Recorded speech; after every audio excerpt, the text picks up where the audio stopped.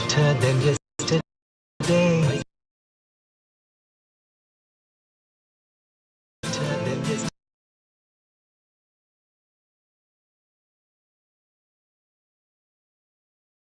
The streets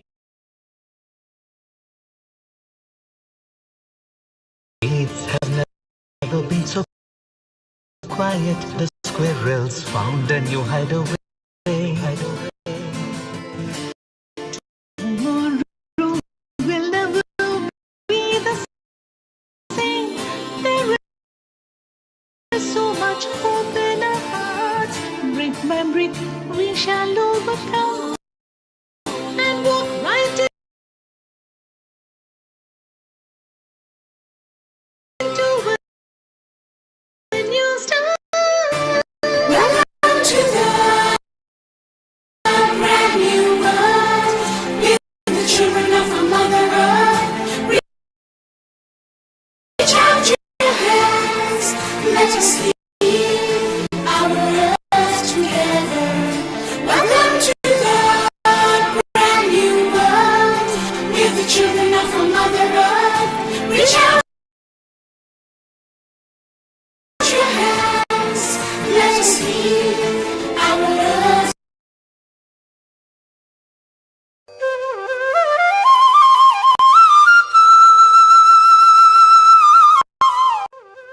Greetings!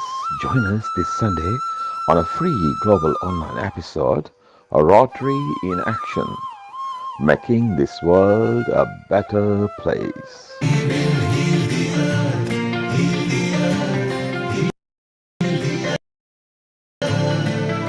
Stars, they can tell you stories which are brighter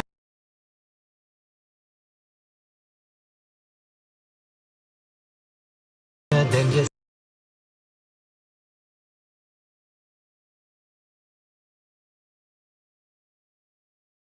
yesterday. The streets have never been so quiet. The squirrels found a new hideaway. Tomorrow will never be the same. There is so much hope in our hearts. Brick by brick we shall overcome and walk right into a new start. Welcome to the brand new world. We're the children of a mother earth. Reach out your hands. Let us lead our earth together.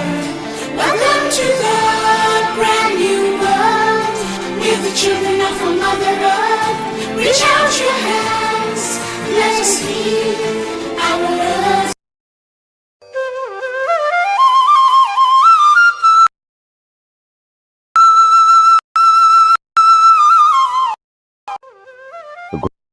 Greetings!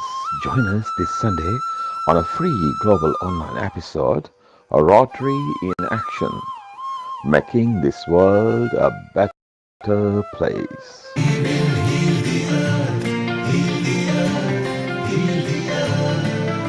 Stars, they can tell you stories which are brighter than yesterday. The streets have never been so quiet. The squirrels found a new hideaway. Tomorrow will never be the same. There is so much hope in our hearts. Brick by brick we shall overcome and walk right into a new start. Welcome to the brand new world. We're the children of a mother earth. Reach out your hands. Let us lead our earth together. Welcome to the brand new world. We're the children of a mother earth. Reach out your hands. Let us lead our earth.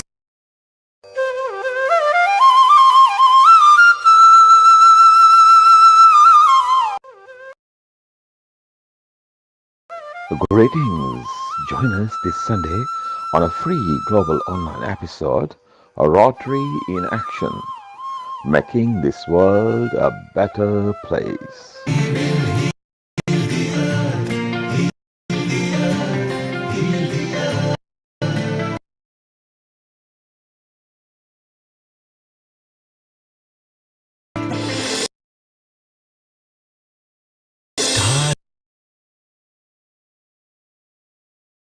they can tell you stories which are brighter than yesterday.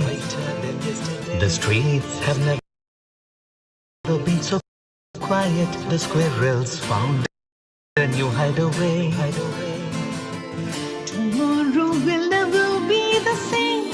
There is so much hope in our hearts. Brick by brick, we shall overcome and walk right into a new start. Welcome to the brand new world. We're the children of our Mother Earth. Reach out your hands, let us heal our earth together. Welcome to the brand new world. We're the children of our Mother Earth. Reach out your hands, let us heal our earth.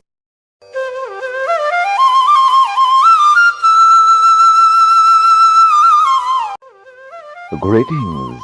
Join us this Sunday on a free global online episode, A Rotary in Action, making this world a better place.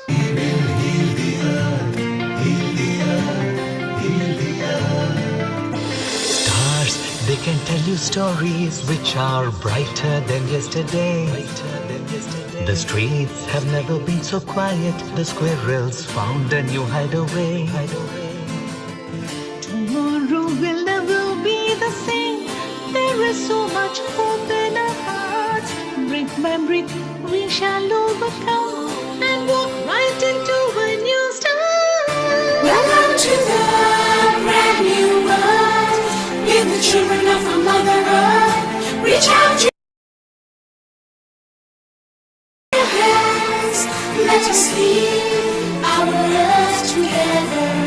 Welcome to the brand new world. We're the children of our Mother Earth. Reach out your hands, let us heal our earth.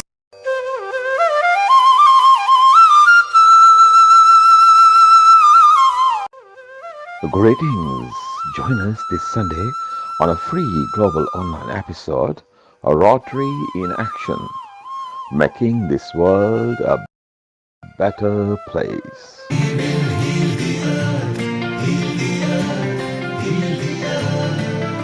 Stars, they can tell you stories which are brighter than yesterday. The streets have never been so quiet. The squirrels found a new hideaway. Tomorrow will never be the same. There is so much hope in our hearts. Brick by brick, we shall overcome and walk right into a new start. Welcome to the brand new world. We're the children of our Mother Earth. Reach out your hands, let us heal our earth together. Welcome to the brand new world. We're the children of our Mother Earth. Reach out your hands, let us heal our earth.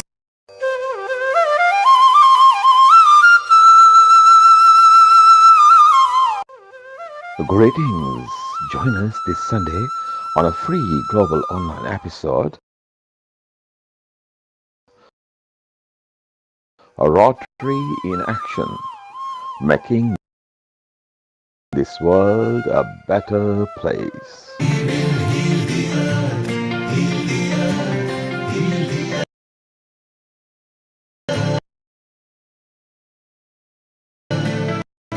Stars, they can tell you stories which are brighter than yesterday. The streets have never been so quiet. The squirrels found a new hideaway. Tomorrow will never be the same. There is so much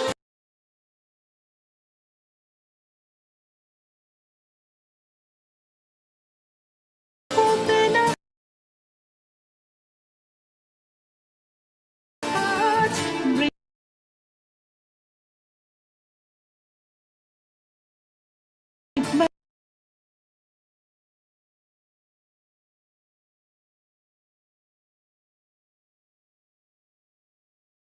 breathe.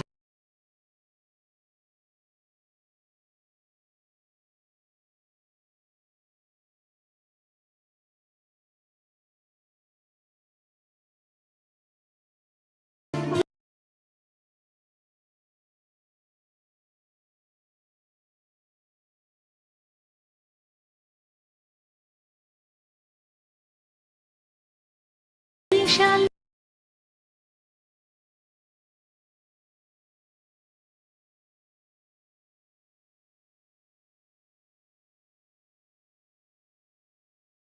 overcome.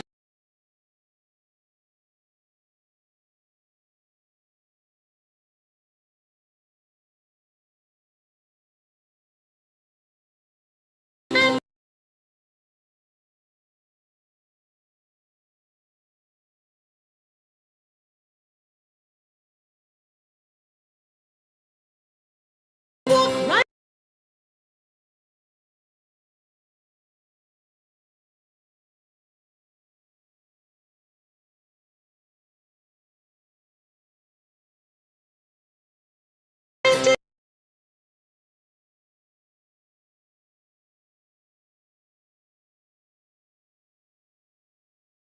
into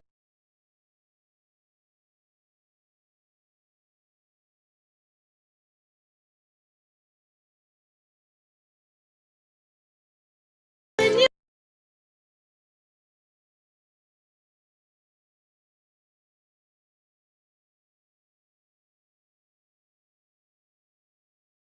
start.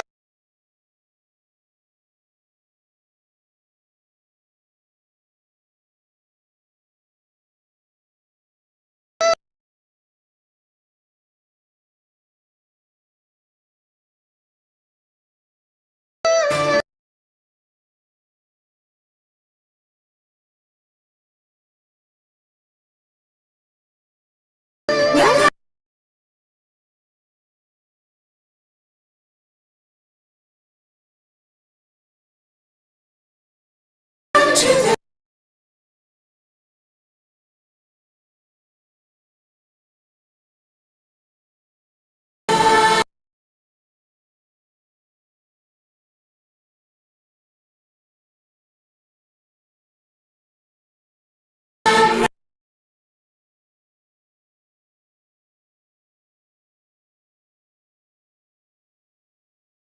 brand new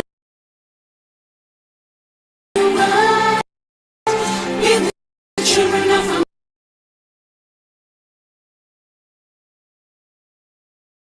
Mother Earth.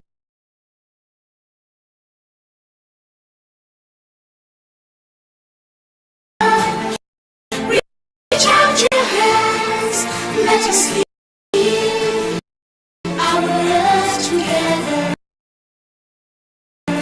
Welcome to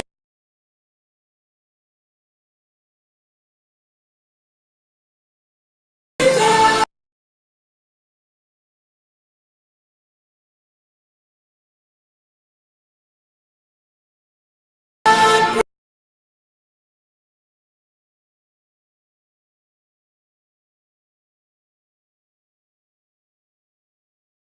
brand new world. With the children of our Mother Earth. Reach out your hands, let us heal our earth.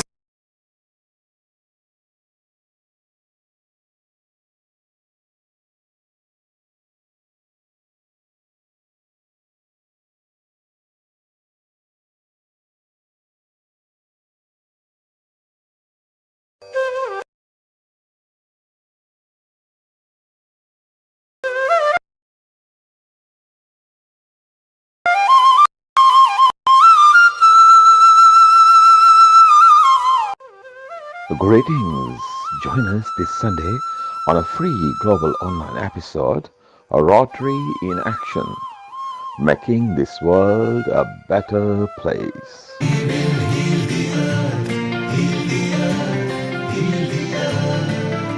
Stars, they can tell you stories which are brighter than yesterday.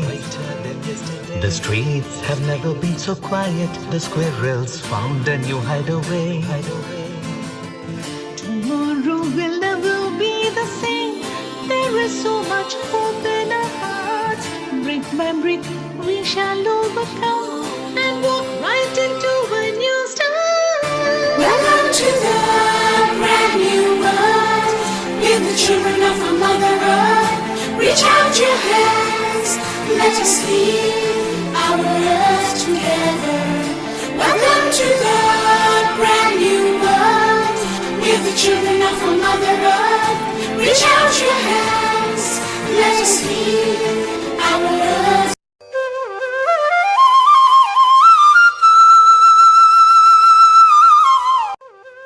Greetings. Join us this Sunday on a free global online episode, A Rotary in Action, making this world a better place.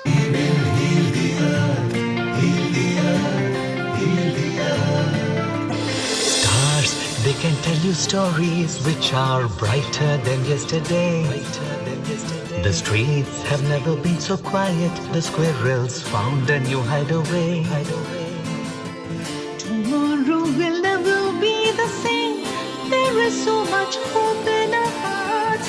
Brick by brick, we shall overcome and walk right into a new start. Welcome to the brand new world. We're the children of our Mother Earth. Reach out your hands, let us lead our earth together. Welcome to the brand new world. We're the children of our Mother Earth. Reach out your hands, let us lead our earth.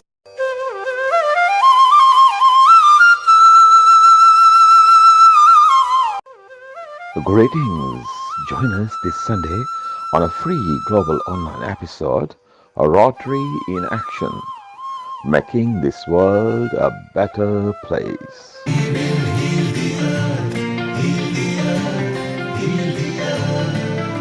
Stars, they can tell you stories which are brighter than yesterday. The streets have never been so quiet. The squirrels found a new hideaway. Tomorrow will never be the same. There is so much hope in our hearts. Brick by brick, we shall overcome and walk right into a new start. Welcome to the brand new world. We're the children of our Mother Earth. Reach out your hands, let us lead our earth together. Welcome to the brand new world. We're the children of our Mother Earth. Reach out your hands, let us lead our earth.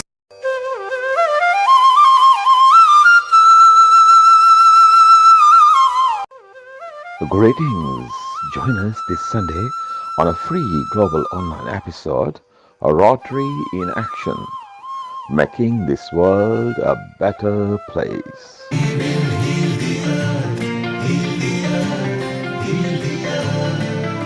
Stars, they can tell you stories which are brighter than yesterday.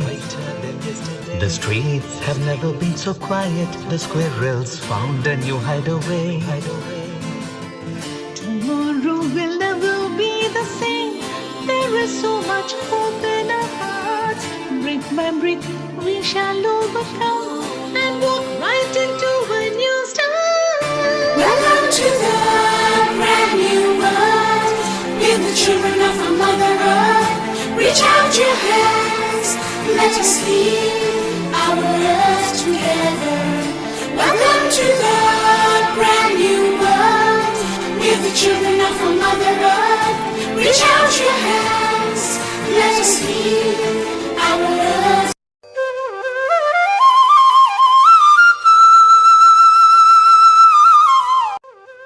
Greetings.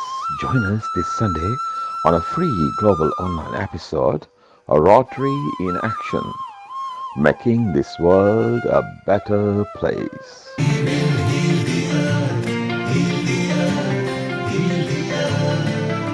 Stars, they can tell you stories which are brighter than yesterday. The streets have never been so quiet. The squirrels found a new hideaway. the same. There is so much hope in our hearts. Brick by brick, we shall overcome and walk right into a new start. Welcome to the brand new world. With the children of our Mother Earth. Reach out your hands, let us lead our earth together. Welcome to the brand new world. With the children of our Mother Earth. Reach out your hands, let us lead our earth.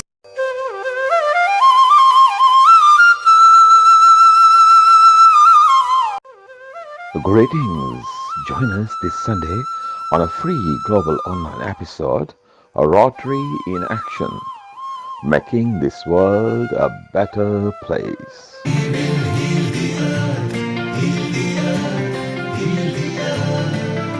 Stars, they can tell you stories which are brighter than yesterday. The streets have never been so quiet. The squirrels found a new hideaway. Tomorrow will never be the same. There is so much hope in our hearts.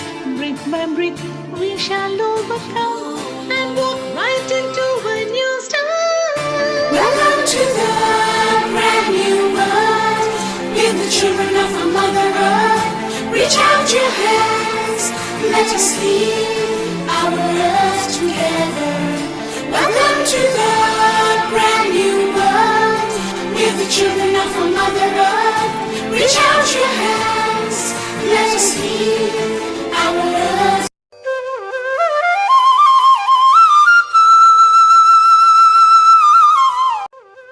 Greetings!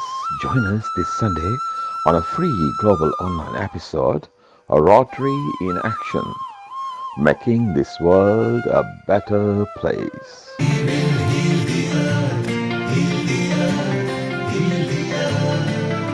Stars, they can tell you stories which are brighter than yesterday. The streets have never been so quiet. The squirrels found a new hideaway. Tomorrow will never be the 10, 9, 8, 7, 6, 5, 4, 3, 2, 1.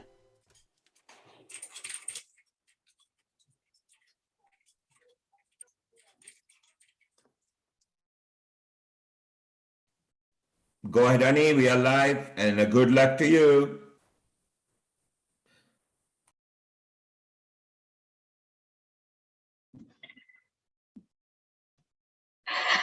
And a global namaste to everybody. Welcome to Healing Our Earth. And what a wonderful day it is. And what an exciting show we have in line for you today. Oh my God. If you want to be inspired, if you want to understand what kind of heroes go out there doing all sorts of different types of work, charitable, contribution-based, just making this world a better place, then today is the day for you, because you are truly going to be very inspired by these amazing guests who are joining us today. They're all from the Rotary organization, yes, from Rotary International, and of course all the way down to the local clubs. We'll be talking to some of the most profound people that you will meet in the Rotary right now. They're all doing amazing work in all different areas of the professions, from communications right through to peace and interfaith work, right through to women empowerment and all sorts of different topics. And you're going to absolutely love that. Now, today, before we start, let's start off with a little prayer, just to invite the lovely positive energies to come through. And perhaps through this particular program, with our little efforts and collective efforts from our side, we may be able to inspire many more people out there to get involved in more charitable work, more contribution-based work, and of course, be maybe of service to others in a more profound way. So with that, let's start off with a lovely little prayer. Guru Brahma, Guru Vishnu, Guru Devo Maheshwara, Guru Sakshat Param Brahma, Tatsmai Shri Gurave Namaha. And why do we start off with the Guru Mantra? That's because each and every single person and individual who's going to be joining us today will be passing on some knowledge to us that will bring a little bit of light into our lives. Maybe, give us a little thought that maybe we should be doing this in a better way, or perhaps, leave us with some pearls of wisdom that may stay with us for life, and that will actually create some profound changes in our lives. So to start off with, why Rotary in action? Why have we started off with this particular topic today on January 16th, 2022? Why is it really important to start the new year with something very positive, very uplifting, very empowering, and perhaps, something that could also help to open our eyes into a wider world out there? What kind of things are going on in the world out there, rather than our home, our friends, and back home again, or work and back again. So today we're going to get a chance to have a bit of an insight. We're going to take you around through the world. We're going to go from Italy to Singapore to Lebanon to India to here to the UK, of course, and USA. We've got people from different places who are just joining us to give us a little bit of their little thoughts on the Rotary in action. So let's start off with the first thing that I'd like to perhaps share with yourself. What is Rotary? Why is Rotary so important? Perhaps it may be worth me just sharing something on the screen that will help you to get a better idea about what is Rotary. Now, many of you have heard of this beautiful, wonderful organization, which is a huge organization, actually. It's known around the world. It's everybody knows about Rotary, hopefully. If you haven't, well, today's a really great day for you to connect with us, because you're going to be hearing about this huge engine that does humanitarian service in every corner of the world. Now, today I'm going to run through an introduction to Rotary International, which of course includes all the Rotary clubs. The Rotary clubs are in every single town that you can think of, every corner of the world. So most people will become members of the club, and then the clubs become the members of the Rotary International. So let's start off with a little bit of our little information here. If it decides to move forward, there you go. So why is Rotary an amazing club and an organization to join? What is so important and what is so exciting about it? Well, first of all, this is a humanitarian service organization. It's a worldwide organization, and it's made up of individuals who tend to volunteer their time just to make this world a better place. It's inclusive of all cultures, races, creeds, and every Rotary member is welcome to attend any meetings anywhere in the world. What a big family you will have, just like our Healing Our Earth. I see a lot of values, similar values here, where we have a kind of a global family now that's growing and growing each and every single day around the world. Before it was 30 countries, now it's 35 countries, and it's just growing and growing and growing all the time. So in the same way, that's exactly what the Rotary organization is like. If you decide to go to Tanzania, or you decide to go to Ireland, or wherever you want to travel, there'll always be a Rotary club and Rotary members to guide you, to perhaps be a bit of hospitable, to lend a bit of a hand, or if you've got a business, to help to introduce you to the right people. So I think that's a really, really positive, very beneficial for everyone, I would say. The second thing is, of course, they provide all sorts of different types of, well, before I tell you that, let me tell you in a nutshell, what is the mission and purpose of Rotary? So let's have a little look at this. If I just perhaps share a little bit of the next screen for you, let's find out what is their mission. What is the Rotary mission and purpose? Well, first of all, this is what they say. Together, we see a world where people unite and take action to create lasting change across the globe, in our communities, and in ourselves.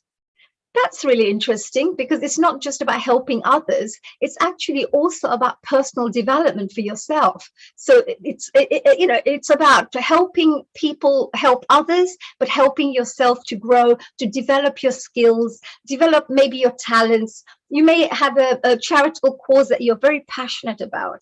Well, if you come and join the Rotary Club, and what I have found, observing and seeing and studying how the Rotary works, I realize that if you have a real lovely dream to make a difference in the world, you get a huge engine behind you, a real supportive team of people who are all very, very selfless as well, very wonderful people.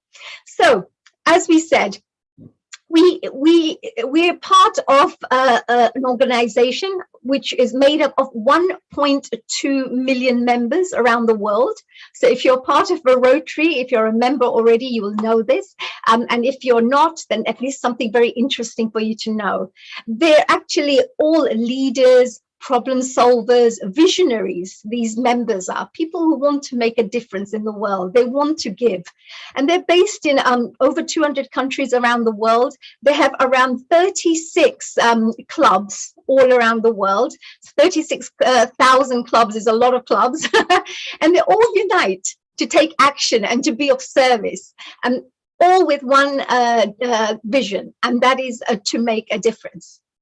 Now, Rotary tends to work on 7 different areas. There's 7 main areas of focus, which are promoting peace, it's fighting disease, providing clean water, saving mothers and children in all different areas, like there are lots of things that mums need help with, supporting education, growing the local economies, and protecting the environment.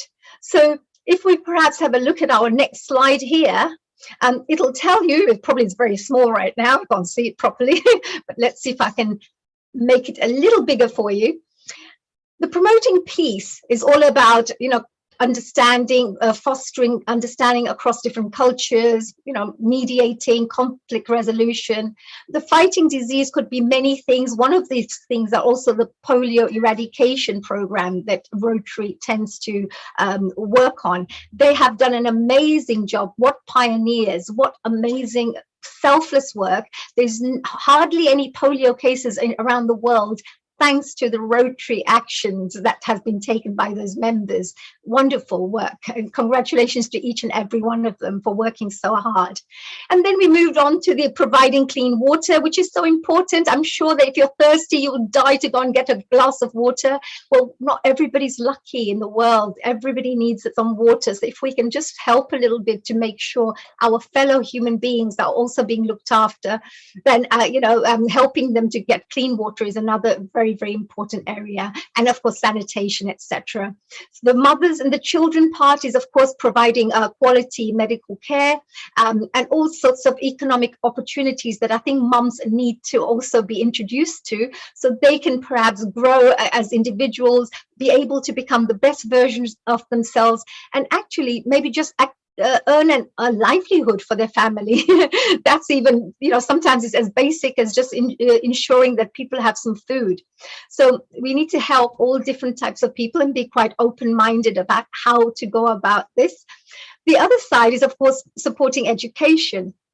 Supporting education is something that's very dear to me. I believe that education is a fantastic gift you can give to the world and to each individual, because the more knowledgeable they are, the better they are at problem solving, the better they are at trying to earn a better living and all sorts of things. So I think that it's really important for us to support this area. There's also something about gender inequality that takes place as well, that we have to be aware of and try to perhaps bring a bit more equal rights, so people are not earning less than another person when they're doing equal amounts of work, etc. There's also the growing local economies. Of course, we've got a lot of businessmen out there, right? And I know there's a lot of wonderful, very, very wealthy businessmen out there, very, very successful. And congratulations to you for all your hard work that you're doing. But we could also give back with a bit of social corporate responsibility as well, and perhaps connect with others and help to lift them up. So if you're somebody who's really interested to help others but don't have the time, then I'm sure that maybe your company could get involved somehow in Rotary and start helping and supporting. Every little bit counts. And then the final thing is protecting the environment. And I'm so pleased and really, really excited to just share with you a wonderful gentleman called Tony Sharma, who will be joining us today. A kind of a mentor to me, actually. He's a wonderful, he encourages me to be the best version of myself, I think. But he actually put me forward for a wonderful position, and that's as a district chair for the Environment Committee in the Rotary Club. So I'm looking forward to doing a lot more work for the environment. And I hope that you will also be supporting us, each and every single one of you, for this. We move on to, of course, the Rotary values. Now, Rotary values are pretty good because I find that the people I have met are so wonderful in terms of the value systems they have, the personalities. They are people who have interest in humanitarian service. They encourage people to have very high ethical standards. And of course, these are all vocations, all professions, and all people from all different backgrounds come together. And main thing is they build goodwill and peace in the world by doing good. So I think that's a really fantastic thing. Second thing is, I believe the 4 pillars of Rotary, from what I understand, are to ensure that we have enough memberships, of course, because we want to go and do more work and more good work collectively. So if that is an interest for you as well, if you're thinking that, I wanted to find out a bit more about Rotary, well, I think that's a fantastic thing. You'll be doing something really great, just going out there and just find out. I think it could be something that could really open your eyes to something special. Second thing is the programs. I think that people, if they can get involved in really good quality programs that really create an impact in people's lives, that's also, I think, very important. Third thing is, of course, all the projects, like tiny projects, like community projects. Even if you encourage your children or school children to get involved in something good, you're actually educating the future generation to become more giving, more selfless, and to think about the whole world rather than just themselves. And it moves on with the fourth side, which is fundraising. I think fundraising is also an important part. So if you're somebody who loves doing charitable work, you want to go out there to help to raise funds for the needy or disadvantaged people, then perhaps, here you may be able to do 10 times more or 20 times more by having these wonderful friends who all believe in the same cause like you. So I think that would be great. The other side is, of course, the Rotary's core values, which I love. They're all about service. It's about fellowship, which I love. I love people. I love friendships and things. Diversity, which I think is really important for us to be able to learn about each other's cultures, to appreciate each other's differences and celebrate each other's similarities, perhaps. There's also integrity. Everything they do is with really good high standards. And finally, leadership. They actually make every single person a leader and the best leaders possible, because everybody gets a chance to do the best they can if they wish to. Meaning you have a platform where you can get involved as much as you want, or if you just want to help here and there, that's not a problem either. It's very open. Let me show you a little video here. I have to say a big thank you to one of our wonderful members. Her name is Eve Conrad, and she's going to be joining us very shortly as well. She's going to be one of the guests, special guests, and you are going to really love hearing what she has to say. But she produced these lovely videos, and I thought that maybe you may be interested just to hear what kind of people are interested in Rotary. So let's go for this little one called Rotary Welcomes Everyone. Woo. There you go. I thought I'll show my own face first. Back again.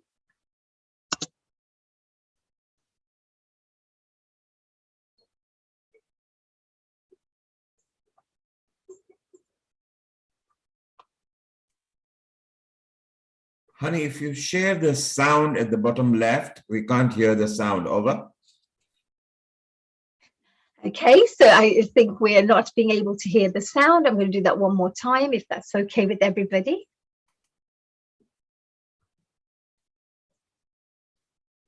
Exchange student from Cape Town. I'm president of Putney Rotary Club in London. coming to you from my voice acting studio in southwest London. My Rotary journey started when I was a young teenager. I went to New Mexico, U.S.A. as a Rotary exchange student from Cape Town for a year's Rotary exchange. That was a life-changing experience. I learned resilience. I learned how to walk into a room and make new friends and engage with people. So was Rotary for me? Is Rotary for me? Absolutely, it's been a part of my life from a teenager. Even though I didn't feel Rotary was for me, I've always been somebody who was a Rotarian. I just didn't know it. I'm a single woman, black, working class, and I just did not think that that was who Rotary was for at all. I didn't realise that it was for everybody in the community. Wherever you go, you've got friends, whether it's in your own city, whether it's in your own country, whether it's across the world. I found the welcome as being really incredible.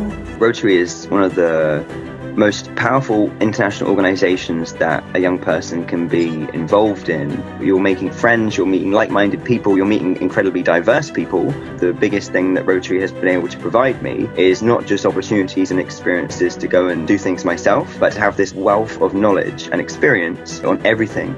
Many years ago, I wouldn't have thought, as this kid coming from a very remote community in southeastern Nigeria, that being the district governor of Rotary in London would have been something for a person like me. But here we are. Leadership in Rotary does not really depend on where you come from or the color of your skin or the job you do, but the passion you have to serve. Rotarians are called to be people of action. We're working on a project in Beirut raising funds for a hospital that was damaged in their explosion in August. Being involved in Rotary and doing good in the world and taking on projects that uplift and inspire and make a difference is so fulfilling. It's an incredible organization to be a part of. No matter where you're from, there's a place for you in the Rotary family. There you are. That was really quite interesting. I thought, oh, the screen sharing has stopped there. But so I just wanted to move on a little bit. I thought that will just give you a little bit of an idea of the kind of things Rotary does, and it's for everyone, really. Long time ago, people used to think it's for businessmen only. It's only for males, and there was, certain ideas about what Rotary, the Rotary organization is all about. But it's not. There's lots and lots of really great things everybody can do.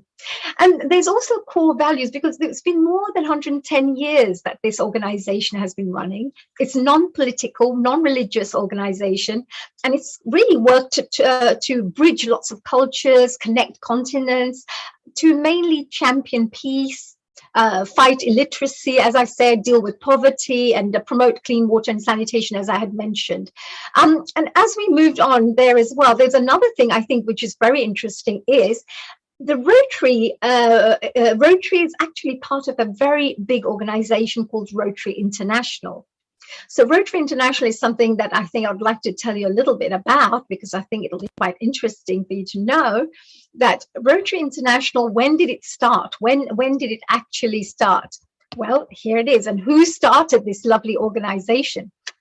Well, the history of Rotary International is that it was formed and pioneered by a gentleman called Paul Harris. He was a lawyer in 1905, and since that time, it's gone from strength to strength, and it just expanded. I believe whenever good work gets done in the world, the energy creates its own energy. And the more people that come on board, the more the consciousness levels of humanity rise and increase. You help each other to become better versions of yourself. So it's a really good place to be, where you can encourage each other and uplift each other. So I think that's really great. The other part of this is that Rotary International mission is very interesting. So coming to the end part of this part is the Rotary International has a particular, I would say, a mission statement that they say. They say that in order to transform the world, you can literally give your gifts to others, to serve people through projects. You can change lives both at home, or you can go around the world to help, various different people or different causes. The other thing is because it started over 100 years ago, from then to now, they have actually spent more than $4 billion, yes, $4 billion on life-changing and other kinds of sustainable projects. So this, I think, is a very, very positive thing. Now, I'm going to go through the last bit a little bit faster because for newcomers, it may not be as interesting, but it's something that you should at least be aware of. Because when I joined Rotary, I didn't know all these fantastic things were possible. And I didn't know that all these opportunities were available, these benefits that I could gain as a person and as an individual. So I just felt that this is something very exciting to perhaps share with the rest of the world as well. So let me share another thing here as well, as you can see here. I'll just share the next slide, which I think is quite important too. This talks about, of course, what does Rotary International do? Well, the mission is the Rotary Foundation helps Rotarians to advance world understanding, goodwill, and peace by improving health, providing quality education, improving the environment, and alleviating poverty.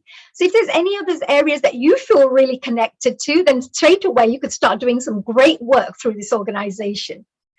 There is also, which I have to say, the interesting part is there's the Rotary Foundation, which is a very, very powerful organization because it gives lots and lots of grants and funds to people who are working on, impactful projects. So if you were thinking of perhaps working on a project and you weren't sure where to get the funding from or grants from or something, then of course you can go to Rotary and do a little bit more reading, do a bit more study, and find out that there are various types of grants and funding available where you can partner up with other clubs, you can partner up with other members, and you can even partner up with global organizations and work on projects that mean a lot to you. So the kind of grants that are available, there are all types, but I'll just share quickly with you. There could be district grants, global grants. There are also programs of scale grants. That means you start off with small, or it could be a huge, very big project, a countrywide project perhaps, and also disaster response grants, that if something really terrible happens in your country or in some place and needs some support, then you can contact your local Rotary clubs and the Rotary International to find out how they can support you to support that part. Next part is this one here. There you go. Why? What are the ways that members are making a difference?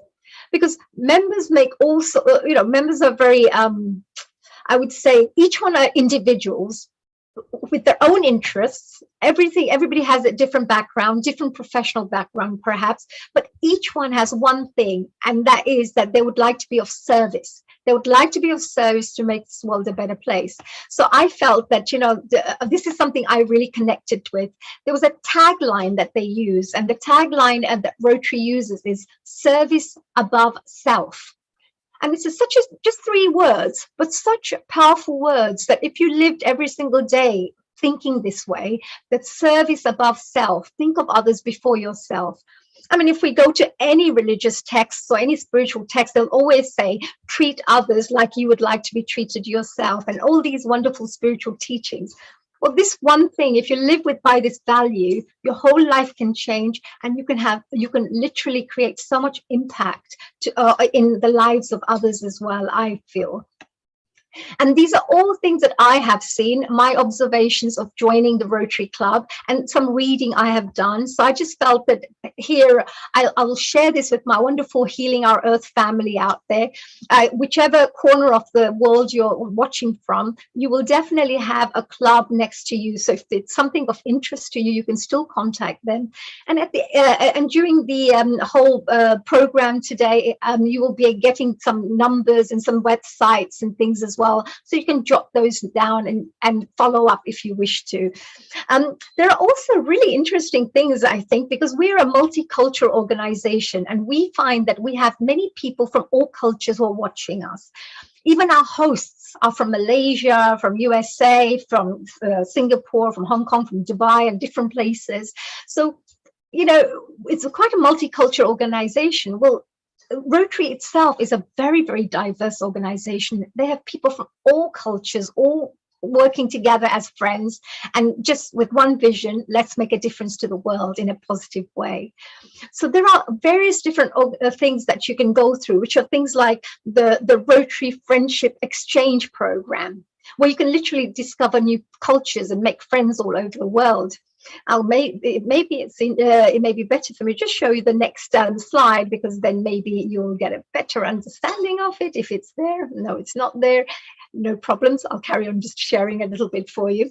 So the Rotary Friendship Exchange is brilliant for discovering new cultures. There's a Rotary Fellowship as well, where you can explore your interests and hobbies with other members. So you can come together. So if you're a doctor, you may be able to set up a group of doctors, or if you like meditation like we all do, then we can come together and we create our own little Rotary Fellowship, a meditation group or so. There's also other things like inter-country committees. So if you're interested in intercultural work, if you want to work in other countries and develop friendships around the world and things like that. So there are also those ways that you can connect with these kinds of committees, or even sit on those committees, and it'll help to open up many more opportunities for you. And finally, I thought this was very interesting. I thought it was very clever. There's also something called the project fairs. So if you have an idea and you think, oh, I really want to go and help another country, let's say India or Israel or whichever place that you feel that you're really connected to, or where your grandfathers and grandmothers come from, so your homeland. So you feel that you want to go and help there. Well, there are project fairs. So what happens is you go there and people tell you that this is a project we're working on, and we're looking for partners. So you can listen to all these different projects, and whichever one you connect with, you can contact them, and you can literally start building a program and a project with somebody from another country who's looking to develop these kinds of partnerships. I think this is really fantastic, because when I found out and had an insight into something like this, I just felt that I think more people should know about this. If you don't know, once you know, and then you make a choice of not being part of it, it's not an issue at all. That's fine. That's your choice. But at least if you know, then you know there's a choice that you have, that you could connect with some really amazing people, a fantastic group, and also be able to go out there to become the better, to do the best you can for the world too. But apart from, there are so many other things I've noticed about the Rotary side. There are things like Rotary action groups within Rotary. So if you wanted to join the Rotary Club, then you will find that you will be able to connect with other people through Rotary action groups. There's also groups with local residents and businesses come together. These are called, I think, Rotary community courts. So that's where the businesses and local communities come together to create some projects together.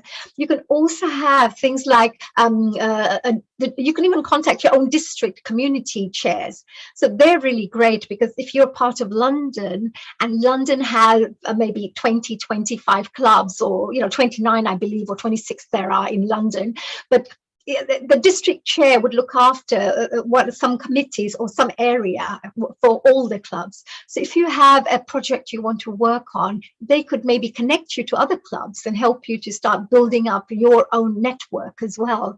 So that's really fantastic way to develop your friendships and do your project in a bigger, more impactful way. And of course, there are also experts.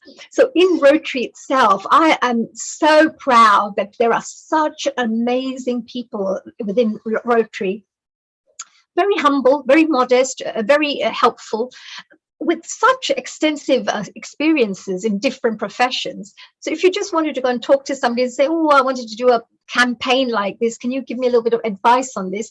They would happily support you. But there's also something called the District Resource Network. And in this particular network, the Rotary connects you with perhaps specialists and experts, so they can then support you with your projects as well. So you get free guidance, free advice from the best of the best, so which is really fantastic. So without speaking anymore, maybe I should share another one video with you, because that will probably give you a better idea of how and what I'm talking about here. So let me just see if I can just share another video here for you. Let's see. Again, as I mentioned, these have been provided so kindly by Eve, as I mentioned to you, and she's amazing. She's produced some really lovely videos. This one is one about the diversity, the different types of members that all come together to do different projects. So maybe this would be a good one for us to listen to. I hope you can all see this. I don't know if you can see this. So I'm just going to play that again for you.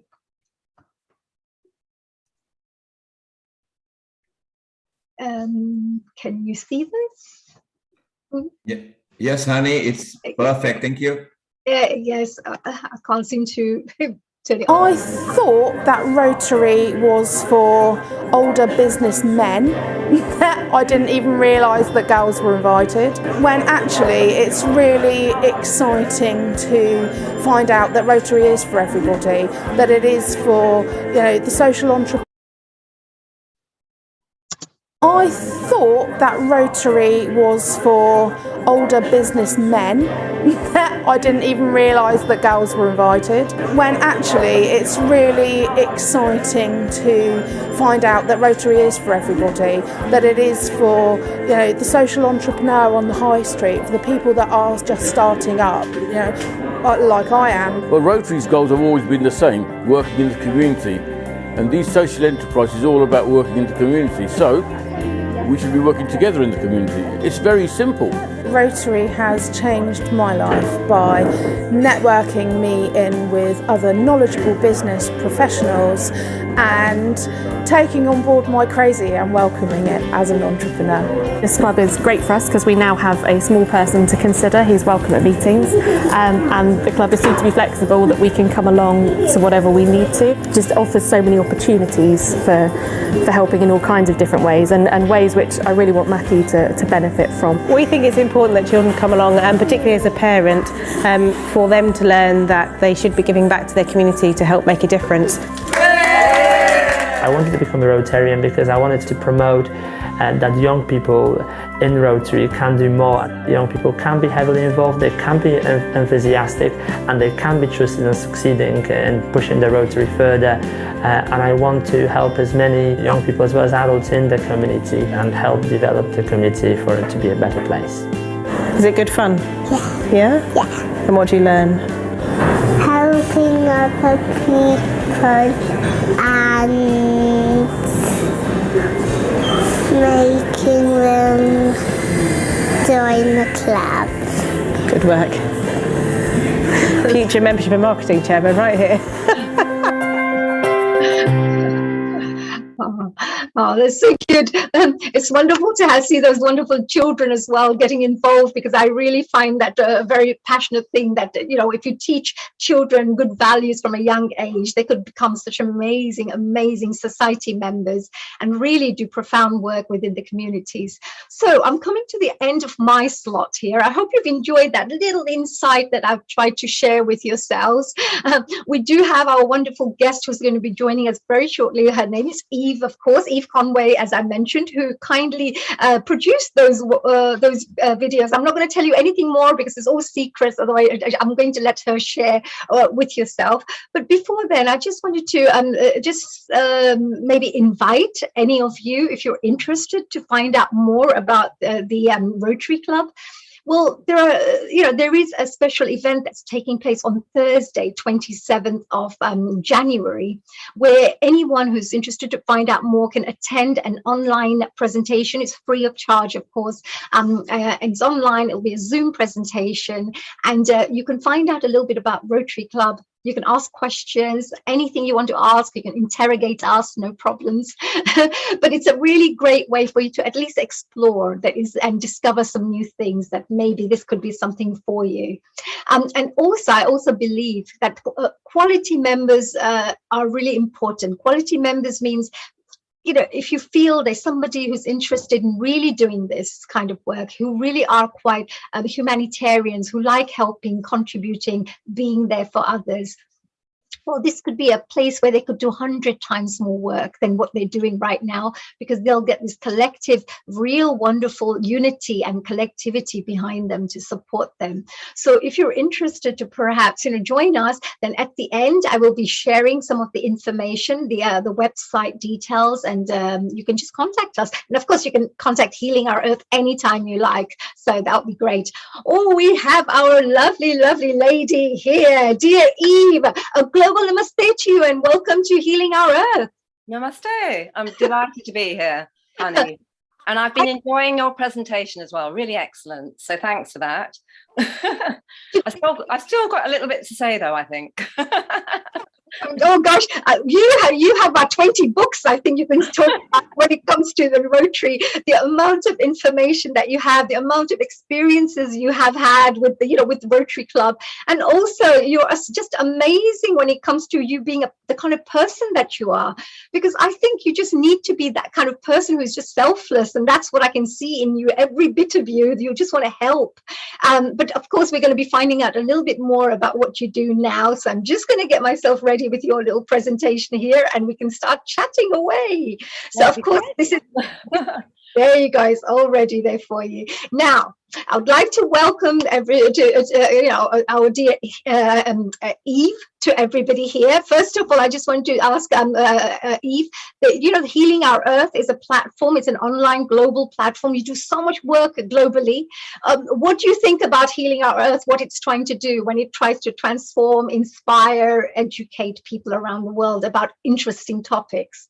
I think that's really important because, it does help sort of expand our horizons as well, doesn't it, really? And Healing Our Earth is a particularly topical title, if you like, at the moment, particularly when we're looking at what's happening to our Earth. The emphasis, in fact, Rotary's seventh, a new area of focus is protecting the environment. And that's something we need, as well as healing our Earth, obviously, we need to protect our environment, which is healing our Earth, and by doing that, it's better for all of us, really. So I think it's a wonderful title. It's so important, our self-health, if you like. So well, you see, that's something brilliant because you've been working on all these different areas. So before we start asking you a couple of questions, I just would love to do an introduction because I would love our listeners and our viewers here to really know who Eve is as a person, because if you really hear what she has done, you'll be thinking, I found it so difficult to summarize what she has actually done, but she actually is somebody who's been serving in the Rotary for many, many years. She actually has been the Rotary International Director from 2023 to 25. She's going to become. Now, the Rotary International Director is a very, very big position in the Rotary Club. So I really would like to congratulate Eve for that position, because it's a first female there becoming a Rotary International Director. And she's going to be sitting on the Rotary International Board, the governing board of one of the world's largest humanitarian service organizations, as we say. Eve was also the president of the Rotary International in Great Britain and Ireland in 2016 and 2017. And she's currently the vice chair of Rotary International's End Polio Now Countdown to History Campaign Committee and director of the Rotary Action Group for Endangered Species. So that's why I know that she's very interested in the environment and looking after the planet. Now, Eve's unwavering, I should say, commitment to Rotary has continued to grow ever since she was given the life-changing opportunity of being a Rotary Ambassador Scholar. So I never got around to talking about these scholarships because I've got a few guests who are going to come and talk about this area. But she started off when she was a young, university student, and look at her now. She's done so much work and she's been with Rotary for this many years. So I think that's a big congratulations. And thanks to Rotary, she graduated with a Master's of Science degree in Broadcast Journalism And she also, actually that was the home of the Rotary International, where she actually graduated in Illinois. Eve has also worked as a multimedia journalist for 35 years for the BBC. And one of Eve's greatest and proudest accomplishments was starting the Rotary Young Citizens Awards in association with BBC News in 2006. And really fantastic. So many young lives have been changed thanks to that one wonderful initiative. And finishing off here with a little bit more there in 2012, 2013, Eve became the first female district governor of Rotary in London. So it's really nice to see that she's a leader, and she doesn't just talk about being leading things. She is a leader herself. So she's really great in this way. And leading up to the London 2012 Games, she organized numerous projects and sat on the Rotary Olympics and Paralympics Committee. As a district governor, Eve started a successful vocational training team project with the district governor of the Mumbai district in India. And actually, I'm not going to tell you anymore because I'm going to ask her to do all this talking for herself. So we're going to find out from the horse's mouth, as they say. Yeah, so, I don't know if I want to be called that. But thank you. Yeah, come to think of her, a glamorous lady like you should not be yeah, that's absolutely right. So Eve, just starting off with our first little question here, because I know that you've done lots and lots of things, but when we talked about how did you actually get involved in Rotary? I know you got a scholarship, but what inspired you? How did you just get involved in this, and what did you get up to once the journey started? Thanks, Honey, very much for telling everyone all about Eve already. So that's great. But first of all, I'd like to thank you for inviting me to talk about our incredible organisation, Rotary. And that's one of the world's largest humanitarian service organisations. And we connect over 1.2 million people of action, business, professional and community leaders in more than 200 countries and geographical regions, working together to make the world a better place. And I think you've heard quite a lot from Honey already about how amazing our organisation is. And Rotary's vision statement says that together we see a world where people unite and take action to create lasting change across the globe, in our communities and in ourselves. And that last bit, in ourselves, is incredibly important. And I have to say that Rotary has completely changed my life, and joining Rotary was the best decision that I made, and I even met my husband through Rotary, so he's sitting here listening, so at least thanks as well. Rotary, there you go, ladies, all the single ones out there, you can maybe meet like-minded partners there too. That's absolutely amazing. We've got that's brilliant. And your background, of course, is brilliant, but there's also a couple of things that you have done from I'm going to share this, by the way, if you wanted to maybe. Well, I was going to just answer the question as well, Honey, about how did I get involved in Rotary. So we'll talk a little bit about that first of all, if that's okay with you. Absolutely, yes. Just give me a little thumbs up, so I'll share something for you. Okay, it's coming up in a minute. But anyway, my Rotary journey, as Honey has said, started when I was selected as a Rotary Ambassadorial Scholar. And as Honey also said, I studied for a master, well, she didn't say the degree, but it was a Master of Science in Broadcast Journalism at Northwestern University in Evanston, Illinois. Now, Evanston is just outside Chicago, where Rotary was founded in 1905. And Evanston is also the home of Rotary International. So this experience was absolutely life-changing, and it really helped me personally develop into the person I am today. I've got resilience, I think, determination and drive. So it was a very hands-on degree. I was based in the Medill School of Journalism's Chicago newsroom, so quite exciting, covering Chicago stories, and also worked as Washington correspondent for a CBS TV affiliate in Tulsa, Oklahoma. So that was incredible. As I say, as an English girl going out there and sort of working on American TV, it was amazing. So and you haven't got the American accent yet. You still kept your British accent. No, I never got the American accent. And I have to tell you, it's a really funny story, actually, honey, because I spoke to my director in the newsroom in Tulsa, and I was really concerned. I thought, well, I've got a really English accent. How can they, what do the audience think about an English Washington correspondent? And he said, I can't do the Tulsa accent, but he said, don't worry, Eve. He said, your reports are at the top of our program. Because you're English, you just sound so intelligent. And our latest country and western DJ on the local station is English. So if we can have an English country and western DJ, we can have an English Washington correspondent. So absolutely, sounds brilliant. So and it's multicultural, right? Rotary are open with everything, open to anything. Absolutely. And I think most people don't realize actually that Rotary has one of the largest educational scholarship programs in the world. So we select Rotary scholars and also Peace Fellows, and they do master's degrees. So it's an incredible. But just moving on, obviously you've mentioned about me becoming district governor, the first woman district governor in the best year ever, I think, with the London Olympics and Paralympics going on. I was elected actually as the second woman president of Rotary in Great Britain and Ireland in 2016-17.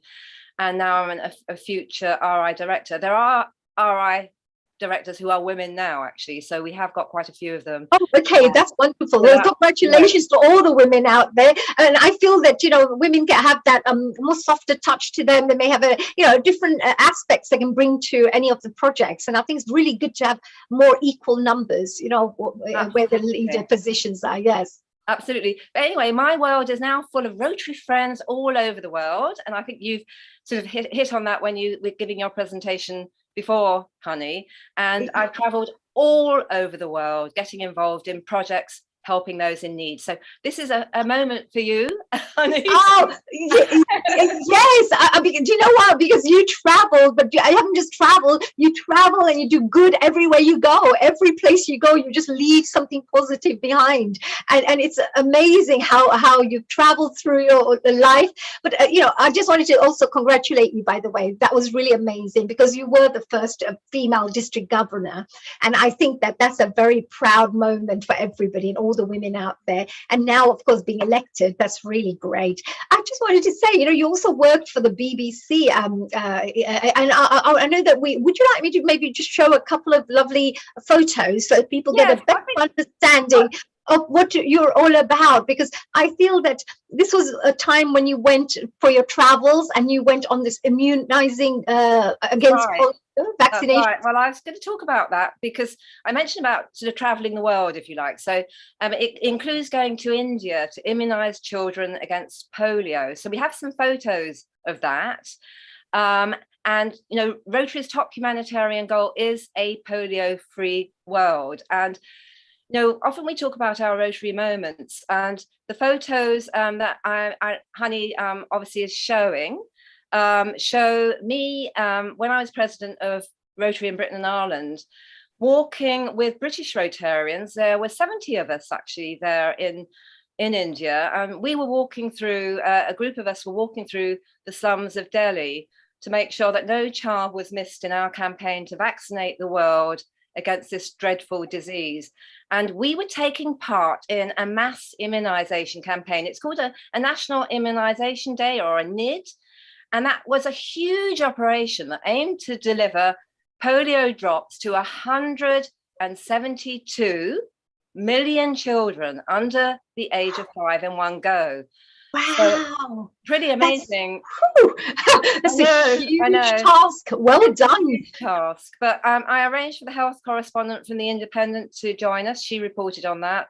And in 2009, went with a colleague of my TV presenter, Connie Huck, and we made films for BBC News and Rotary about our End Polio Now campaign. So that was Connie Huck. I broke the Guinness Book of Record, and she was a presenter for the Guinness Book Record Smashed on Sky. So she's a lovely lady. Oh, she's fabulous. She's got so much for us for Rotary, actually. So have I got time to give a quick snapshot of our campaign, End Polio Now campaign?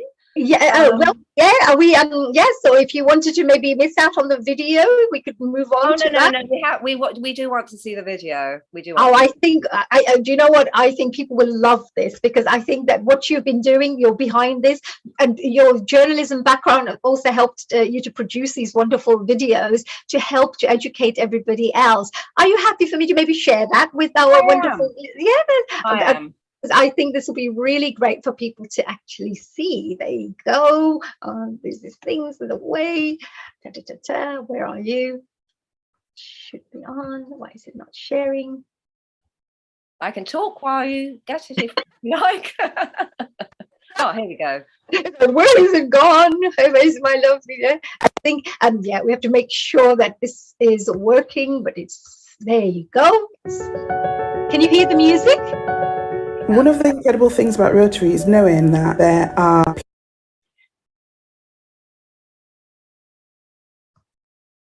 From what I understand, the Bentley Cheshire Rotary Club is the first corporate Rotary club in the UK. I think you've gone on to the wrong one.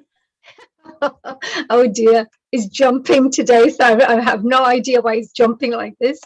It normally doesn't jump like that, but it will jump, and we're going to make sure we play it properly. I have no idea what it is. There you go.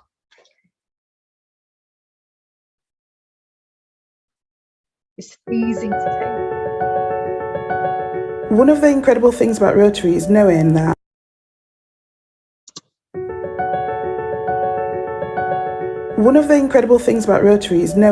there are people across the world who you can connect with. For me, that's just given me a sense of power and belonging. So I know that I belong anywhere, and I know that I've got Rotary friends everywhere. Knowing that you've got a global reach of people who are like-minded, that's the wow factor.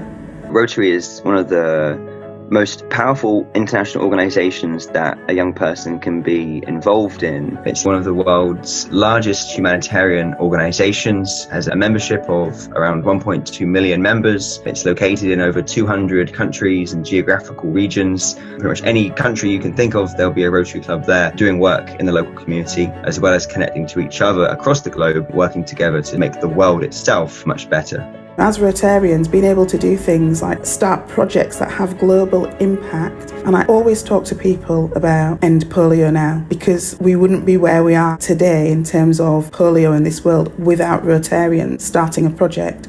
For me, that's the power in everything that we do. You have this incredible organization, this incredible network at your disposal where you can learn from, engage with, run things through the organization. Rotary has 7 focus areas where it focuses its energy and its time. Those key areas are disease, prevention and treatment, peace and conflict resolution, water and sanitation, maternal and child health, basic education and literacy, and economic and community development.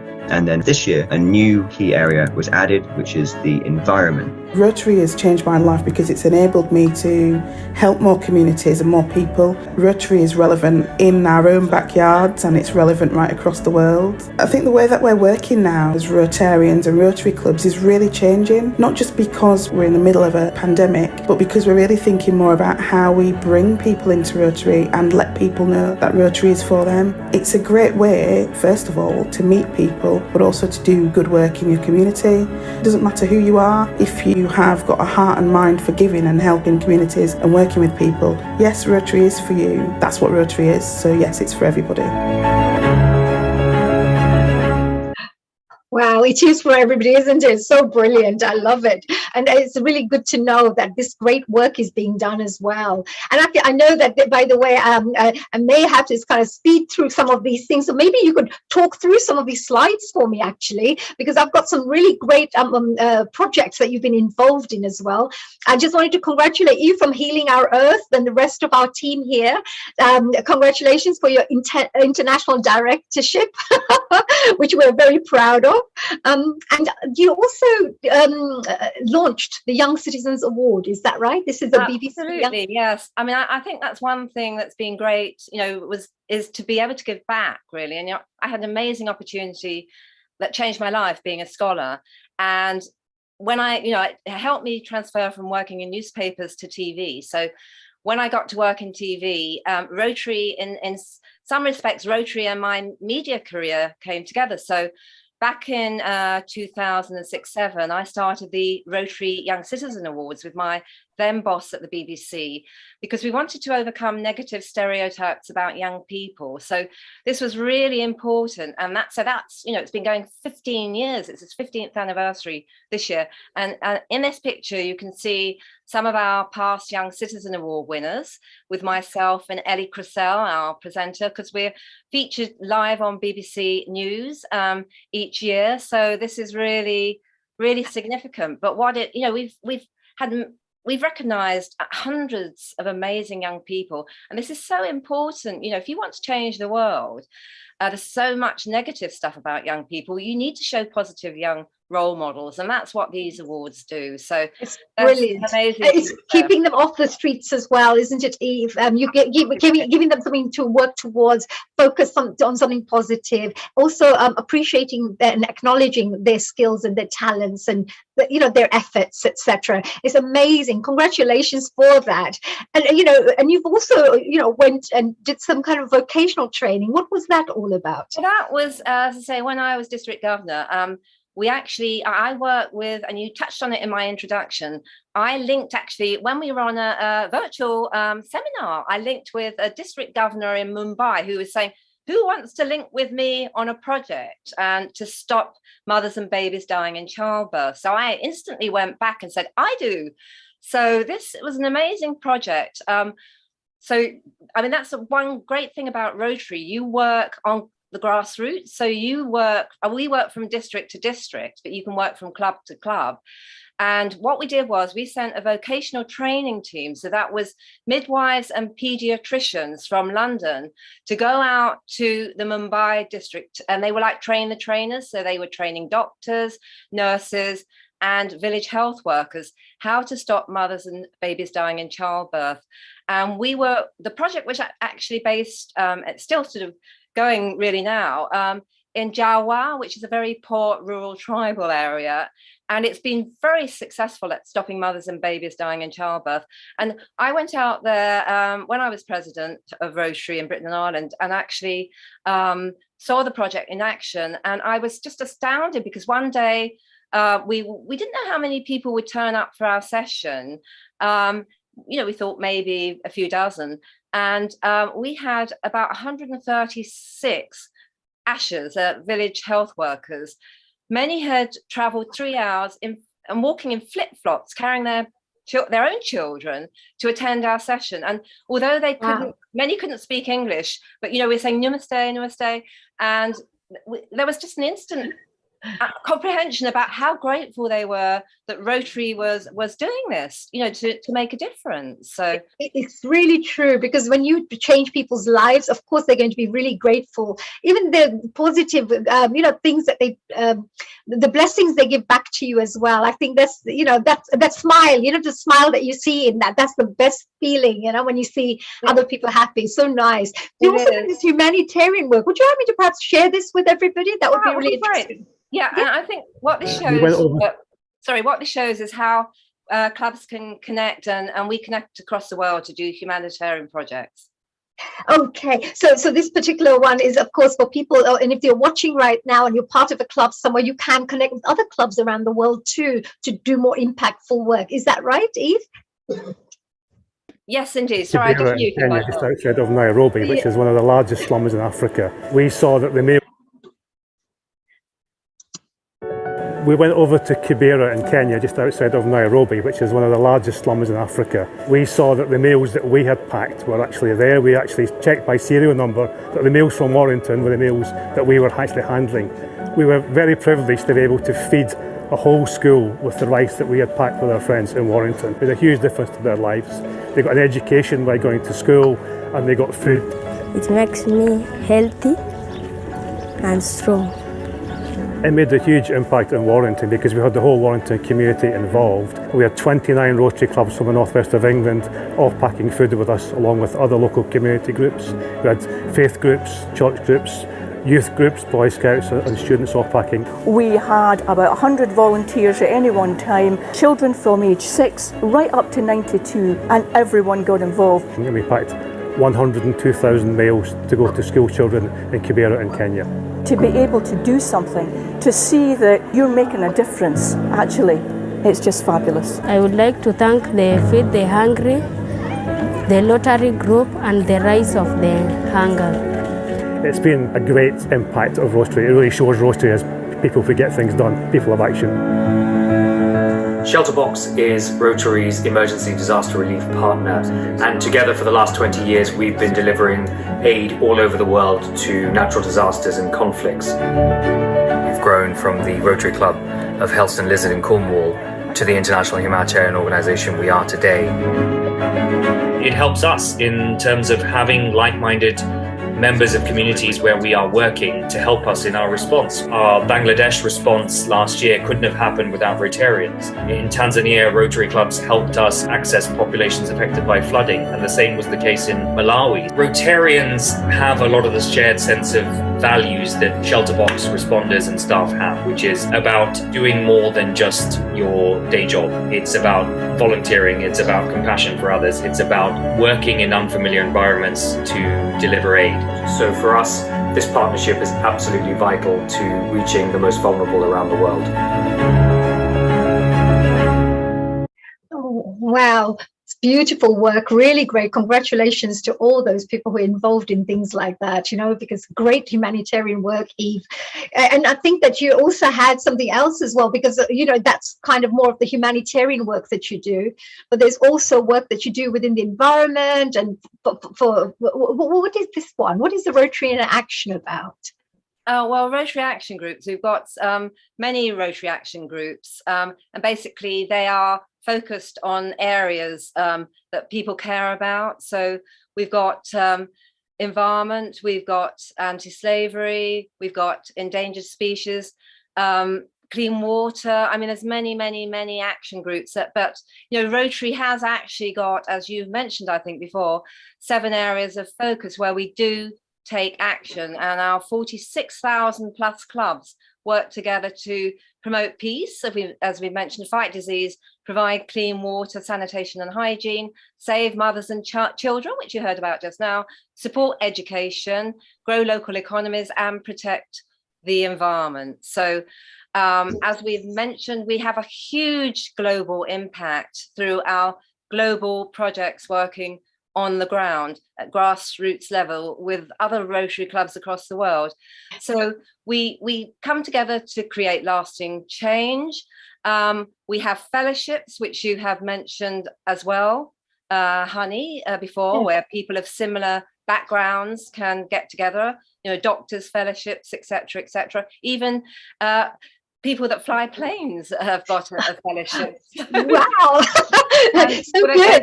I know. So any hobby you have, if you're interested, you can connect with other like-minded people around the world and turn it into a little organization through the Rotary. I mean, that's amazing. Right. Yeah. So I think, you know, it's being able to connect with like-minded community volunteers means you really can work together to make a difference. So I know we have got a film that we're going to show. Yes, yes. We have a few more minutes left before we have to move on to our next guest.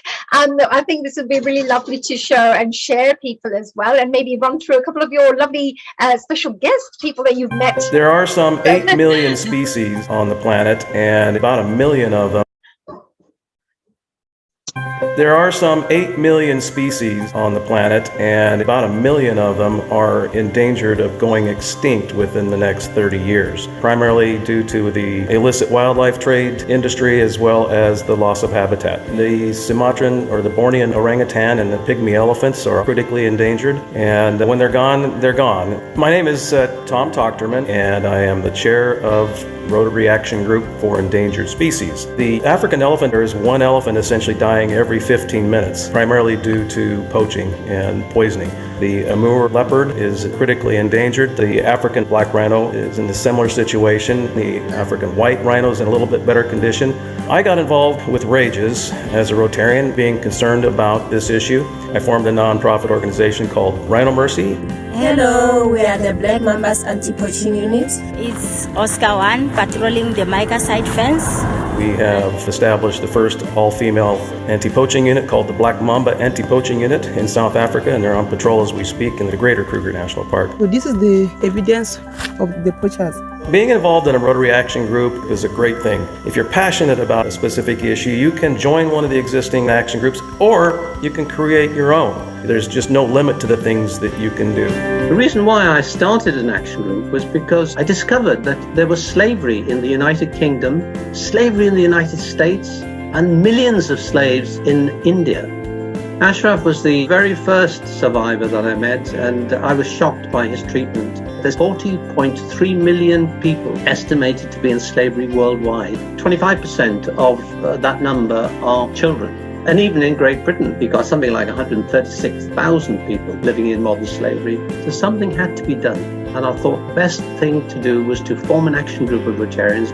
My definition of a slave is someone who is forced to work, who's unpaid, unable to leave, and who's controlled by violence or the threat of violence. For these people, their free will is taken away. Their labor, their lives, and their minds are consumed by someone else's greed. We need to raise awareness of the issue of modern slavery and human trafficking in order to increase the number of people who care.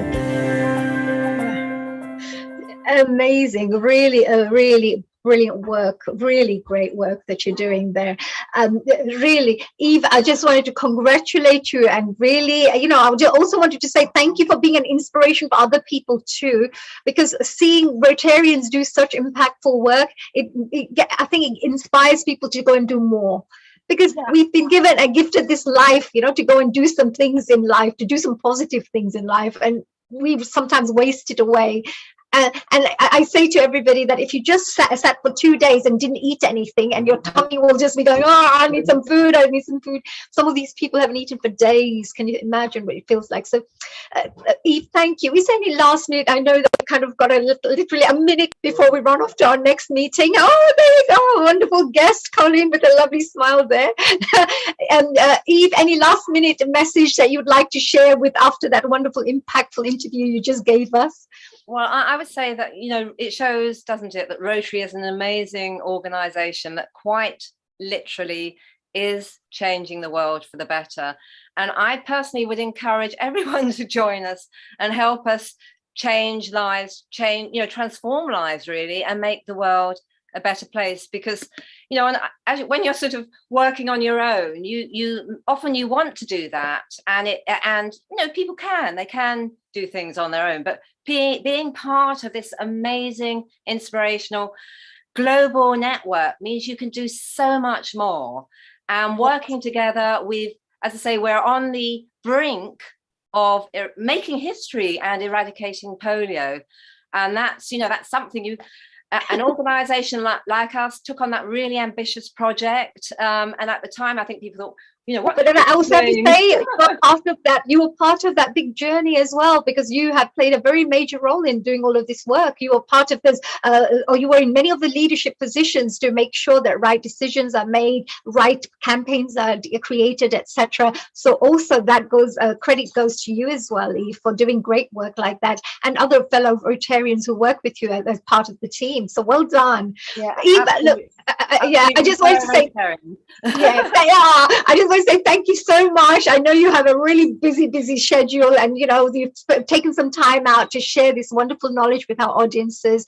Thank you for your time, and I just wanted to wish you the best of luck, and I look forward to being inspired by you even more, so that I can go out and do even more. Well, thank you, honey, and you're inspirational as well. So thank you for inspiring us today with everything you've been telling us. So thanks as well. Thank you, dear Eve. Good mentors we have, I can see in Rotary. When we see other people do great work, you yourself elevate yourself to do more, so it's fantastic. So Eve, thank you very much for your time. Have a global namaste to you. Have a fantastic day. Do stay tuned in if you wish. If we do have a panel discussion, we may pull you back in again with a couple of questions if you're around, and enjoy the rest of the day. Thank you so much. We're really looking forward to hearing some more of our speakers today. They're very inspirational. So Thanks Oh, so much. yes. We've got a few surprise people coming in as well from the international side who'll be sharing a few things in between as well. So enjoy your day, dear Eve. And we're moving on to Colin Doyle. Colin Doyle, look at her with the lovely Rotary Club of London at the back. Hello. Have you had a good day today, dear Colin? Oh, absolutely, honey. Can you hear me? Is it I working well? can, yes, we can. I've found a new hot chocolate shop near me, so the world is automatically right today. So you're in a happy mode, right? Oh, very much so. I think I'll have to go back again later this evening and restock. Oh dear. Well, they're making me hungry here. But Colleen, I wanted to share with the rest of the our viewers out there, a little bit about your background, because you've had such amazing background within Rotary. So I just wanted to share that Colleen Doyle has over 20 years of Rotary experience, which she draws upon to identify opportunities for Rotarians to serve the community. And she also serves the community as a chairwoman of the newly established vocational committee of RCL, which is the Rotary Club of London. And she's doing a fantastic job of that, because I've been seeing her. She's a hard worker, very passionate, and she's got a strong vision, that we need to get this done. We need to help this many people. So she's very, very, really, she's another leader in the group. And then her energy, I have to say, and her passion for sharing the Rotary ideals, the spirit and the opportunities is definitely evident through her Rotary work that she's been carrying out, and which includes district and international activities. So she's been doing, I'll just share a couple here for you. She's been establishing English conversation clubs across London. So if you feel that you have a bit of a problem with the English language, you can go to a place completely free, join in, and improve your wonderful English as well, so you can have a better conversation with others. Also, she's been planning vocational visits to different organizations. She's also been doing, this is something I think is very brilliant, she's been developing training opportunities for Rotarians to even build their own skills to become the best versions of themselves. She's done many other things like piloting a podcast, and she's done a Soho soup kitchen. She's also been serving meals to the homeless, and many, many more things, which she's going to probably talk about right now. Now, the other thing I think she's done an amazing job with is she's installed water filters in 50+ schools in rural Thailand. So I think that's also a really great accomplishment. Well done there. And now Colin's professional career as a business analyst, that's her background, by the way. She's involved in IT transformation programs, and she uses her skills and experience to lead a diverse team of members, the Rotarian members, to work on various projects. And anyway, her main motto also is what I shared a little bit earlier. Colin believes in service above self, and today she's going to be talking about the invaluable training and life-transforming educational opportunities that are offered and delivered within Rotary. So Colin, I'm so excited to hear a little bit more about your work here. Please tell me a little bit more about your work. How you've been a Rotarian for 20 years plus, and can you tell us just a little bit of your journey? What made you join, and what have you learned from it? Why are you still a Rotarian after this many years? This is going to sound really funny, but thank you for letting me join in this afternoon and become part of the family today. I joined Rotary last century, which is a really interesting way to say. Obviously, everybody, my accent is Australian. So I became a Rotarian in Australia, and not long after women were welcomed into the Rotary. So by also my personal journey, I have seen a massive transition in Rotary itself to accommodate women and get women actively involved in projects, and for Rotary to grow in its it's making sure that it remains relative to the community and meeting community needs. So you're in quite a range of things, but you also have this vocational committee that you're chairing. You're a chairwoman of the vocational committee. What does does vocational actually mean? Because there could be different understanding from different people, but if you could just describe, and what does your committee actually do? I mean, what kind of programs and campaigns do you do? Okay, so that's great. The Rotary Club of London is this year just stepping back and just looking at, we're establishing a separate vocational committee. So as you say, honey, people will think of it in different ways. First stop is the pure dictionary version.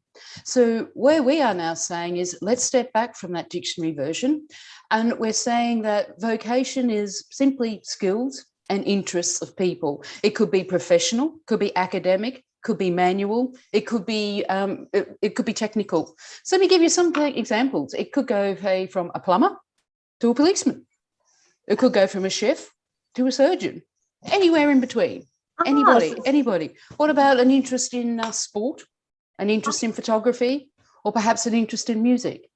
So vocation is now, in our interpretation of how we're putting it into the Rotary Club of London, all things and everything. So that's why, picking up on Nadine's Pemberton, whose video you just showed before, she said Rotary is open to everybody, and that is absolutely true, because there is no skill nor interest that we cannot utilise in some way, shape or form in a Rotary project.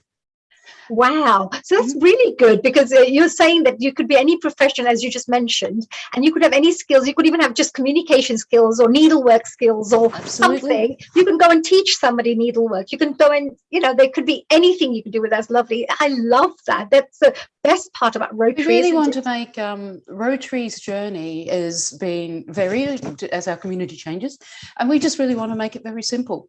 Rotarians are all about helping each other around the world and helping people in the community. So the vocational committee is to, if I put it as a little bit like a Rotary is a tree, the vocational service committee is the trunk of that tree, making a really simple analogy. And as a consequence, everything happens by understanding what vocational skills and interests we have in our clubs, that we can then utilise in our local community, in our district, in the UK and around the world. So that's where our job in the committee is to actually understand, when people become members of the Rotary Club of London or in any other Rotary Club, what is their skills and interests that they have, and how can we make them become more alert, aware of all the opportunities that Rotary directly provides, but also with the other committees in the Rotary Club of London and other clubs, how we can help them get into projects in those areas and support those other committees. Right, it's amazing, isn't it? Because really, education is the most powerful thing you can, I always say to people that you can give people, the gift of education, which will change people's lives completely. And here are some of the areas I think you work on. Is this the kind of, what kind of campaigns do you actually organize? Like, what kind of training programs? So within Rotary, I think we say about with vocation, there's two different angles that you can look at. Rotary itself has already established sets of programs that people coming into Rotary can use for both their professional development and also develop, if they've never done a project before, they don't know how to go about it. So there's a whole lot of educational materials already there, free to members, that they can receive. Within the Rotary Club of London, though, what we're also doing is we are saying our members have got skills that we can use immediately. So we're actually identifying what skills they've got and running their own training sessions within our teams. The other opportunity then, of course, is jumping straight in. Yeah. So the best way to learn is actually do something. So by getting people actively involved in designing a project, delivering a project, then we can help them build their knowledge and support them all the steps of those journeys, and obviously delivery of a program. So there's a vast wealth of knowledge already available online. There's a lot of training programs that can be done one-to-one. And let's not forget, not only to receive from the training, but all the members of a Rotary have got amazing information and skills that they can feed back. And that's what we're going to start actively encouraging in our club. Wow, this is really fantastic. And also, because by joining Rotary and having these kinds of opportunities, like the vocational committee seems to be a really important committee where you're actually helping to enrich somebody's life and enhance their lives. And in turn, they can go out there to do even more for others because their skills have been polished, perhaps, or you've been able to give them more skills or training for areas they're interested in. And then you can help them to prepare so that they can go out there and do amazing work out there, for the wider community. Absolutely. A person comes into Rotary and they want to do something. So why have they come? So being a Rotarian and being in the vocational team is all about ensuring that the value that a person wants to achieve out of Rotary is actually achieved by ensuring that we understand what skills they've got, how much they want to put those skills into practice or to use, and helping them to ensure that they are able to do that by offering them the support, by providing additional training. And that's one of the things that's really important here. I think the vocational challenges that we can offer to people. People can just step straight into doing something that they do every day. Absolutely perfectly fine. If they want to also extend themselves, we can help them do that by saying, okay, here's a project that we can help you just do straight away what you do. But if you do this a little bit, it will challenge you and take you outside of your comfort zone. And as a consequence of that, the value that they are learning or achieving out of being a Rotarian is absolutely immense. Absolutely. I recall because I'm a bookworm, I love reading books.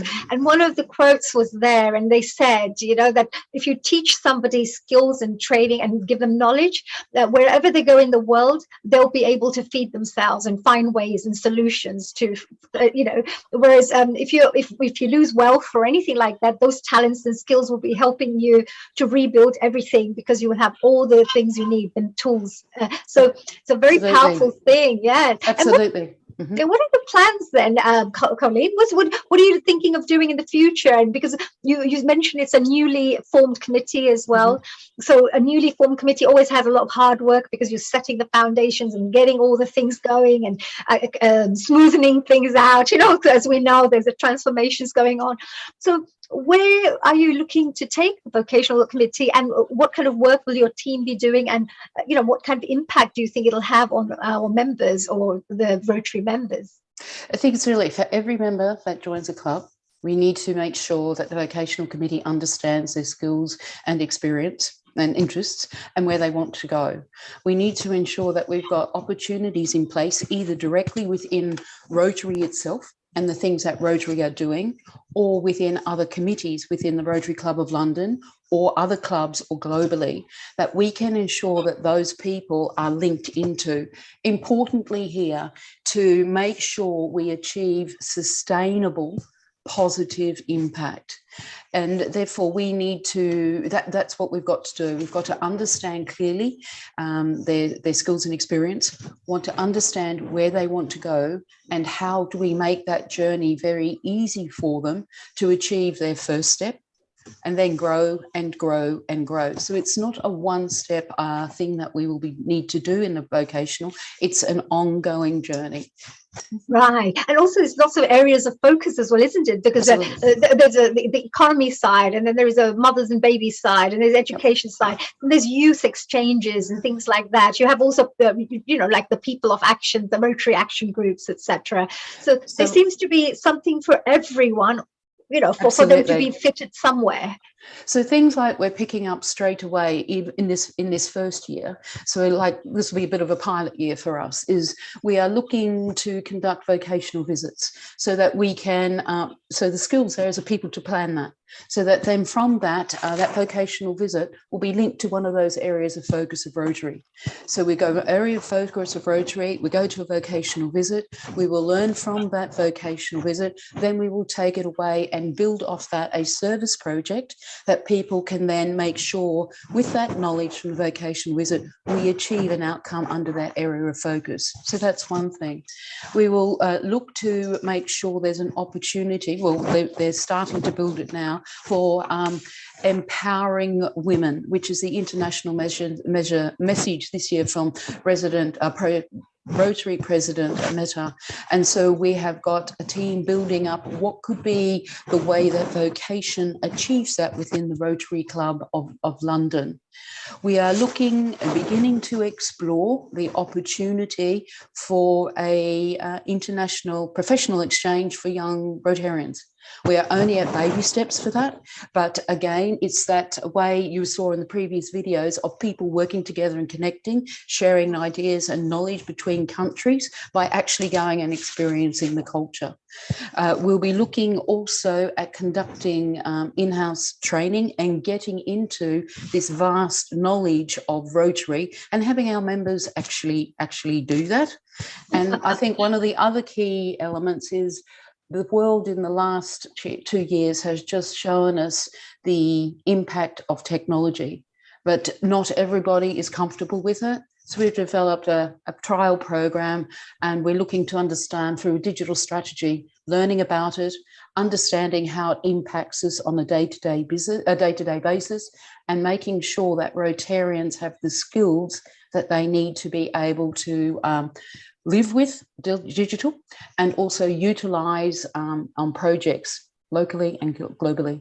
So that's amazing. Whole range of wonderful things, Colleen. We just want to say, thank you so much for enlightening us, because when a new member who may be watching right now, may be thinking about joining a club or joining Rotary, they can become a little bit more aware that there is always some kind of mentorship. There's always some help. There's always training that could be provided. You don't have to feel lost at all. And if you even didn't know that, I don't know which course to really go for, somebody will sit there, talk to you and find out that what's the best, what would be the best projects. I think that's a really good point. Rotary sometimes can be very scary to people because it's actually so big. So we can utilize this community, this committee, the vocational, which does not operate by alone. It's the trunk of the tree for a Rotary Club, and it can then help signpost. And if you've got signposts, then that removes all the fear factor, and it becomes far more exciting because you've got so many streets to turn down. You can help people go that way, that way, that way, that way, or all ways. So we're a signposter. We've got an A to Z in place by the looks of it. Very nice. And Judith is here as well. We've got our next guest, of course, Judith Dimond. I'm so excited to speak to her as well. Just like you, Colin, you have to listen to her. She's another inspirational lady who I'm totally, she's just enlightened me in so many areas. Amazing lady. So, Colleen, I just wanted to say thank you so much for sharing this wonderful information about the vocational committee. We wish you the best of luck for that. And of course, if there's anybody out there who's interested to find out more, of course, you can contact Healing Our Earth, and we'll point you in the right direction. Absolutely. And later on, I think during the interviews, there could be some websites and information shared, so you can all jot it down. So we're now moving on to our next Judith. We have something for everybody, so everybody was welcome, and we'd love you on board. Yes. If we don't have it, we will make it immediately. Absolutely not a problem. She's a can-do lady. Our dear Colleen Doyle is a can-do lady. I can see that. Colleen, have a lovely day. Thank you very much for sharing your wonderful knowledge with us. And a global namaste to you. Thank you so much. Okay, thank you, Colleen. Afternoon. Bye-bye. So we now move on to our wonderful Judith. Hello, a global namaste, Judith. Hello, honey, and thank you for inviting me. Oh, thank you for coming. You're so looking gorgeous. I love the red. Such a beautiful color. It suits you so nicely. Judith, you are an incredible woman, and I was so super excited to introduce you to our wonderful audiences who are there. Probably more than 30 countries have tuned in right now, and those of you who probably haven't heard, if you haven't heard of Judith, the rest of you probably would have because of the great work that she's doing. Let me do a little introduction, just a little introduction about Judith. Well, Judith started an independent, award-winning Thames Valley public relations consultancy in 1988 and has held senior positions in marketing and communications for over 30 years, including working as a head of PR at the Natural History Museum. And I love museums. And Judith also has a wide-ranging experience of event management at all levels, including international conferences, exhibitions, and all sorts of award ceremonies and excellence awards. Judith's involvement is also has been in the local community, and that's included helping with the Thames Hospice fundraising, Rivertime Boat Trust, Stanley Spencer Gallery, and many, many more. Judith also has been a district governor for the Rotary International District 1090 and president of the Rotary Club of Windsor. She's also currently a member of the Rotary Club of Maidenhead, but she's coming to London, I believe, very shortly. She was also appointed, by the way, this wonderful story that you heard about polio almost being eradicated. Well, here's another backbone behind these kinds of campaigns. That is Judith, because she also had been appointed to the International Polio Plus Committee and has chaired the IPPC Grants Subcommittee, which recommends grants up to $150 million annually to the World Health Organization and UNICEF. And I'm sure she's going to tell us a little bit more about all the work that she does as well. So welcome, dear Judith, to our wonderful Healing Our Earth.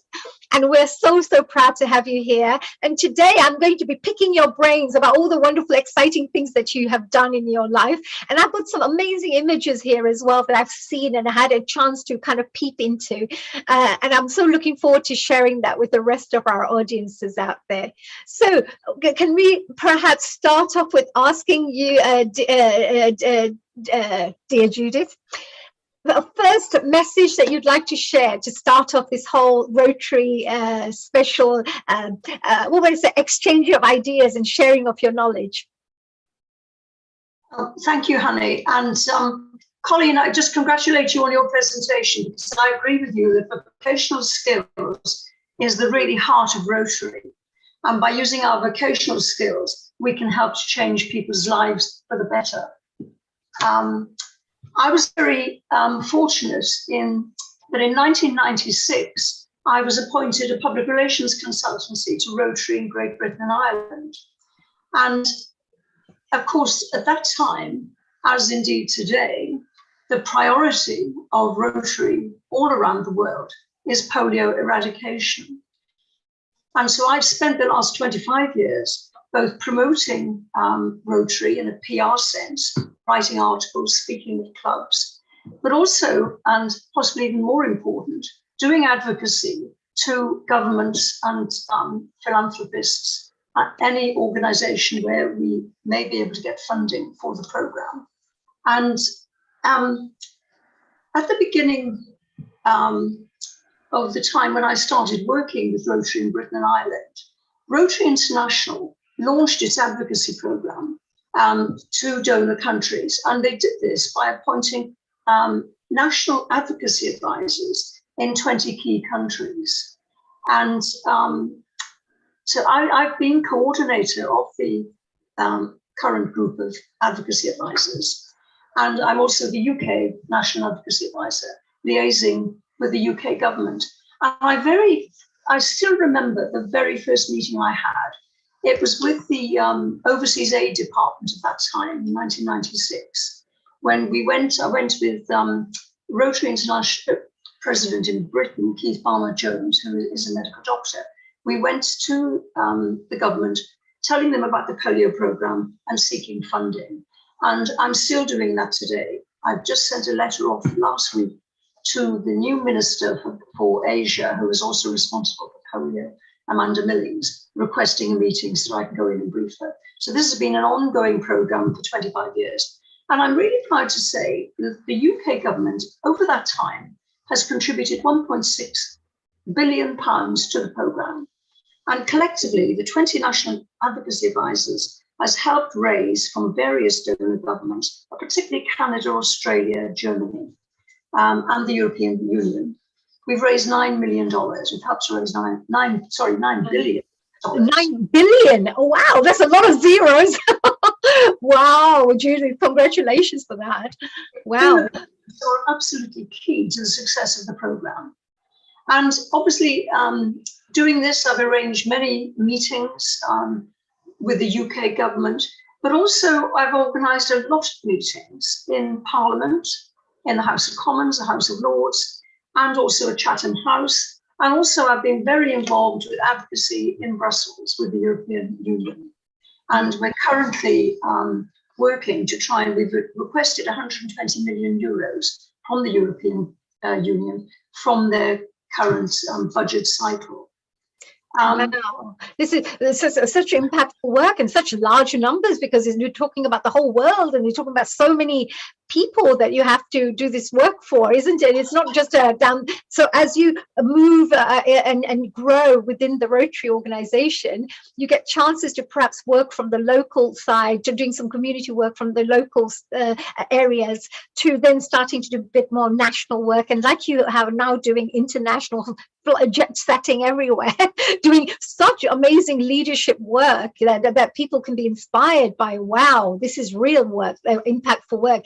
You also have a media background, a journalism background, and you worked on some amazing campaigns to bring attention to this wonderful cause. Can you tell us a little bit about that with your professional media background? Any campaigns you may have worked on? Yes, in fact, I trained as a scientist, and I picked up the media side at the Natural History Museum through various projects that I was involved in. I ended up their head of PR and then started my own company. Yes, I mean, we've done some amazing things with the polio program, and I've been incredibly privileged to be involved with them. One of the events we organised was at Windsor Castle. We had a wonderful dinner there, which raised £50,000, and it was hosted by the Dean of St George's Chapel, and it was a really quite extraordinary meeting. Also, I've often been asked, as many Rotarians are, what's your Rotary moment? Well, I can say one of my Rotary moments was actually projecting the Rotary End Polio Now onto the House of Commons. You showed that slide at the beginning, I think. Yeah, that was a beautiful, look at that. That was amazing. I'll never forget that day. It was February the 23rd in 2008, and it was a very foggy, misty London day. And we had an opportunity through the Speaker of the House of Commons to project the Rotary logo onto Big Ben. That's what the original idea was. And I was asked, because I was responsible for PR, I was asked to implement it. And I thought, oh, yes, I do this every day, projecting things onto the building. And it was Westminster, originally we were going to do it from Westminster Green, but they said no. Westminster Council said absolutely no way. Lambeth Council said no. So I had a client at St Thomas's Hospital, a consultant there. I went to him and I said, could you put me in touch with the PR media department? He did. I explained what I wanted to do, and I said, could we use their terrace? Absolutely, they said. And I found this wonderful company from Stockport who came down, had a site visit with me. And at that meeting, we decided not to put it onto, because we were just going to do the Rotary logo, not to put it onto Big Ben. But he said, actually, he'd done his research. He said, the only bit of the Palace of Westminster, which is not illuminated, is the rectangle where you can see on the photograph the Rotary logo and then he said, we should project it onto there.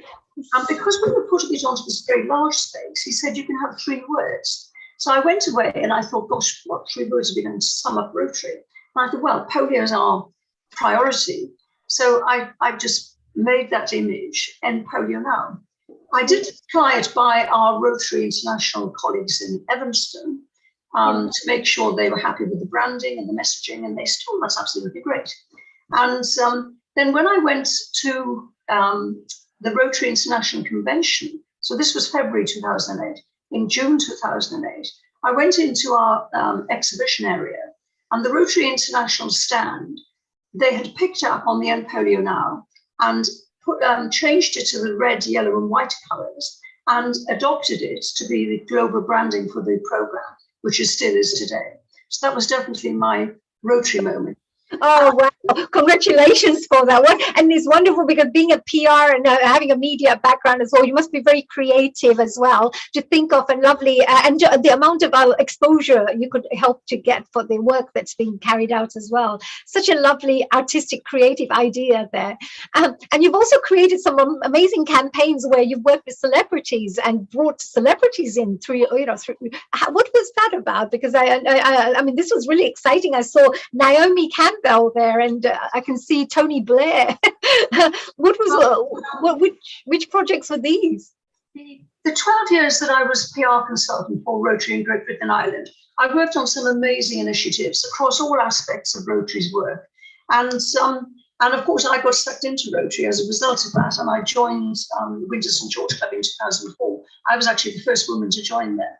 And I have to say the whole experience has obviously changed my life. And I worked with, every year, the incoming president would have his own theme, if you like, and a special charity to support. So I worked on setting up the press launches for things like, we did the Stroke Awareness Day. I think that was about 2003 with the RIBI president. And of course, that's still going today. I also helped with the launch of the Kids Out Day with Rotary clubs in Britain, with Mercy Ships, with Motability, and also with the Institute of Cancer Research, which was supported very much by Sir Julian Fellows. And in 2008, you may remember there were terrible floods in the UK, particularly in Gloucestershire and Yorkshire. Yes. And Rotary launched a flood appeal. We'd already raised about £13,000. And the government wasn't doing very much about it. And there were hundreds and hundreds of people who were literally homeless. And I got a call on a Sunday morning from Naomi Campbell's media company saying that she'd spotted the fact that we were trying to do something and she wanted to help us.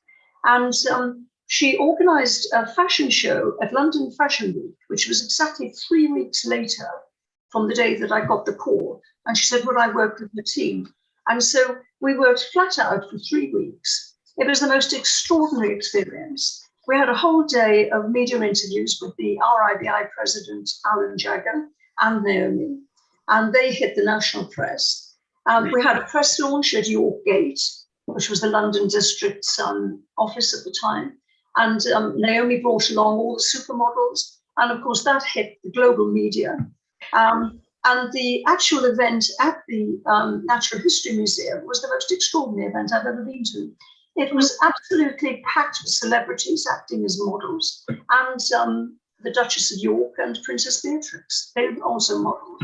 And the most important thing is we raised over £1 million for the flood relief scheme.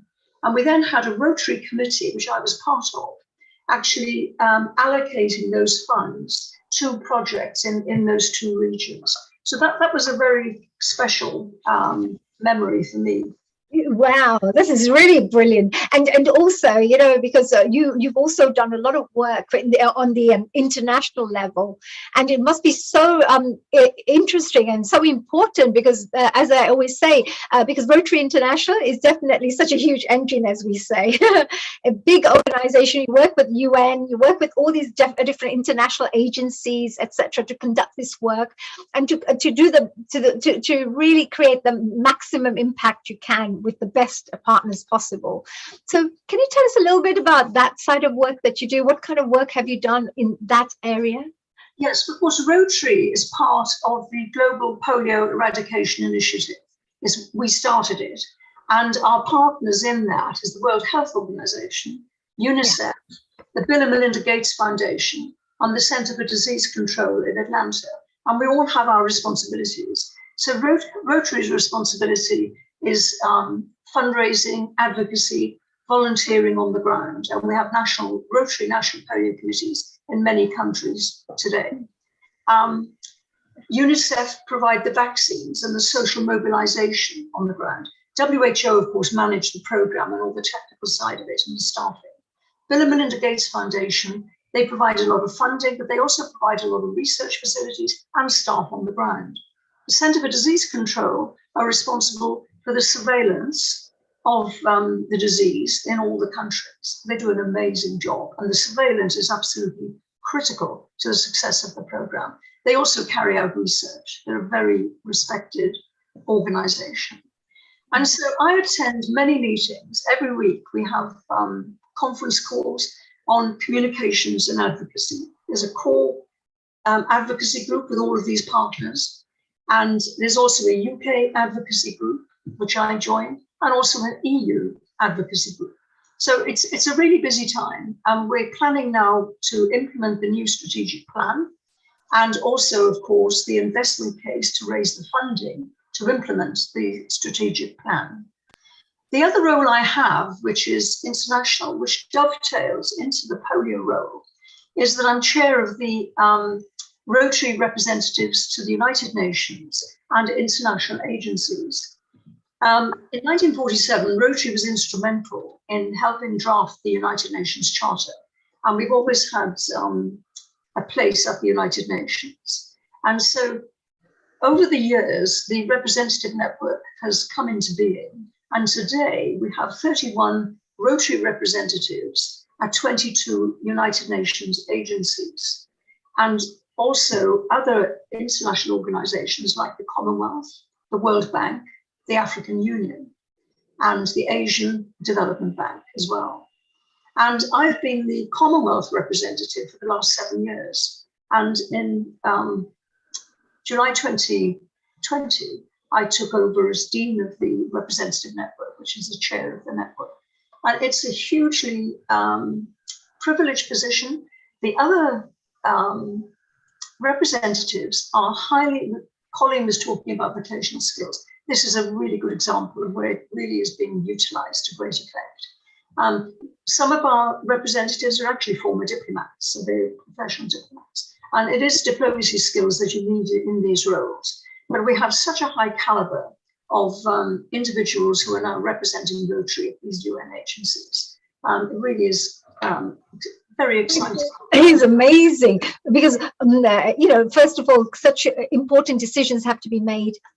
The right allocation of funds, the right policies have to be implemented, and also which campaigns to work on, because there's so much to be done in the world as well, and how do we do it? So there must be so many areas that you would have had to get involved in. And of course, I just wanted to clarify this with our public and our audience, of course, our Healing Our Earth family out there watching.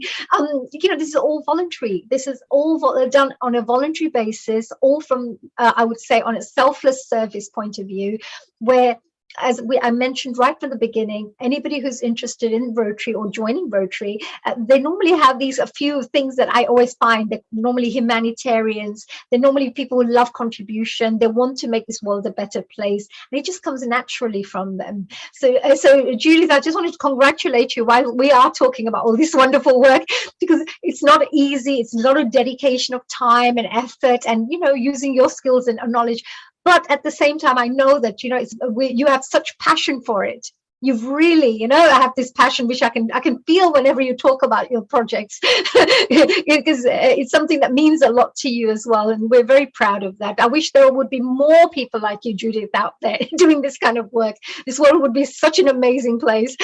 So, coming to our next part of the, question that I had here, I know that you travel around and you do all this work, and of course internationally, look at this Commonwealth and WHO and all these wonderful international agencies you work with, and governments as well.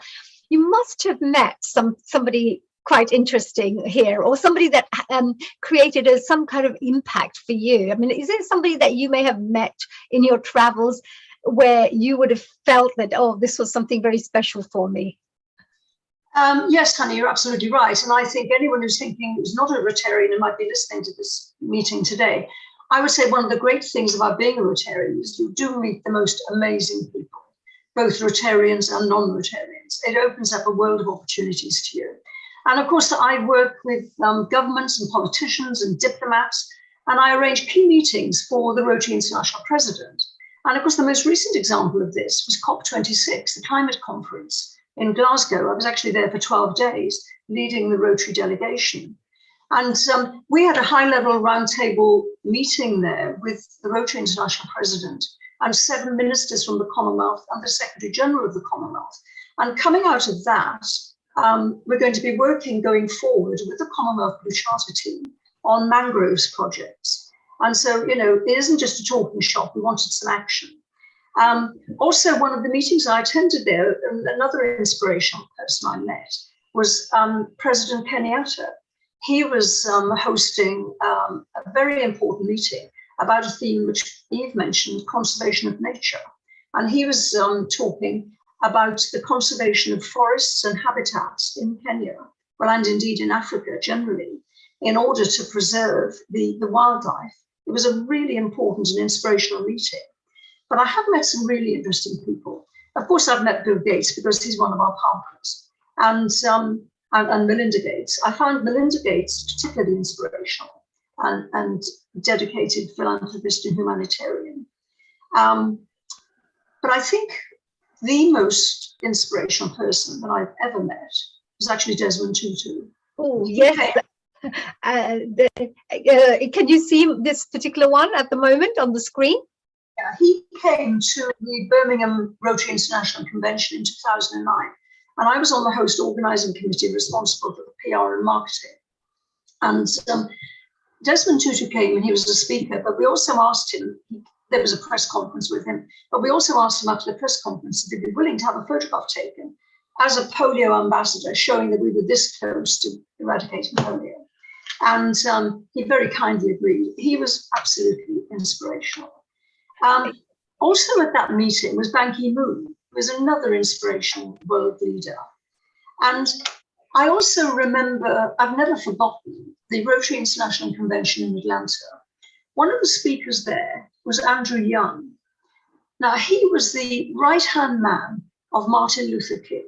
And I've always been such a great admirer of Martin Luther King. And I've read many, many of his books. And I've always been fascinated. I've been to all the museums in the States on civil rights. And I mean, he was such a great leader, Martin Luther King. But so also Andrew Young, he was, right with him there. And he gave the most wonderfully inspirational talk at our Rotary convention. But I would also say that perhaps the most inspirational people I've ever met are the women health workers in Pakistan, in the Fatah region, the tribal areas, who they are dedicated to giving polio vaccinations to children in the most challenging of situations. And meeting them, I think, was certainly one of the highlights of my life. They were just extraordinary individuals. What did you find fascinating about it, and what touched your heart with that meeting? They're working in such impoverished environments. And I remember one of the, and we were in these sort of tents, not in a brick building. And there was a small fridge. And I remember one of the health workers opening the fridge, and she was so proud. It was full of vaccines. And she was determined these vaccines were going to get to the children. And of course, we've lost many health workers in Pakistan who've been killed for doing it. And so they are literally, they are literally risking, not only in Pakistan, in Africa, in India, there've been a lot of deaths during the last 25 years of the polio program. And they are literally risking their lives. And they were just incredibly inspirational. And I understand that in Pakistan, for example, because you've been working on this campaign of eradicating polio completely, it's almost there. There's only a few cases in Afghanistan and Pakistan. They're the only two places that a few polio cases have come up. But otherwise, the whole of the world, polio has been completely eradicated. Is that right? That's right. This last year, despite the COVID pandemic, has been utterly remarkable. In Pakistan, we had one case of polio, which was January the 27th, 2021. So if we go through to January the 27th this year, which is only 2 weeks' time, they would have been polio-free for one whole year, which is remarkable. And in Afghanistan last year, we've only had 4 cases. So we are on the brink of eradicating it. Wow. Amazing. My passion, I'm just so determined we're going to get there. I see that. We got a firm little iron lady here. We're going to do it. Oh, Judith, you've been so amazing. You've been so inspirational. Just to finish off with, before we move on to our next guest, I just wanted to ask, I know that you've done such a range of work, so there's so many questions I would love to ask, but in this limited time. But what kind of people do you think would join Rotary? What kind of people? Because there's always different types of people. We may have somebody who's more interested in sports, some people who's interested in this. What would you consider are the kind of people that would like to join a lovely organization like Rotary? Well, I think any person could join Rotary because we have such wide-ranging activities. Clubs are all very different. No two clubs are the same, and they have different emphases. And I really genuinely believe that in Rotary, there is something for everyone. And it's the most wonderful opportunity to actually give back to your local community, to your national country, but also to the international community. And you can, if you join Rotary, you're joining a global network of like-minded people. And you can use your vocational skills to help change lives for the better. And what's not to like in that? That's true, because I mean, you've been working on such vast so many different types of projects. This was like 4 different projects that you've been working on or something here. Is that right? This is some of the projects. Yes, these just are some examples of joint, the Emporio Now picture on the right. That was when I went to a national immunization week in India, in Delhi, in 2016. And he's a Rotarian. And there's such a diverse range of cultures and ethnic mixes in Rotary. It's just wonderful. And the local community, top left, is my own local club in Maidenhead, actually planting crocuses outside our local library. It was a very bare, dull patch, and we put 5,000 crocuses in there. And the bottom right picture is President Shaker at COP26. Looking at the 20 shortlisted entries of the schools competition, which the Rotary Club of Helensburgh and Garrow Lochside organised for COP26. They had over 4,000 entries, and we had the 20 shortlisted ones exhibited at COP26 in the Commonwealth Pavilion, and I announced the winners of the competition there. Oh, wow, this is it, because all these things I can see here, lovely little photos all out there, such amazing things that you're doing. And it's such a vast, it's all different. Some people may like health, some people may like to do this, some people may want to work with environment or species, endangered species. It could be anything really. So that's amazing. It was really, and finally, these are all the Commonwealth projects that you've been working on as well, haven't you? So I thought I just wanted to share that with our audiences out there. That look, Julie's been traveling all over the place doing Commonwealth work, working with different groups of people, diverse people from diverse cultural backgrounds. Actually, we had somebody who's going to be joining us just now, our special guest, Mr. Madhusudan, who's going to be joining us just now. And he's a Rotary Scholar alumni, just like Eve was. She was a scholar before, and he's been a Rotarian. So it'd be wonderful to find out. He does a lot of spiritual work around the world, and I think there's a lot of peace projects that are going on at the moment amongst the international countries. Is that right? All the different projects that are going on. Judith? Sorry, I didn't quite catch that. Sorry, I was saying there's lots of international peace projects that are being run right now from the different countries.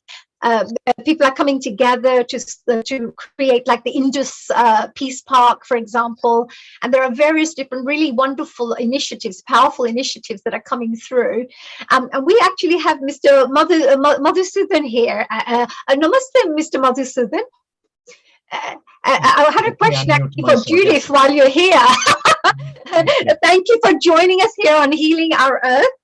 And I know that your background is that you were a Rotary Scholar and alumni, and you've been a Rotarian for a very long time. And you're also part of the Brahma Kumaris organization.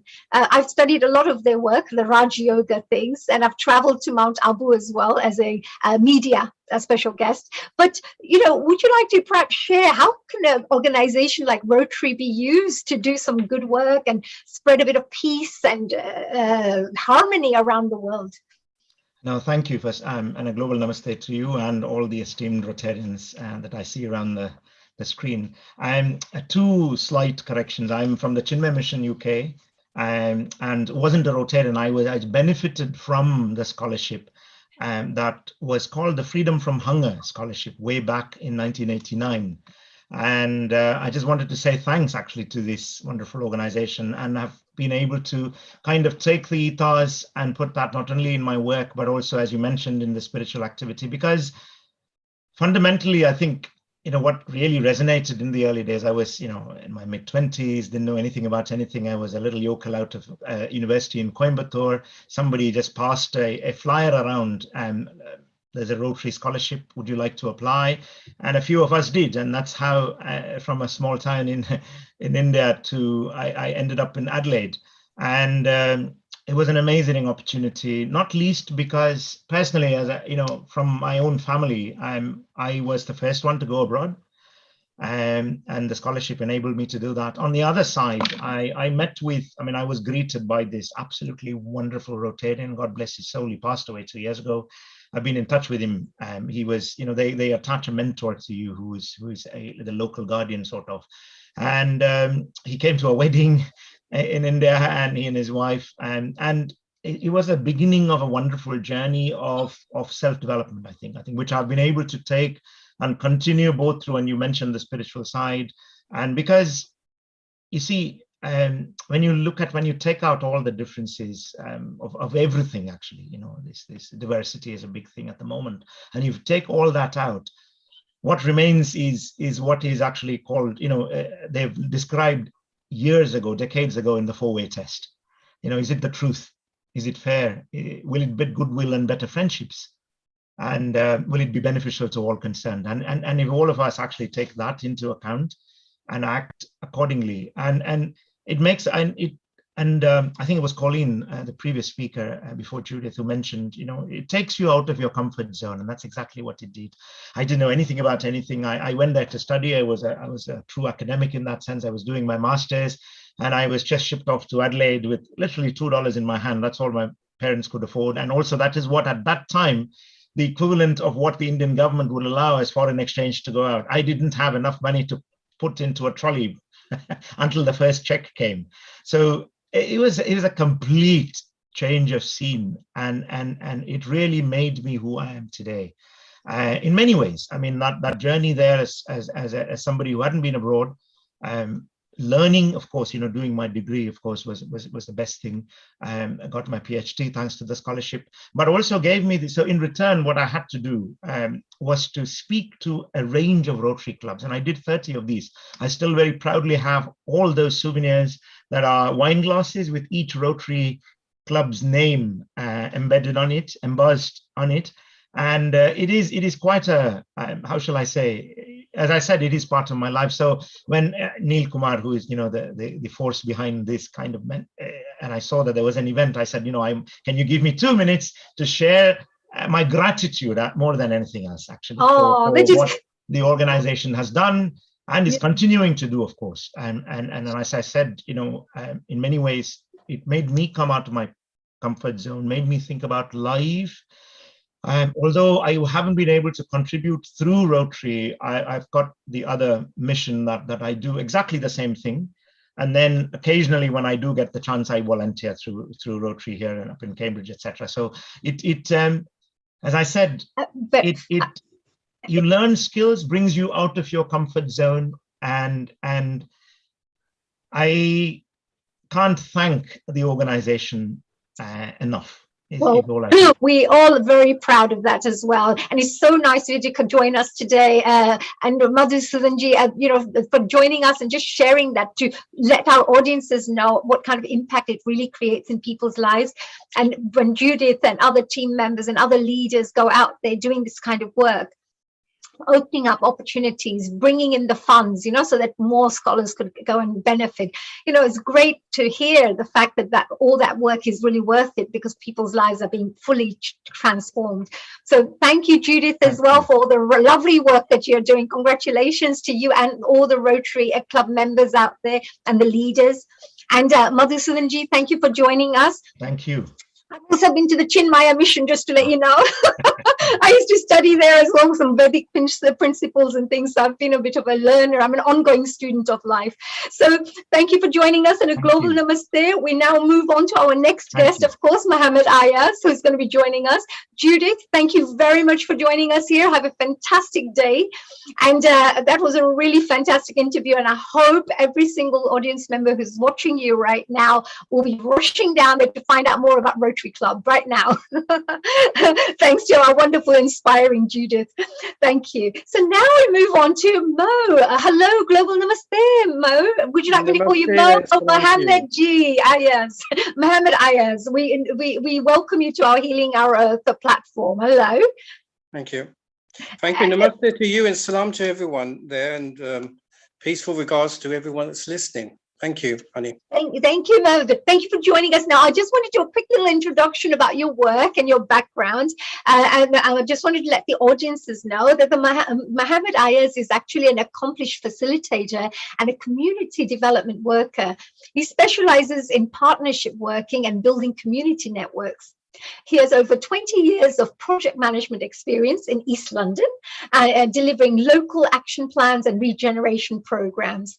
He also has a passion for community cohesion and interfaith dialogue, with a reference to the Indo-Pakistani relations.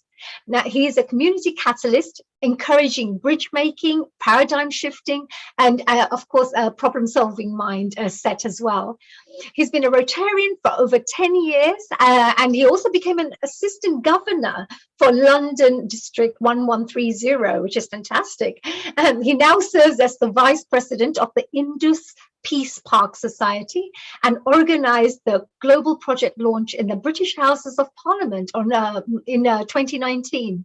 He used his creative negotiation skills, of course, to ensure the attendance and participation of prominent South Asian leaders. And this took the forms of lords, MPs, London borough mayors, and of course, community and faith representatives who all came together to make a united stand for peace.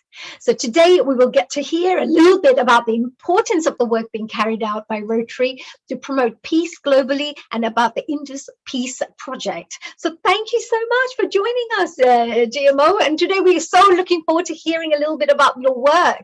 First of all, before we start anything, why peace and unity and interfaith? What inspired you to go and work on campaigns in that area? Because there's such a vast amount of work you could have done. Why did you choose peace, unity, and interfaith work? Well, thank you for asking that question. As the speakers came before me and Brother Madhu has illustrated so eloquently before, we base everything on what our parents teach us, and mothers, and you've had all these fantastic dynamic women in Rotary, women of action. And with myself, it was also to do with my father, because my father, he was a public servant. He was in the British Indian Army signals and later to be in the Pakistani signals. And he lived through partition. And when he came in the 60s here to the UK to better his life and to serve here, his sort of ethics and ethos was to do hard work and to get on with your community. And when he came here, he never talked about partition, but it was always at the back of his mind. But what he instilled in us as children was to do public service. So I'm now working for local authorities, helping locally, and we heard a lot about international work, but there's so much done, in our local communities. I was introduced to Rotary by a lady called Joy Laguda, and that was a Rotary Club of Newham. And she actually asked me about Rotary, and I said to her, what is this Rotary? Is it some sort of secret organization, or is it some sort of, I don't know, elite organization? I'm just a common person. And she said, no, it is the common person who wants to do something for their community that we want to encourage. And I went to a couple of meetings there and took part in local projects, whether they were tree planting, whether they were helping the homeless, local homeless people, or food banks. There was such a range, as our speaker said before. There's so many different themes of Rotary. It's basically based on a humanitarian principle.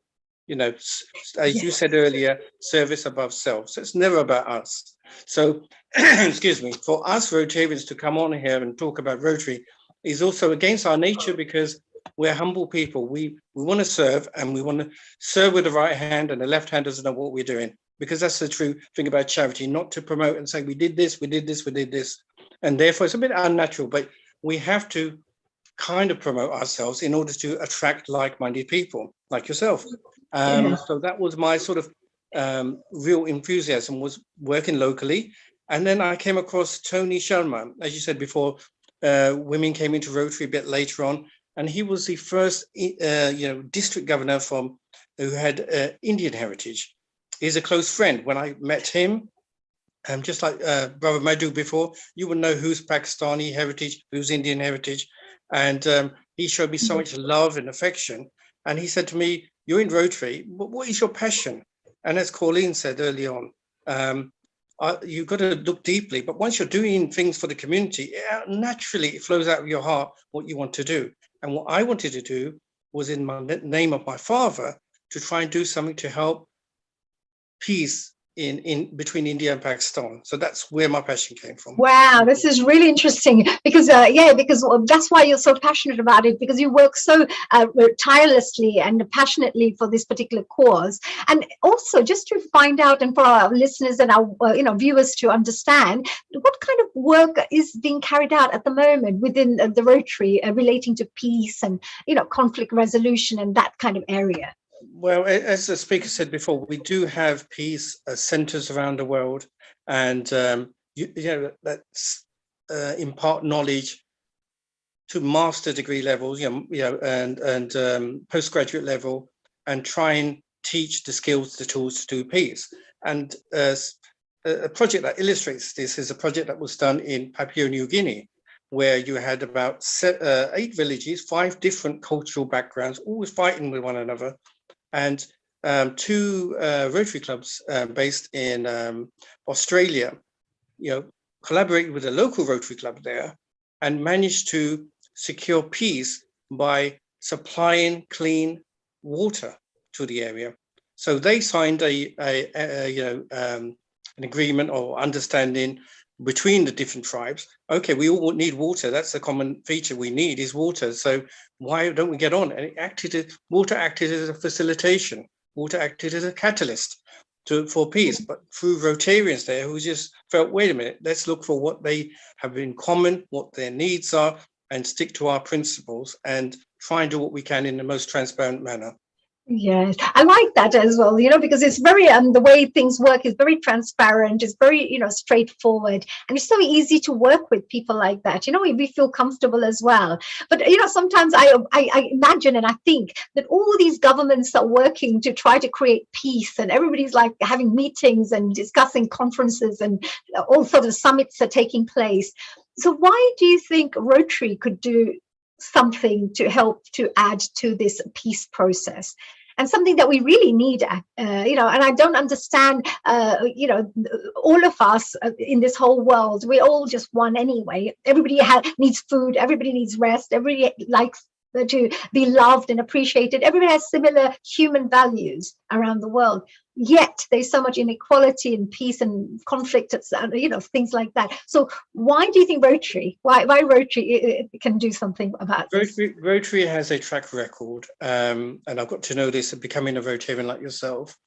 Rotary was instrumental in facilitating the formation of the United Nations. So it's always been there to try and connect people. Rotarians are super connectors if they do have a superpower, and that's to get the right people around the table to try and make things happen, positive things happen, as you said.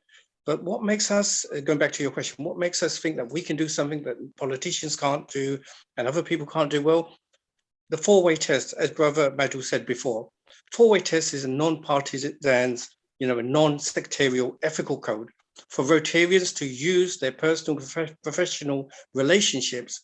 The test has been translated into 100 languages. And as Brother Madhu said before, you have to satisfy each criteria in all the work that we do. We have to say, is it the truth? We can't be bamboozled by media spin, etc. Is it fair to all concerned? And I will go into this later on. we have to look from every angle, from every participant who is a stakeholder.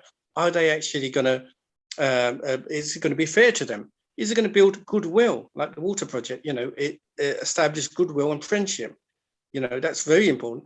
And will it be beneficial to everyone concerned? It has to be a win-win. And if it satisfies these 4 elements of the test, it's something that Rotarians can do, which politicians can't do. That's a very good point, a very good answer, actually. Thank you for that. It makes a lot of sense because they're very neutral as well. They're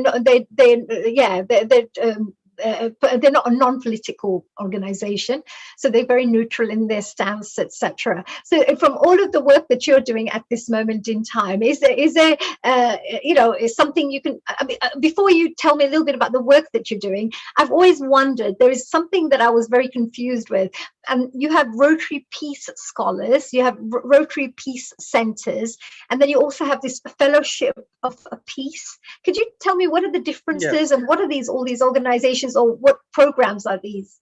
Yes, I mean, as we said about the Peace Scholars, any individual from any part of our community can apply to be a Peace Scholar, as long as they've got the leadership qualities, as long as they've got the passion and got the qualification. They need an undergraduate qualification in most cases, and they put their names forward. And it's almost like one of these competitions where X Factor, where everyone goes forward and says, I want to be a peacemaker. They have to go through a fair and transparent application process, and at different stages, club level, district level, and then they're taken into a pool and decided on who should become a Peace Scholar, because you want the cream of people that are passionate.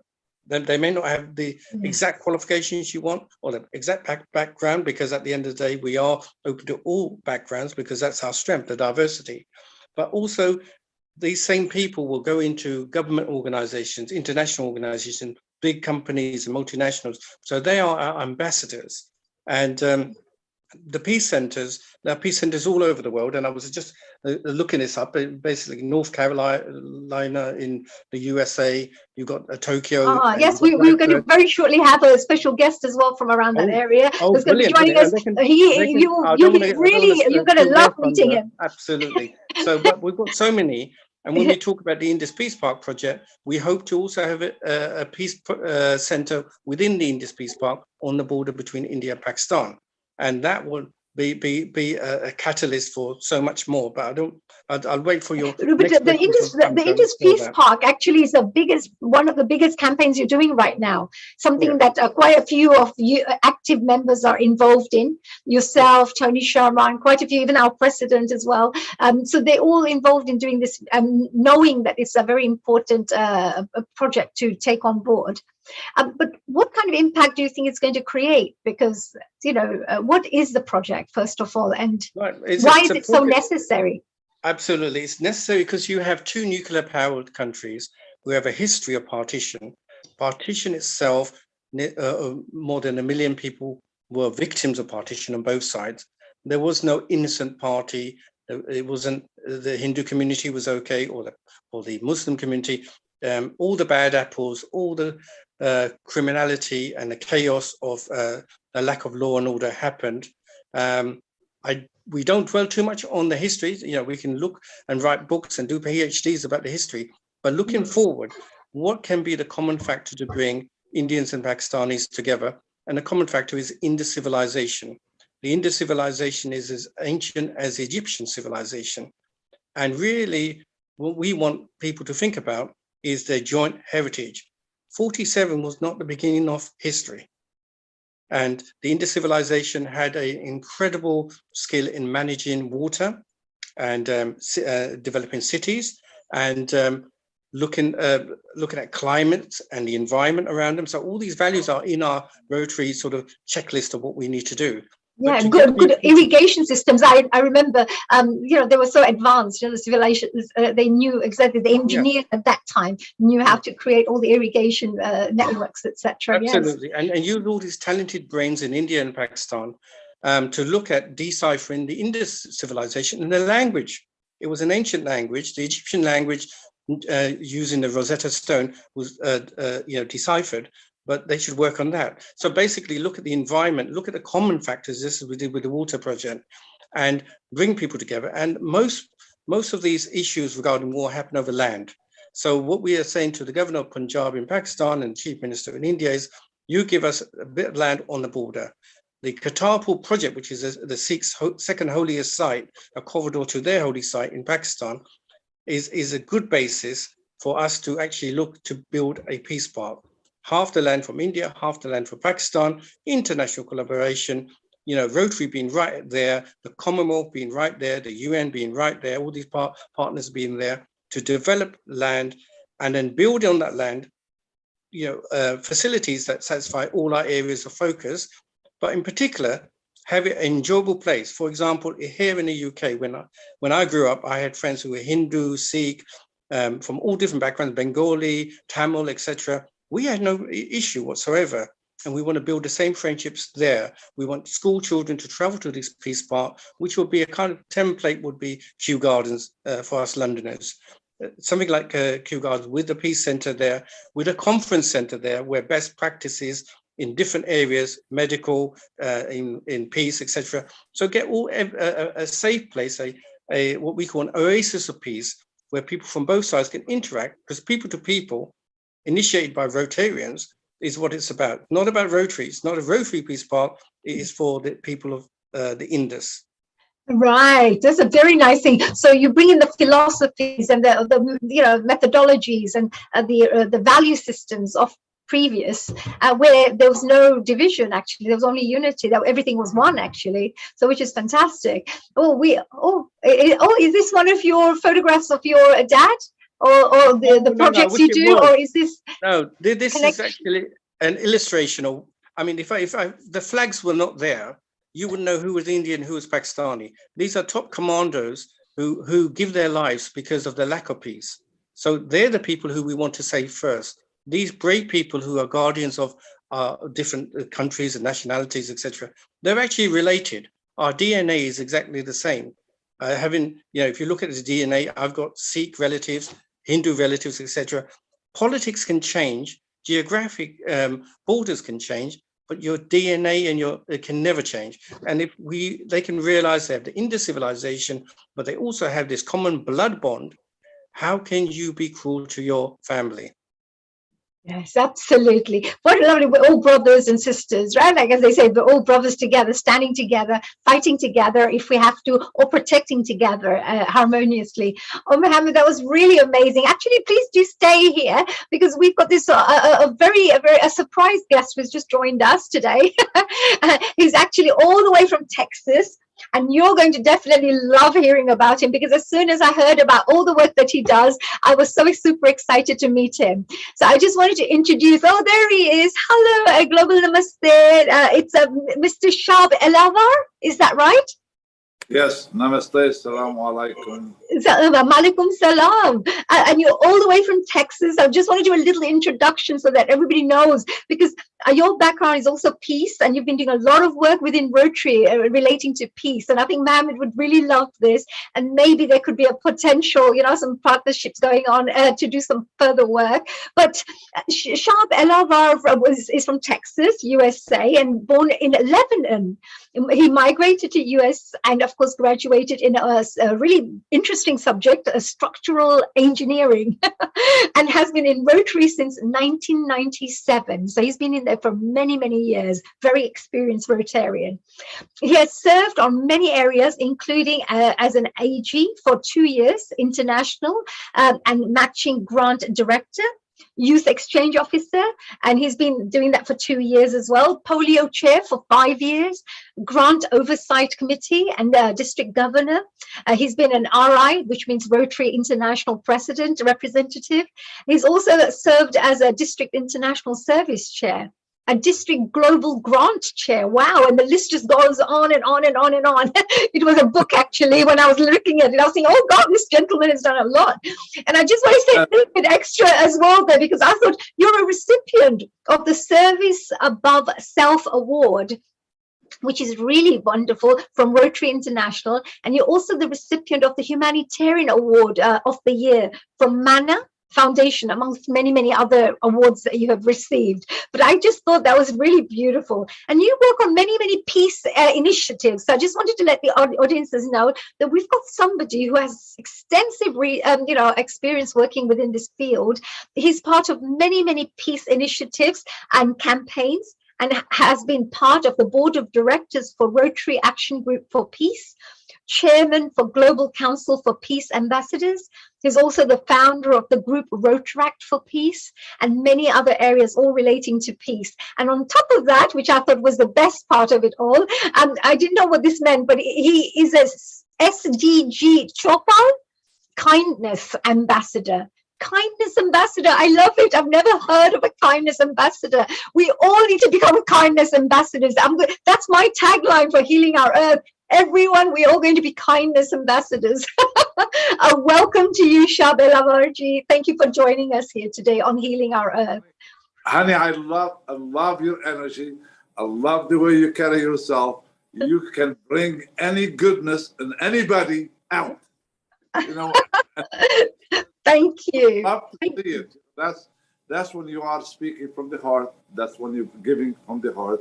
That your I think your blood, the Rotary and service runs in your blood, but it also shines right through your actions.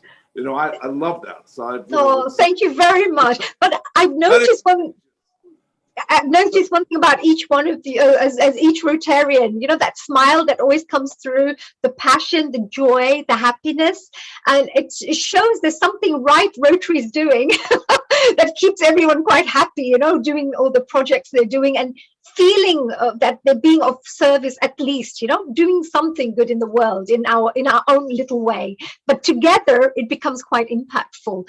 So Shabel Amarji, you've just been hearing our Mohammed Ayazji, who's just joined us to talk to us about the peace work and interfaith work he does. Is there anything that you'd like to, any messages you'd like to share with our audiences while we're sharing knowledge?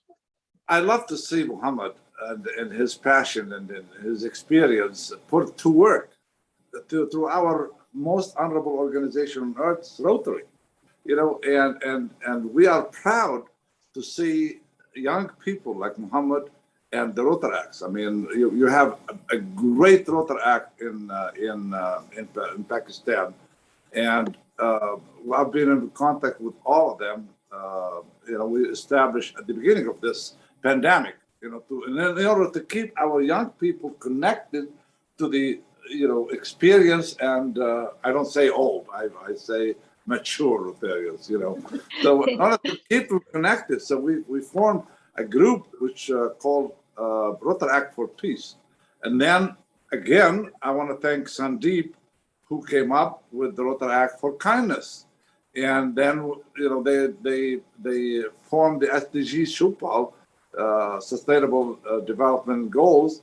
And they said, well, we're gonna give you an ambassador for peace because, you have brought so many Rotarians together, and now we brought so many Rotarians through global grants. I mean, every month we hold a global grant project fair, which is hands-on, connecting people like Muhammad.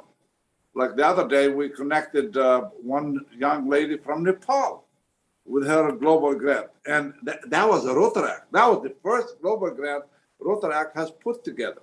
It bringing people together, that's what brings peace. Because ultimately, what we invested in Muhammad and somebody else, some other young people, it comes back to us. And imagine that. See, let's multiply. Let's say Muhammad, he started at 18 years old, and now it's 78.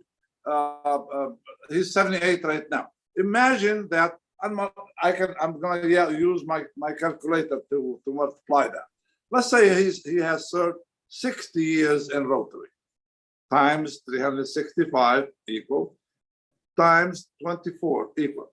So Muhammad, by the end of his life, he will serve 568,800 hours.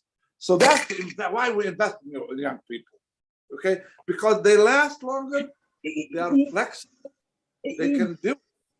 But also, studying and being with Rotary for all these years and becoming on the board directors for Rotary Action Group for Peace. And now we're starting another two groups, also one for Rotary Action for organ donors and Rotary Action for public diplomacy. So these are one of them just giving life, directly, and one of them is just also dealing with problems before they exist. And I love the public diplomacy you just mentioned. It's very important to have that, actually. I think I'm going to have to sign up with your little organization too, because I would love to do that. So very nice. Excellent. So please carry on. Yes, that's lovely. Well, thank you.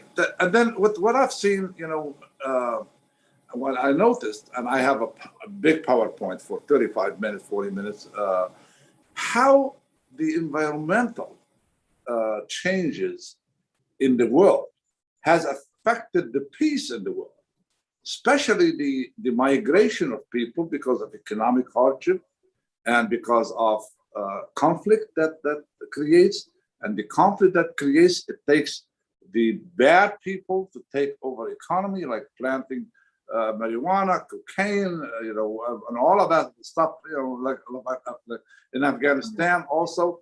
You can see that when that element comes in, or these people who are migrating from one country to another, they will affect their social system, their economy, their education system, and the peace is disturbed on both countries. Leaving your country disturb that country, and coming to another country and not knowing all the laws and the protection and stuff, it affects those people also mentally, and leaving these families behind. That's what I love about Rotary, is the positive peace that we create. We identify a problem, and then we go into work. We use our foundation, our Rotary Foundation, and our generous people around the world, time-wise or money-wise. Tony Sharma, he's been involved forever. Sandeep has been involved. Neil has been involved. So these are kind of Rotarians that they investing their life, their energy, their resources, and if we can use all the resources that's available for us, especially Rotary International. The website for Rotary International, it keeps you going forever, and you can connect the world, from Rotary International. It's true. You can find many areas on that website, so many different sections. Even when I went for a little wander through, I thought, oh, there's online courses, there's foundation, there's grants. I didn't know there were grants, and there was so much things you can discover. So you're absolutely right. Maybe the next time round, Shabji, we have to invite you to do a whole presentation for us, so we can share, what you had to say with the world, and also, of course, with our other Rotarians. Maybe you can inspire them with any projects that you're doing, maybe some partnerships work from, develop from there.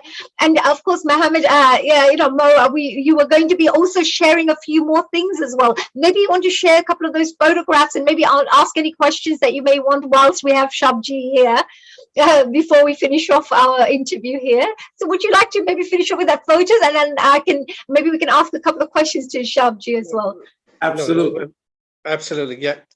Very quickly, that's a four-way test, and that's our badge. That should be the Rotarian's badge. That explains everything that we do in the way we do it. Next slide, please. It's truth, fair, goodwill, and will it be beneficial to all concerned? That's a very, very important one for people to consider straight away, isn't it? Very true.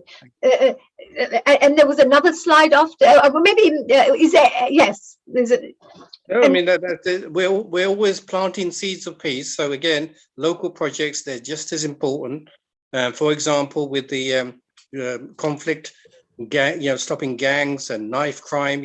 Anything we can do to kind of occupy young people and become Rotaracts. Get involved. And diversion away from street crime. Absolutely, very nice. That's very good, and at least when we see pictures, it makes it tells 1,000 words, as they say. We can understand straight away what you're doing. And what about this one? What is this for? But this Partners one's in our Peace. close relationship, as I said before, with the United Nations. And I think Judith is wonderful listening to Judith. It's people like Judith that give us that international stand-in and try and, again, facilitate work to be done for millions and millions of people around the world. Thank you. Absolutely. That was fantastic. Lovely. And did you have anything to say about that, Shabji, while you're here? Oh, what's this Rotary Park? Oh, that's the last one. I mean, we're trying to build a Rotary Park where everyone can feel included, where there is no, I mean, in the area of India and Pakistan, we have our own Shakespeare's and Dickens in the shape of Bulleh Shah, Mir Muhammad Saab, Sufi poets who say that you shouldn't look at someone, when you go to this peace park, you're not going to be judged on your caste, where you come from, your color, etc. And that's the environment we want to create, where, as you said before, in the Indian civilization, there was no hierarchy or caste. Everyone can walk in there, you're not going to be judged, be there. The interaction between you and others is going to make the world a safer and peaceful place. Oh, that's beautiful. That's really, oh, is there one more there as well? Oh my God. Oh, that's the last one. That's wow. Polio awareness. That's near the Stratford Olympic site. That was when London Rotarians got together and drummed up, and as you can see there, the picture of diversity, drummed up support for the international projects that they're doing to save people's lives who we will never see, but hopefully we'll get their blessings. Thank you. That's amazing. Well, do you know, I know that Tony Sharma also does, works on the Indus Park with you. Perhaps we can invite him, and if Judith is around, maybe we can invite him, so maybe we can have a little discussion like a panel and maybe see what maybe we can leave sharing some insights and inspire people who are listening to us right now, or share some knowledge with them so that they can perhaps be enlightened with some of the work that's going on out there. Tony, thank you for sharing. And I was hoping to get you on board in shortly. And because you're here, I'd love to do a live interview with you, because then I can interrogate you a bit more. but yes, is there any questions that you may have? Of course, either to Mohammed or to, of course, Shabji while he's here. You can't ask Mohammed or Shabji any question, because they've answered all the questions every time. I'm very honored and privileged to know these characters for many years, and I always applaud them for all the energy and work they do so selflessly. Thank you both, guys. Oh, that's wonderful. Well, you do the same as well. You actually do the same. We actually have another gentleman who's here, and he's again a very interesting gentleman who I'd like to just introduce to the team here, to the panel, whilst we have a few minutes. And we have a Rotarian, Pankaj Agarwal, who's working with the Brahma Kumari. So it's you. I'm so sorry. Om Shanti. Om Shanti. Om Shanti. Yes. And you're working with Brahma Kumari's Art of Living for the upliftment of human life. And your motto is a service of Mother Earth in form of love, respect, responsibility for everything that we do as human beings to make our globe a more beautiful place for all of us. Is that right? That's what you work towards. Absolutely. What did you? Well, thank you very much for joining. You're also the director of the Action Group on Mental Well-being. Is that right? As a Rotarian. Yeah, as a Rotarian. So I would say a global namaste again to you, dear Pankaj, for joining us here. And you've been listening to these wonderful gentlemen, the selfless people who are out there, leaders in the field, doing lots of wonderful work. Is there any comments that you'd like to share whilst you're here with us and joining us? Yes, absolutely. All the way from India as well. First of all, I'm very honored sitting before PDG Tony sir, PDG Shop, and all you beautiful people. Thank you very much. Hello everyone, good evening. Season's greeting and warm welcome to all of you. I'm Rotarian Pankaj Agrawal, Director, District Action Group on Mental Health Initiative, RID 3030. World's first registered district chapter of Rotary Action Group Mental Health Initiative, named DAGMI. District Action Group Mental Health Initiative wants to change the number of causes of disability worldwide, mental illness to mental wellness. Hence, we are trying to have a shared vision amongst the Rotarians who believe in promptly mental health to mental wellness in society. We cannot give others if our basket is empty. So we work to open hearts of people to express their feelings, emotions. Thus they fill their basket with positivity. Through our initiative, we are trying to protect each other and make world a better place. We have joined hands with the National Institute of Mental Health and Neurosciences, NIMHANS, a well-known institute in India, NIMHANS, a center government tertiary care facility or service under the Ministry of Health and Family Welfare to train teachers in basic counseling under the program Intervention for Strengthening School Mental Health. Through our signature project, Mind Matters, a monthly e-newsletter which is distributed across the globe, we try to promote awareness in mental health to mental well-being. Recently, RI President Shekhar Mehta sir visited us, praised our efforts. One touch of nature makes the worldwide keen. Let us join hands. Let us make the world a better place. Rotary cares for mental health. For that, signing off. Thank you. Thank you very much for giving opportunity to speak before you all wonderful people. Thank you very much. Pankaj, very well done. This is Nil Kumar here, and I'm very proud of each and every one of you Rotarians. Saab, welcome from Texas in the USA. What a wonderful journey you've had. Is simply amazing. I can see lots and lots of flags and your trophies and Rotarian work. What an amazing work. Tony, we'll be with you shortly because you are a very exciting person and I think a past district governor as well. So Hani will be interviewing you later. Muhammad, very well done. I loved the pictures that you shared with us. Saab, what is your opinion so far with the Rotarians that you've heard? You know, every time we listen to Rotarians, we know, like the young Rotarians or the mature Rotarians, we know that our care for our Rotarians, especially the young one, is the best guarantee that our service in the world will never, ever be interrupted. Because these are the investment for the future. See, we are in the best business. We will never run out of business. In the business of humanity, we will never, ever run out of business.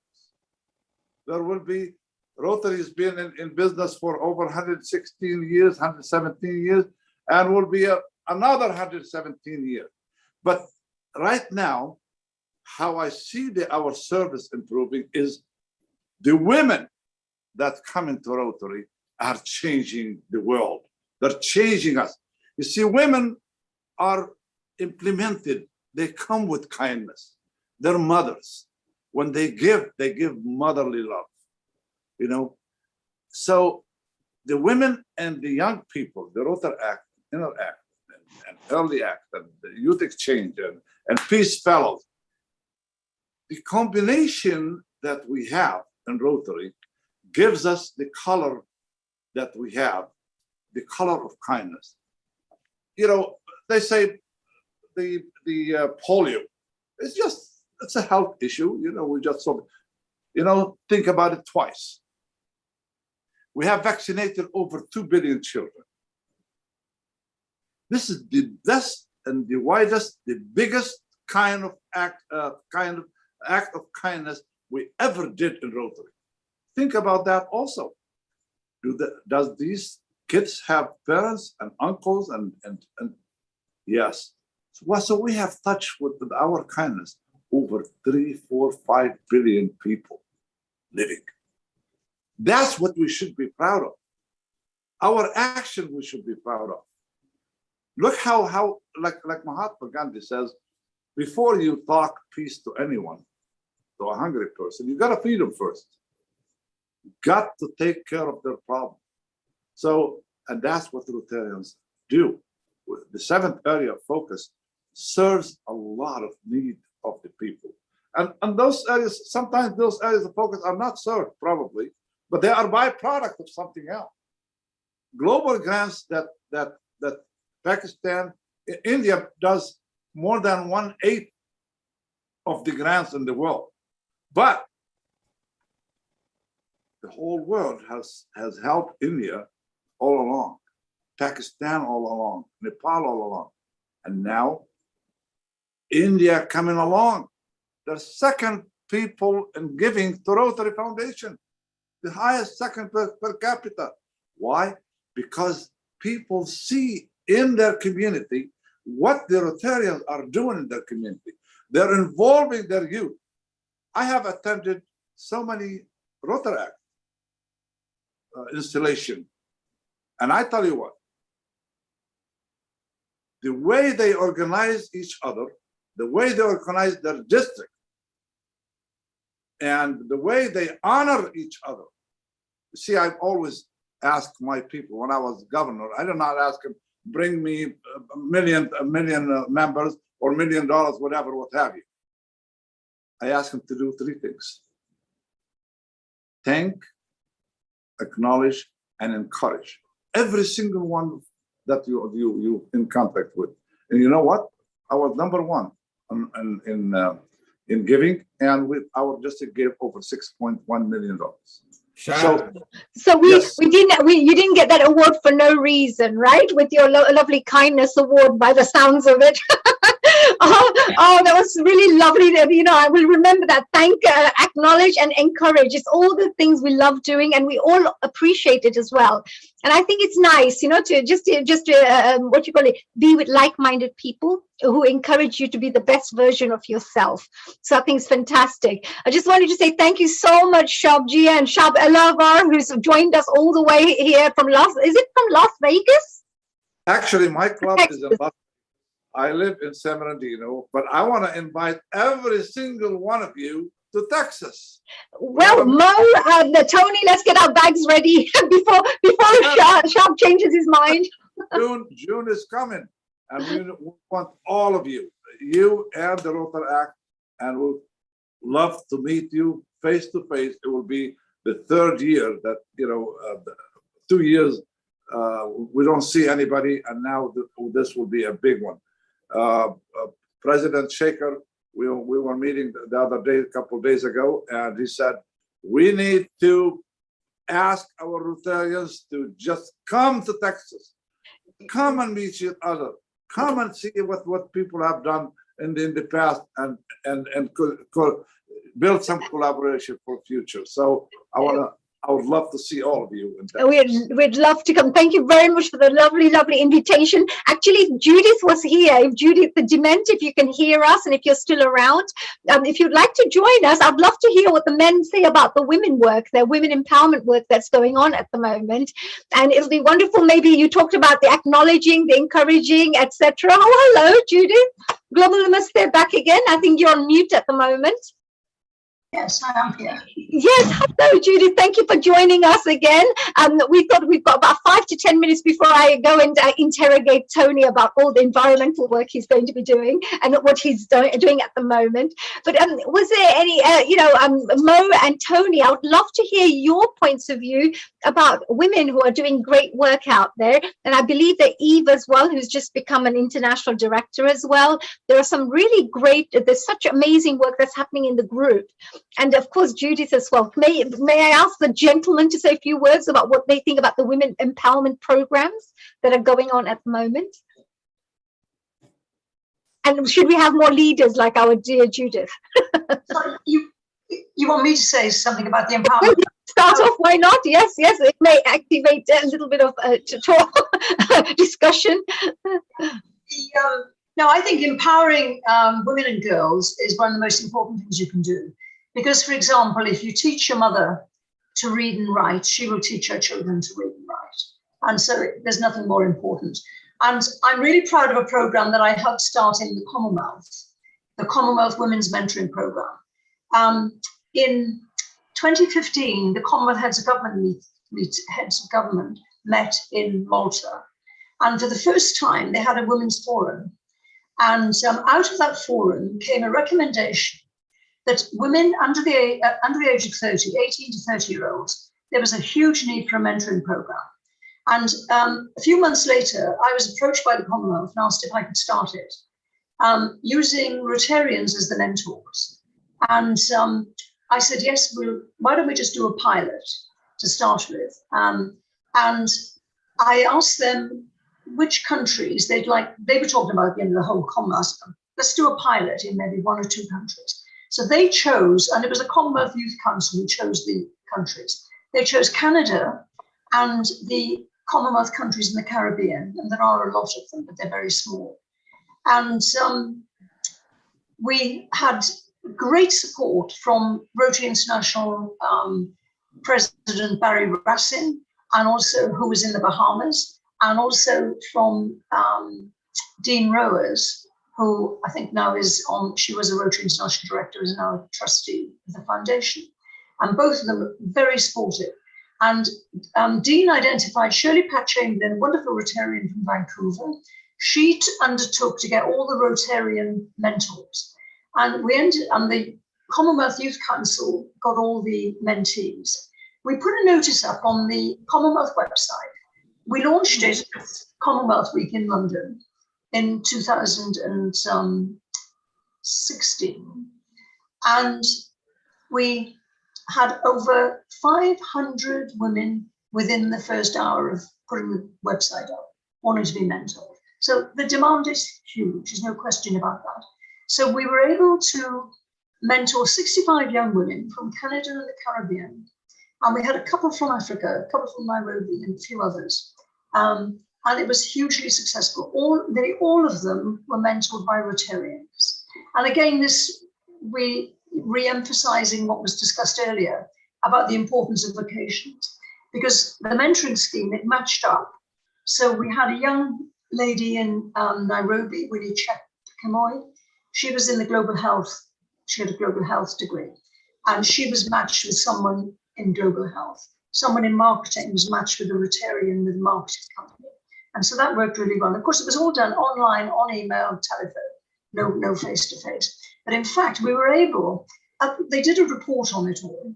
And I submitted it to the Commonwealth. And I said, we want to discuss this at the Commonwealth Heads of Government meeting in London in 2018. And through Rotary, we were able to bring 10 of the young mentees to London for the Youth Forum. And they spoke about the importance of the mentoring program. And one of them, Winnie Chekimoy from Nairobi, she was noticed by the Foreign Office, and they invited her to stay on an extra day and do a presentation about the mentoring scheme to the heads of state from Africa. And since then, she's gone on to really good things. She will say herself, as a result of the mentoring. She went to speak at the World Bank Youth Summit in Washington, D.C., invited by the Rotary representative to the World Bank. And as a result of that, she was actually offered a job at the World Bank. So that was a terrific outcome. And it just, a little support on the way can make such a world of difference to young women. And it's really yes. You know, that reminds me of something, Judith, because sometimes people say that there's so many talented people everywhere. But without the right guidance, without the right person holding their hands and putting them somewhere, that talent's just never going to be, seen, used, or, maximized to its full potential unless somebody guides them in the right direction. So mentors' jobs is a very important job. In Indian terms, we always say guru, guru who removes darkness and gives light. So we always see teachers or mentors or somebody, we always respect them because without their contribution, your mind would have never expanded the way it could do with the right guidance. So thank you for that, Judith, for sharing that, and congratulations for the lovely work. Mo had something to say. I wasn't sure whether it was a question or whether you wanted to mention something there. No, well, I didn't want to interrupt the flow, but Judith and Eve and other leaders that we have in Rotary, they're the people who are going to make the projects achievable, because they have that intuition and that all-round, emotional intelligence to make things happen. I mean, I've seen Judith in action, for example, and amazing the group of people she can get round into one place and make things happen. And going back to our Peace Park project, sexual violence was used during partition. So we want as you have Indian and Pakistani peacekeepers around the world, they serve all in different hotspots around the world. In our park, we want the rangers to be female rangers from Pakistan and India, with facilitation from Judith and connections with the government, to make sure that it's a safe environment, a family-friendly environment that we can all be proud of. Wow. So we better not have Kill Bill coming in to give them any training. You've got opposite to what you really want to teach, right? But meaning that making sure that there are tough cookies there, but who are also using their, of course, it's a peaceful place. I'm just joking. But it's a very, very, very good thing that is, because when you take initiatives like that, that starts encouraging everybody else to do even more and more and more. So it actually has a snowball effect by having wonderful people like yourself starting these campaigns, like Judith starting these mentoring campaigns. It just needs one person to start and the rest of them carrying on, because very shortly we'll find out about the Treatley project as well with Tony. And, it's this one project that starts and now everybody starts getting involved in it, and so amazing. We don't know whether that's going to be in 5 years' time or 10 years' time. And just like we talk about polio being eradicated, there could be something we could be talking about Treatley in 5 years' time, that, we started like this and look what we managed to get. But it needed that step forward, and we needed that idea first. So well done, all of you. Thank you, Mo, for joining us here today. Thank you very much for sharing all your wonderful, and good luck with the Peace Indus Park, because I think it's going to be a fantastic place, and is a very good initiative. I know Tony's involved in that as well, so both of you, congratulations for that. And Judith, thank you very much for sharing this empowering women information with our wonderful viewers, because they need to appreciate and understand that there's so much work that's being done in Rotary, and they really respect the women too. They really encourage and try to bring up get the women to get involved in more roles. And I just wanted to share before we start with Tony that I just joined about 6 months ago. I just wanted to join a voluntary committee, thinking that let me just learn a little bit about the Rotary to get to an understanding. Didn't know many people. And straight away, within the 6 months, I joined the committee, became a chair as, for the new members committee. And then from there, Tony, you put me forward. So I just want to say a very big thank you to you for putting me forward. And now I've received a confirmation and an invitation as well to become a district chair for the environmental committee. So I'm looking forward to every single person who's watching this today, the Healing Our Earth. You're part of our family. You've always, tune into us, watch and encourage us. You send us all your messages. So we're looking forward to getting your support for doing a little bit more of the environment work as well out there, as part of us as a collective force.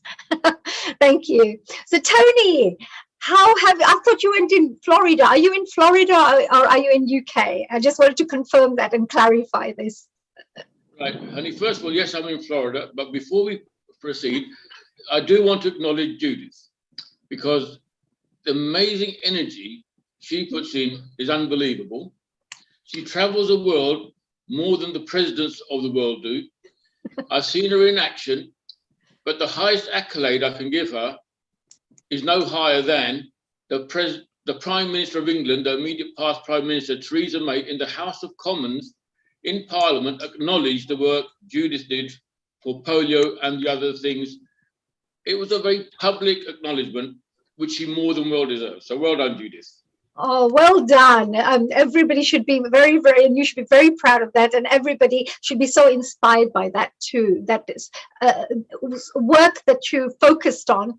It doesn't matter how many years it takes. We'll always be especially proud of Judith because she's from my neighbourhood. She's from Maidenhead and I'm from Slough. So that has to be said. Some of the best people like Judith come from the right areas. Oh, yeah, absolutely. You're on mute, Judith. Tomorrow, Tony, I'm being inducted into the Rotary Club of London. Yes. Oh, excellent. Yes. We're looking forward to that, Judith. We are so looking forward to that. And we're looking forward to spending a lot more time together as well. And I'm sure we'll be working on many more initiatives in the future. And you'll be continuously inspiring the rest of us to do 20 times more than what we can do. Oh gosh, we can do that because thanks to Judith's energy. Judith, thank you very much for joining us here today. And we are now going to be moving on to Tony Sharma. Tony, I have to give you a little introduction before we start, if that's okay, because I know that you're super cool and you're very, very well established within the Rotary. Everybody loves you. Everybody speaks so highly of you. And everybody wants to work with you because you're a doer. You show results with all the things you do. So Tony Sharma was born in Slough, as he mentioned just now, in England, of course, and studied textile engineering in Cardiff University. He's the director of Land and Company, a property company established in 1988, and a vice president of Nanoland Global Limited. He established in 2012 a company called Nanoland Global, which are suppliers of cutting-edge nanotechnology that is not available on the open market and providing nano solutions for environment safety. Tony has also been a Rotarian for over 30 years and a member of the Rotary Club of Woodford Green. He also served as a past president, a past assistant governor, a district governor in 2019-2020, and he has also contributed to Rotary projects in UK, abroad, including many countries like Mexico, Brazil, Albania, India, Ethiopia, etc., South Africa. And in London, he's been working as a lead for volunteer teams for marshal duties in the London Marathon. So all of you marathon lovers out there, then running lovers, you can volunteer there as well with his team. So he's been involved in this for over 12 years, volunteering in running and cycling events. Now, on top of that, he's the founder of Rotary Dragon Boat Festival and London New Year Days Parade. London New Year Days Parade is amazing because I've been involved in that a few years, and it's one of the best parades that you should definitely watch on 31st of December. It always happens to celebrate 1st of the next year. And finally, this currently the current projects he's working on is the Indus Peace Park, which is what Mohammed just spoke to us about. That's mainly to support peace and conflict resolution, and the Rotary Treacly partnership to help reverse climate damage by planting mangrove trees and mitigating your carbon footprint, which I'm very interested into finding out much more and getting involved in, hopefully. Now, today he'll be sharing with us some information on the environmental projects that Rotary gets involved in to make this world a better place. So, Tony, thank you very much, and a global namaste, as always, to you on Healing Our Earth. We're loving having you here. You always bring a bit of warmth and some inspiration, even though you're all the way from Florida. You've been jet setting as well, and this was for Rotary that you were in Florida? Regrettably, no, I'm here on business. But since I'm here on business, I will be visiting a Rotary Club on Tuesday to launch the Treacly project in the United States. Oh, fantastic. So you're spreading the news and the information and sharing the knowledge with everybody else and inspiring people to get involved. So today I was just wondering that, is it possible for us to maybe go through the Treacly project, or would you like me to play that particular interview that you'd like me to, that you did previously? Or would you like to run through that presentation for us? Whatever you feel, I'll do. That's fantastic. I think it would be wonderful if we can hear you live right now, sharing that wonderful presentation with us. I just wanted to share with the viewers out there, whilst you perhaps prepare your presentation, I just wanted to mention that there's a really amazing project called the Treacly project that Tony was one of the initiators. And of course, he's working with a team of people within the environmental committees to plant trees around the world. These are various places around the world. world. And he mentioned the mangrove trees that are being planted everywhere, which I think we really need because there's so many deforestation and things like that going on. So today, Tony will share with us how what the project is and perhaps how you can get involved. It's a very little thing you can do, but it'll make a huge impact if you can just do that. And if you could share that with the rest of your friends, families, and your social media contacts, we would totally, definitely appreciate that. And that could be your kindness act for today, perhaps. So, Tony, please go ahead and share what you needed to share. So have you got the presentation there, honey? Would you like me to use that presentation there? Yeah, there's only about 4 slides. Okay. Sure. If you'd like to maybe tell the public about a few other things, then I'll just get that for you. Okay, so for the benefit of everybody on the screen here, about September it was, we had in the UK, in Glasgow, COP26. And what's evident about all these world leaders coming together and talking about things is that they talk. They talk and they talk. And they don't do what they should be doing. And there's very many reasons. And this is where Rotary gives you a platform for not talking, but doing. So one of the programs that we found when we partnered up with the Treacly organization, the 2 directors are both Rotarians from Norfolk in England, and they've partnered with the Eden Project based out of California. And what they've done, these guys have developed a software whereby if you download their app onto your phone, by the mere action of downloading the app, you plant a tree through the Eden Project. And at this point, there's no charge. Then if you walk, and once you've downloaded the app, it connects to your smartphone step tracker. So if you walk 5,000 steps a day, 5 days out of 7, automatically the Eden Project will plant yet another tree. Again, at this point, at no cost.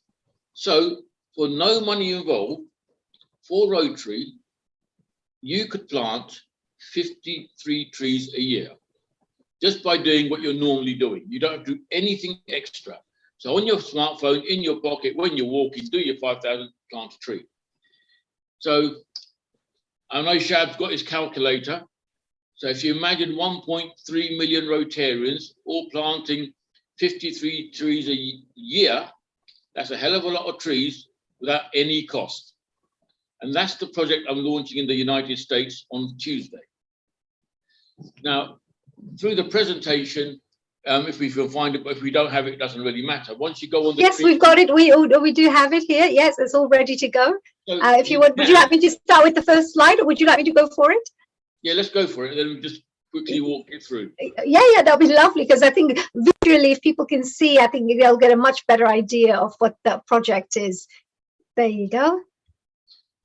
So there you go. Okay, that's basically the program is in line with the 7th area of focus, and it's called Turning Footsteps into Forests. Next slide, please. We saw at COP26 the very noted scientist Lord Attenborough talk about the need, but here on this platform, we already know that there's a need. Next slide, please. We also know, because of COP26, there is no easy solution. There's no one single solution. There has to be many solutions. But we don't need to sit around talking about it. We need to start acting. One of the projects I've mentioned is planting trees, and specifically mangrove trees, because they are the most efficient in neutralizing carbon. They're planted in coastal areas which suffer the most heaviest deforestation. Currently, we're looking at Madagascar because they suffered the most deforestation. By working there, what we do is, by planting the trees, not only do we save the environment, but we also provide, because the local people are paid to plant the trees. Therefore, we take them out of extreme poverty. We teach them about the environment, why they should look after the trees, and mangrove trees, especially because in the coastal areas, their roots provide a habitat for marine life. So that's exactly what you see on the screen. These are all the reasons why mangroves should be planted. Next slide, please. And that's just showing you providing the employment and therefore taking these people out of extreme poverty. Next slide, please. So by walking, you're planting trees. Well, I don't know about anybody else, but I know that every day I walk to the local shops to buy my newspaper, and that does about 600 steps. During the day, I easily do 5,000 steps, just in my normal daily routine. Do that 5 days, and that plants another tree. Next slide, please.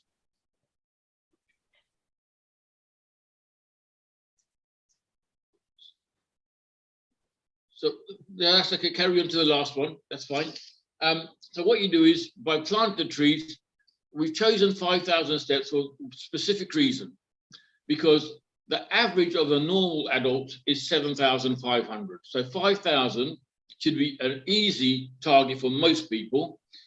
And as Shab keeps on saying, we're the mature Rotarians who tend to walk less. So we're not only encouraging you to plant trees, we're encouraging you to make sure you walk 5,000 because it has added benefits to your own health. It reverses the aging of the brain. It makes you, provides improvement in mental health well-being. It, repairs your organs.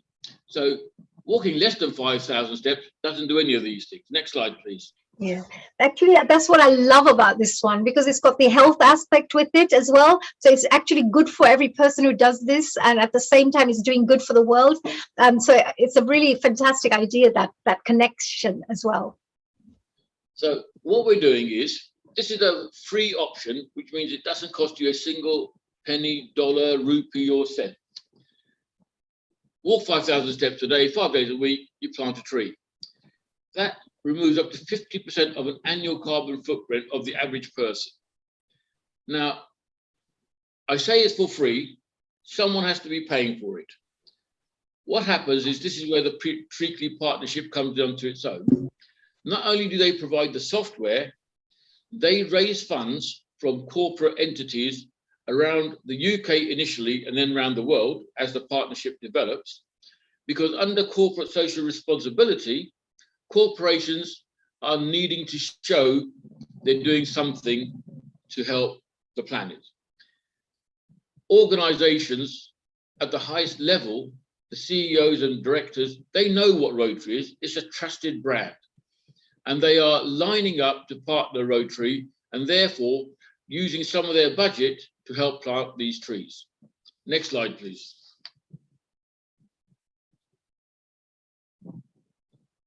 The next slide will show option 2. And option 2 means if you donate £40 sterling, they will use that to plant more trees. And what that actually means is that instead of planting 1 tree a week, you can potentially plant 7 trees a week, 365 trees a year. And that removes up to 2 times an annual carbon footprint. And what also we've negotiated is, instead of £40 being spent for just trees, a £4 donation will be made towards End Polio Now campaign. Next slide, please. So option 3 is a UK-based option, but it will be rolled out soon to the rest of the world. By donating £60, of which £4 is donated to the End Polio campaign, you get to plant 240 trees. And that removes 12 months of UK adult carbon footprint, and that has no connection with the free app or the trees. And basically what they're saying is, if you feel you can't do 5,000 steps, just pay the money, we'll plant the trees and let others do the walking. Next slide, please.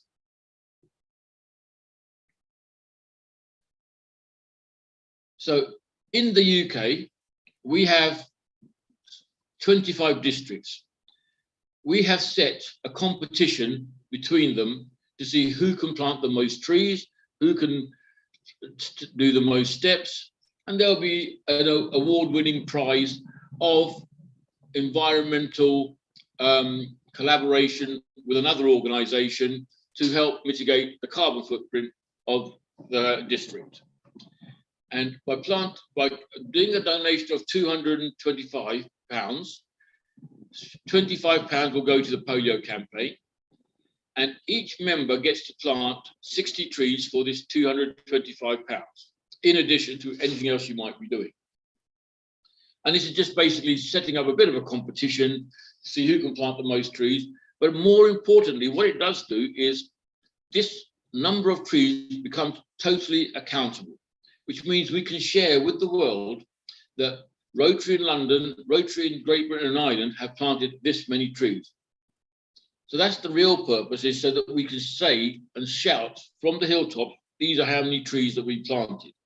And this is, as I said, being rolled out in the United States on Tuesday, and the rest of the world in Europe and Asia, we are planning to roll it out in the middle of February. I think that's the last slide. So, honey, that's the tree project.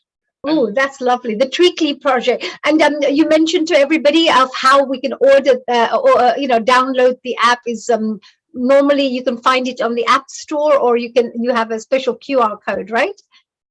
Yes. Which I don't seem to have here, but yeah. The easy way is just to go to your Play Store or App Store and look at Treacly, and you'll see the logo, and just download the app. As I say, by downloading the app, you just planted a tree. So if every Rotarian, and the other benefits, of course, is you can share this with your family and friends. And it's not the sort of thing that they would expect Rotary to be doing, because it's modern technology, downloading an app. It's the sort of thing that the younger generations will say, oh, that's easy. My own children do it and think nothing of it. And they think, oh, Rotary's got sort of a bit modernized, and how do they know what apps are and stuff like that? So there's no age limit. There's no age limit to this, Tony, because I'm just thinking that if ever, because people go to school, they're always walking around. Oh, there's Shab's just found it. He's just showing it on this. Yeah, that's very nice. Shab, your job now is, Shab, is you've got to share this app with as many people as you can. Yes. You're on mute. He's Shab. muted. Yes, he's on mute. Yes. But Tony, as we were saying, so people can actually just go download that app, make sure there's a QR code on any of these flyers, which they'll probably find on what is the website? Treacly.org. Oh, yeah, Judith has done it as well. So Judith's done it, and Ian has done it as well. Oh, he's done 75. He's showing off. He's done 75,000 steps. Wow, Ian's a proper walker. We could plant loads of trees with him around. I'll be on his team. He's lost the keys of his car. Oh, look, you're on mute, dear Shabji. You're on mute. Ah, yes. Let me see if I can show it. That's how an average 15. Well, it's 15,000 steps to 21,000 steps on average a day. But Tony, it's ironic that you say that about the environment, because my wife is involved with cleaning the rivers and also planting trees, and then she's establishing a new club this month worldwide with chapters. So if you want to be a chapter in Pakistan, you can hold one meeting every 2 weeks out of the world. So, and the motto of the club will be protect and restore the environment. So, but this morning I just want to say something extra. Tony, peace builders. I love that. You are people of action. Like Tony says, we talk, but until we start to walk, it does not change into action. So, Tony, you're awesome. Thank you very much.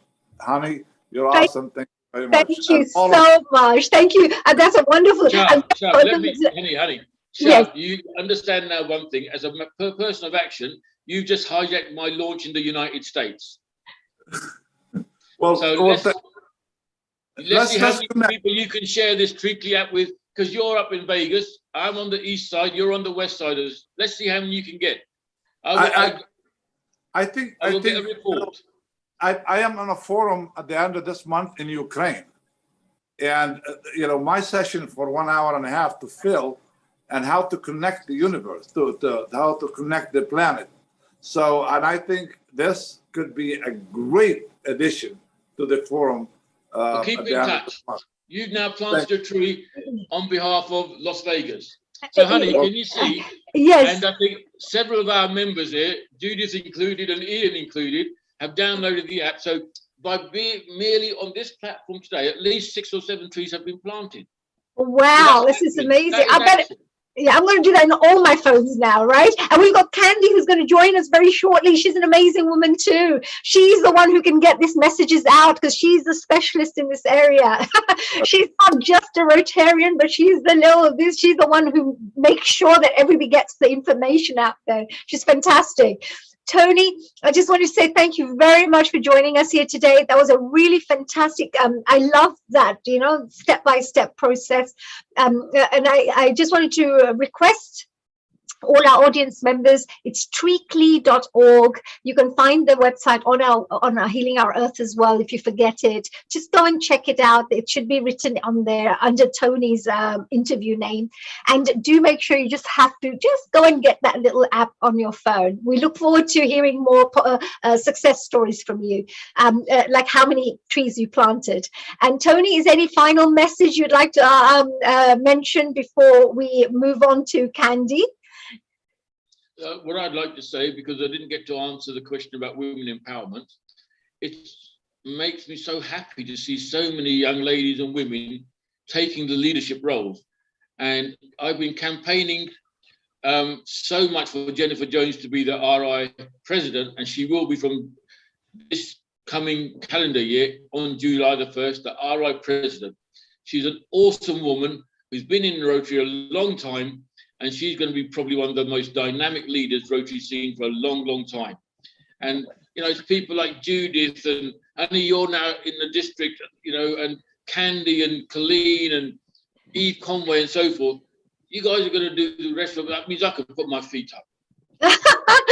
Well, you guys inspire us, and I think that it's really, energy creates more energy, right? So it's a fantastic thing. And just whilst you're talking about this, we're having our special event happening on the 30th of January, and it's all to do with women empowerment and self-care. It's all about empowering women and empowering humanity as well. And as a lot of the gentlemen mentioned today, that women leaders would be great because they have this other type of intelligence there, the emotional intelligence, the intuition, the kindness, the softness that could bring out other areas, and bring other results. So thank you for that, dear Neil.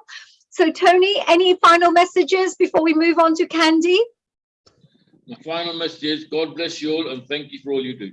Well, a final message from me is, Tony, keep inspiring. You're a really amazing, unique person. And I think very few people, heroes, like Rotary heroes like you exist. So I just wanted to say there are many, many heroes out there, Rotary heroes, but you're very practical. And I just wanted to say to you that congratulations for your hard work, efforts, dedication, inspiration, encouragement, and all the positive things you're doing, through the platform of Rotary. One message maybe to the audience: why do you think they should join a Rotary? Maybe was there any inspiration that you could share with our audiences out there? That why they should join Rotary? Okay, the reason they should join Rotary is the same reason I joined Rotary. I needed the money. Oh, okay, we don't listen to that one. Okay. No, it's true, because Rotary Foundation has millions and billions of dollars. They don't like giving it away because they want to make sure that whatever they give that money for is going to be fully accountable. So it's hard to get money out of Rotary, and it's for the right reasons. But if you have the right project, and you all know, as an individual, you can only do so much. As a collective, you can do so much more. And that's what the foundation is for. So when I found that out, I thought, well, let's say I contribute £400 or £500 a year, Rotary will match that £400 or £500. But then if you get your friends in your club to donate the money, Rotary will match all that money. So just to give you an idea, 2 years ago, we did a global grant application, the biggest in our club's history, we did a project of $250 million. And that was because we all joined together to get the money. Rotary helped by providing half the money to establish an intensive care unit in a hospital in Gujarat in India. So join Rotary if you need the money. If you don't need the money, give it to me anyway. That's amazing. So that's a really good little point there. So if anybody's looking for a cause that they're very passionate about and they wish to launch it, they wish to go and make an impact out there in the world, well, you can definitely get some support through the Rotary platform. Fantastic. Thank you so much, dear Tony. And global namaste to you. Thank you for joining us here all the way from Florida as well on Healing Our Earth. And we move on. Do listen to this amazing next interview with our dear Candy. Now, Candy Liu, hello, a global namaste to you. Thank you for sharing. Thank you for joining us. What a lovely smile. Look all glamorous there. Before we start, I thought I must do a little introduction to the wonderful work that you do. So if I could just do a little introduction, I think that'd be great of the all wonderful things you have done within Rotary and who you are as a person, because your background is all about technology and communications. So I proudly would like to present to you our dear Liu Kit Shan, which is her real name, known as Candy. And she's all the way from Hong Kong, and she's going to be talking to us about transforming lives through technology and communication. This could be, how do we get messages out? How does Rotary work on supporting other members, so they're well informed about what's going on, etc. But she'll be telling us a little bit more and giving us an insight into how Rotary works. Now, before then, let me just tell you a little bit about Candy. Candy actually is amazing because I found her to be a really interesting lady. Candy Liu is the founder and a CEO of Shine Technology Limited, and she has over 20 years of experience holding senior regional executive roles in the ICT industry. She started her career in global telecom, working for companies such as Cable and Wireless, BT, and Hong Kong Communication Holding Limited, a Hong Kong listed company. Candy was the first woman sitting on the HKST board, which focused on RFID and robotic solutions, and was responsible also for leading the research and development, as well as the sales and marketing teams in Asia. So you can tell she's very multi-talented here. Apart from that, Candy won quite a few awards. So she won the 3rd Golden Bohemia Women Entrepreneur Technology Innovation Award 2020, which fully recognizes her leadership and contribution in the field of innovation, which is amazing. She also graduated, by the way, from the City University of Hong Kong with a degree in electronic engineering. And she sits on so many non-profit organization boards. She contributes as a governor in various schools. And she's also a board of director of the Women Foundation, which I think a lot of us would be very interested to know more about.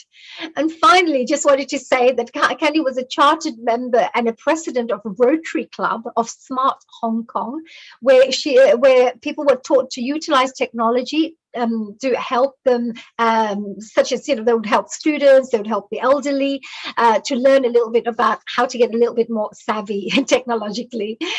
She'll be discussing her work as a communication chair today, and she's actually a communication chair of Rotary Club of London, and her passion of compiling newsletters, social media updates, and inspiring stories to keep members informed of the latest updates and developments is what we are going to be discussing today. How does she get involved in that? What actually, gives her this passion? And also maybe celebrate the many successful, charitable and community-based Rotary projects she has done. So I just wanted to say a very, very warm welcome to you, Candy. What an impressive background you have in information and technology and communication. So you seem to have a nice little presentation ready. Please go ahead. And would you like to just go through a presentation and share? No, I think we can be like a discussion, but when you ask me the question, I can show some slide. This is not heavy slide. We just want to when people, when your question, then I can have some picture to show people. Oh, that's a really wonderful thing. Oh, see, you can tell she's a specialist when it comes to communication. She's very prepared about all these things, right?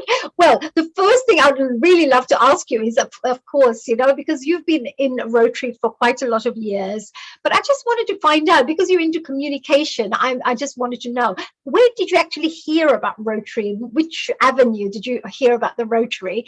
And, you know, what made you join?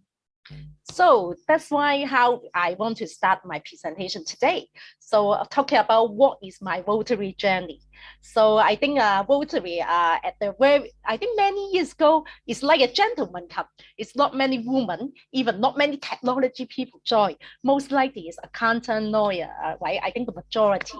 So in 2015, I found my first ICT Women Club in Hong Kong. So only within, I think, 2-3 years, we from 0 member up to 3,000 member in Hong Kong. So I think this journey at Czech Rotary Club District at that time, that year in 2016, the governor come to approach me.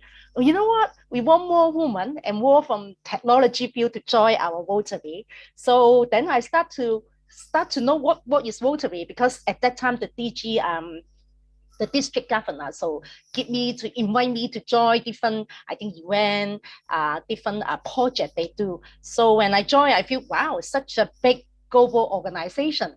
The different from, of course, my ICT professional field come to this service NGO is big difference, but they got a very global framework. I'm impressed at what they have.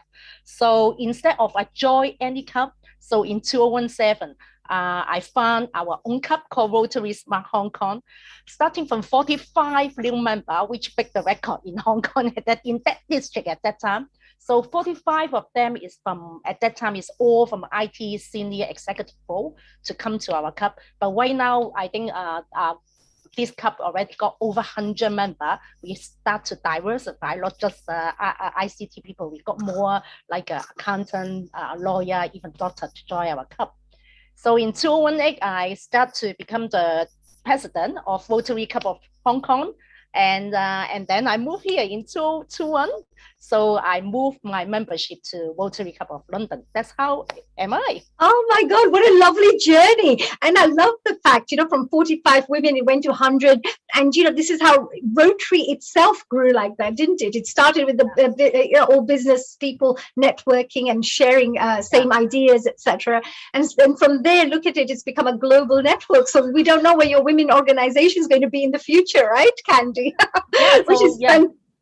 I think for the Women's Club, I think, as you say, right now more and more people want to be women, empower women. So that's why I also sitting in the London Tech Lady Cup here. Yeah, a London Tech Lady. We remember that. We got very rare women tech ladies, right? So which is really good to know.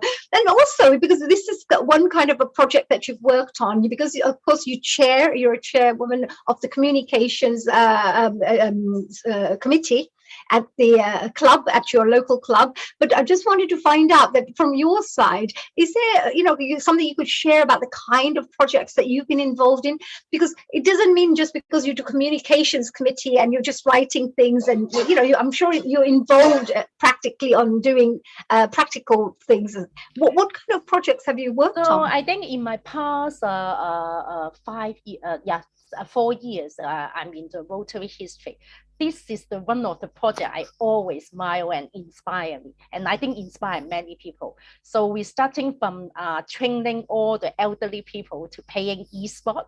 So you can see we even won the world record at that time. So I am the one to write a virtual reality game to all the elderly, to using the virtual reality to train up their muscles, to make sure they got balance. Because as I say, fundamental, I believe technology can help people to improve the life.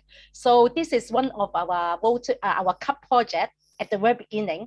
But because of the feedback is very good, so that's why we become, at the bottom side, we become a district activity now.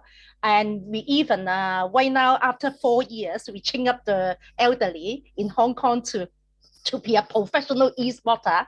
So we invited to go to Sweden to compete with the professional globally to join the e-sport. So this is the kind of local project starting, but right now we become a very, I think, regional and very popular and famous. So when people talk searching about e-sport elderly, so I'm sure this is always coming up. Oh, wonderful. What a lovely, lovely, lovely project. And not just that, it shows me, you know, it's not just a soft candy. She can be a proper little tough cookie too. Yeah, I remember very tough. At that time when we start to train up the elderly, we really go to one elderly center. They even don't know what the button start, and then train up, they can pay the game. And then after a few years, I think in Hong Kong, over 1,000 elderly center become one slot paying e-sport now because of we got more and more sponsor, many big organizations to join this program as well. So roll out all this e-sport to all the elderly center. Instead of they just sitting to the TV or doing very traditional activity, right now e-sport become one of the activities they are doing in daily and regularly. Oh, congratulations. What wonderful work, Candy. We're very proud of you. That's really something to be very proud of. Wonderful achievement there. And also, it perhaps shares with our audiences out there the range of projects you can get involved in for anything that you're passionate about. And you mentioned about, you know, you had IT skills. So then you started teaching people about the IT side. So you're helping people grow in that way. So if somebody had, I don't know, baking skills or whatever, and that's all they like, they can give free baking cake courses, you know, to people just as a volunteer, right? Meaning that you could transform lives in any way as long as you're putting a smile, you know, sharing your kindness and transforming lives in a positive way. So which is great. And apart from that, because I know you're part of the, I mean, if you wanted to mention any more, please go ahead. But you also are also a member of the vocational committee, as you said, as a chair. What kind of things do you do? I mean, do you organize these kinds of projects, or do you, what kind of work would if somebody wanted to join a communications committee, what kind of skills would they need and what would they do actually? So right now our communication team actually all women. So these women are taking over. Oh gosh, we better, so, I am be the careful. chair. Ian. So Chicago is the vice chair, and then Maria and Anna will be our committee as well. So four of us, as you say, actually communication, we got so many objectives want to be achieved, and also we got so many activity. You didn't know why all committee actually calling communication help to do. So regularly, you will see we got our cup magazine, bulletin weekly, all the cup event promote, social media, how they update, we all do it from four of us. So, but I think we are very efficient and very professional as well. So, although we only got 4 resources, but I think we already deliver a very good job in weekly bulletin. And right now, recently, from last year, you can see we even got a magazine coming out. So this is all the work we're proud of. And I think the major objective, we want to be promote our cup and also build a very good foundation about the communication between members and our all the officers.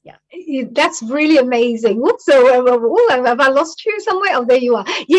Because all the things that you talked about as well, this communication is normally the most important thing, I believe, as well, because if we don't know what's going on, if we can't be inspired by each other, or if there's an event going on we didn't know, so we didn't turn up, you know, so you're playing quite a very major role here to ensure that the communication network is working very well within your club, and also in ensuring, you know, the right messages are going out. So well done. This is good. And this is all voluntary work, of course, because everybody does, whoever puts in their time to support through the Rotary are all doing it from the kindness of their heart because they want to serve and do the best they can. So we all appreciate that, actually. So it's really great. So are these all the different specific responsibilities that you have to or even if somebody wanted to join you, they would have to go through these responsibilities? Is that right? Yes, yes. If welcome to anyone, feel free. Maybe they don't need to be very technical background. When we talk about communication, or they always think, "Oh, I need to have this kind of background." But actually, no, right? Day to day, you also pay your Facebook, Instagram, or just sometimes the editing, the wording actually can help as well. So if you are interested, welcome to approach me to join and then pay some effort to our communication team. Yeah. Yeah, I think it's fantastic because even though I'm just showing and I'm just sharing the fact that it's a voluntary thing, etc., and there's all these things going on, but every person is always so happy and they love doing this work. They love being part of a team. They love being part of the committee as well, has these amazing all four are wonderful women. So, we have such lovely friendships that we build, long-term friendships that you can build through this. And plus we have some very good, our president, vice president, they're all very supportive of things that we wish to do. So they always try their best to encourage and support, etc. So I think, so is these the four people, right, that you mentioned? So this is, as you mentioned, we want more people come to join. So the role and responsibility, actually, we are very clear. So if they join in or they come in, we normally ask what skill you have, or what, as you say, at the end of the day, you need to be passionate. You need to do the job happy. So for example, Maria, so at the very beginning, she didn't know about social media, but I think during the past year, we're teaching her how to create the e-file, right now she's expertise for the social media. So lovely. That's third one, right? Third picture, that is Maria. Yes. Yeah, the third one. Even, of course, Anna is very new member, but maybe in the past, she didn't realize actually many data we can be produced in the social media. So because of that, we are teaching her how to retrieve all this useful data to become very meaningless for our club, and also how we become better. Because I running an enterprise for so many years. Data and performance is very, very interconnected to all what we want to deliver and all what we want to be more success.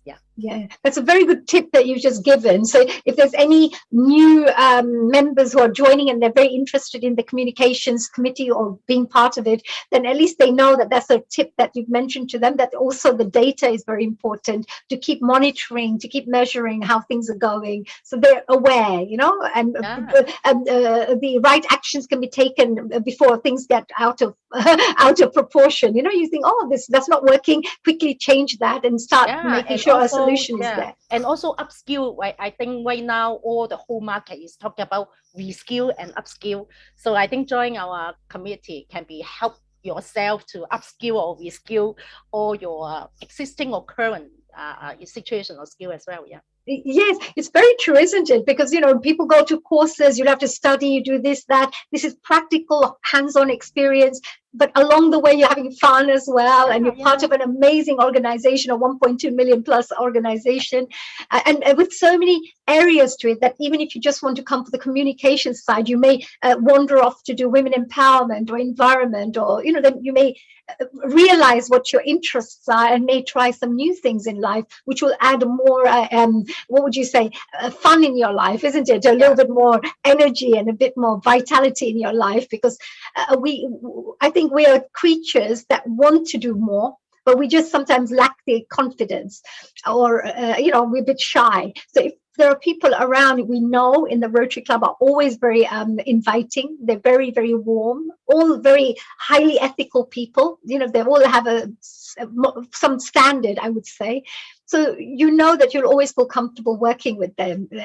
So I think it's really great, Candy. Candy, is there any other area that you may want to share regarding this?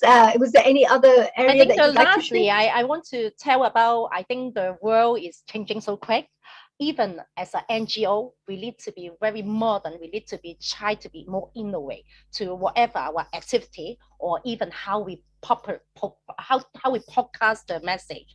So right now, I think everyone talking about O2O only model. What does it mean is whatever you're doing offline, your activity, actually when you publish, actually can be very online, very powerful message, like our billion seed more challenge, right? When you're doing just the gardening, actually once you tag a very little message to the social media, can be broadcast this message very, very widely and globally as well. So this is I want to tell all NGO, or this is the trick is I think in the coming years we need to look at more this action but to be offline and online model to make the message more broadcasted globally. Right. So an omni-channel means what? Could you explain that so that just in case if our viewers do not understand this, an omni-channel means? Omni-channel means we always is physically to do some activity. It's offline, but you want to be populate this online to make a very big message, like billion seed is one of the example. So once you do the activity offline, actually publish it, very simple message, but remember to hashtag to your social media to make it easier to search and then make this message deliver globally and bigly. Yeah. Very nice. That's a really lovely, because people are going to post anyway, but if you just add a couple more things to it, it could multiply the reach, etc. Yes, absolutely. Oh, Candy, you've been so brilliant. Thank you so much. It's just such a lovely insight into the world of the communications committee, and really great work you're doing as well with the whole team. Congratulations to the whole team. I think, and to have good leaders like yourself in there is really fun to work with as well. Thank you, honey. Yeah, thanks for organizing that. Yeah. Yeah, thank you. And Candy, why would people want to join? Just maybe a couple of 3 things that you think would be the best for people if people are thinking about maybe trying and finding out more about Rotary because they may not be aware. Is there 3 things you could suggest why people should, would be good for people to join something like Rotary? Rotary, as I say, is very global or NGO, so very hard to find such an NGO so powerful, globally network and connect each other.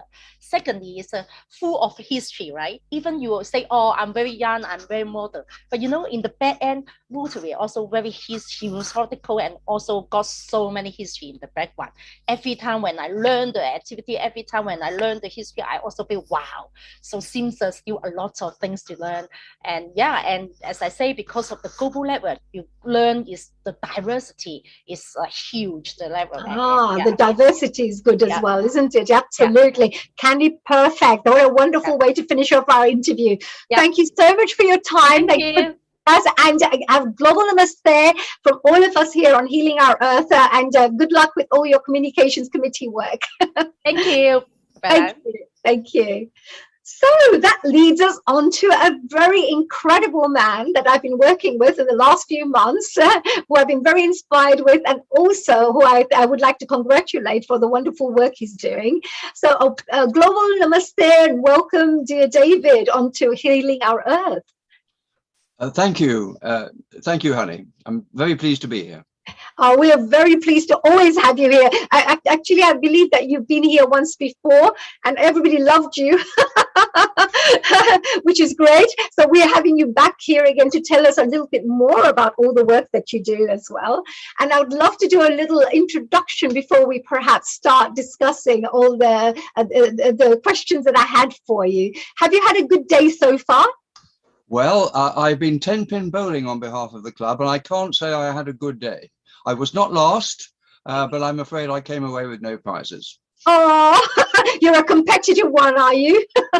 We are all competitive. I don't think we should have anybody in the club who doesn't have a leadership instinct, and that means surviving competition.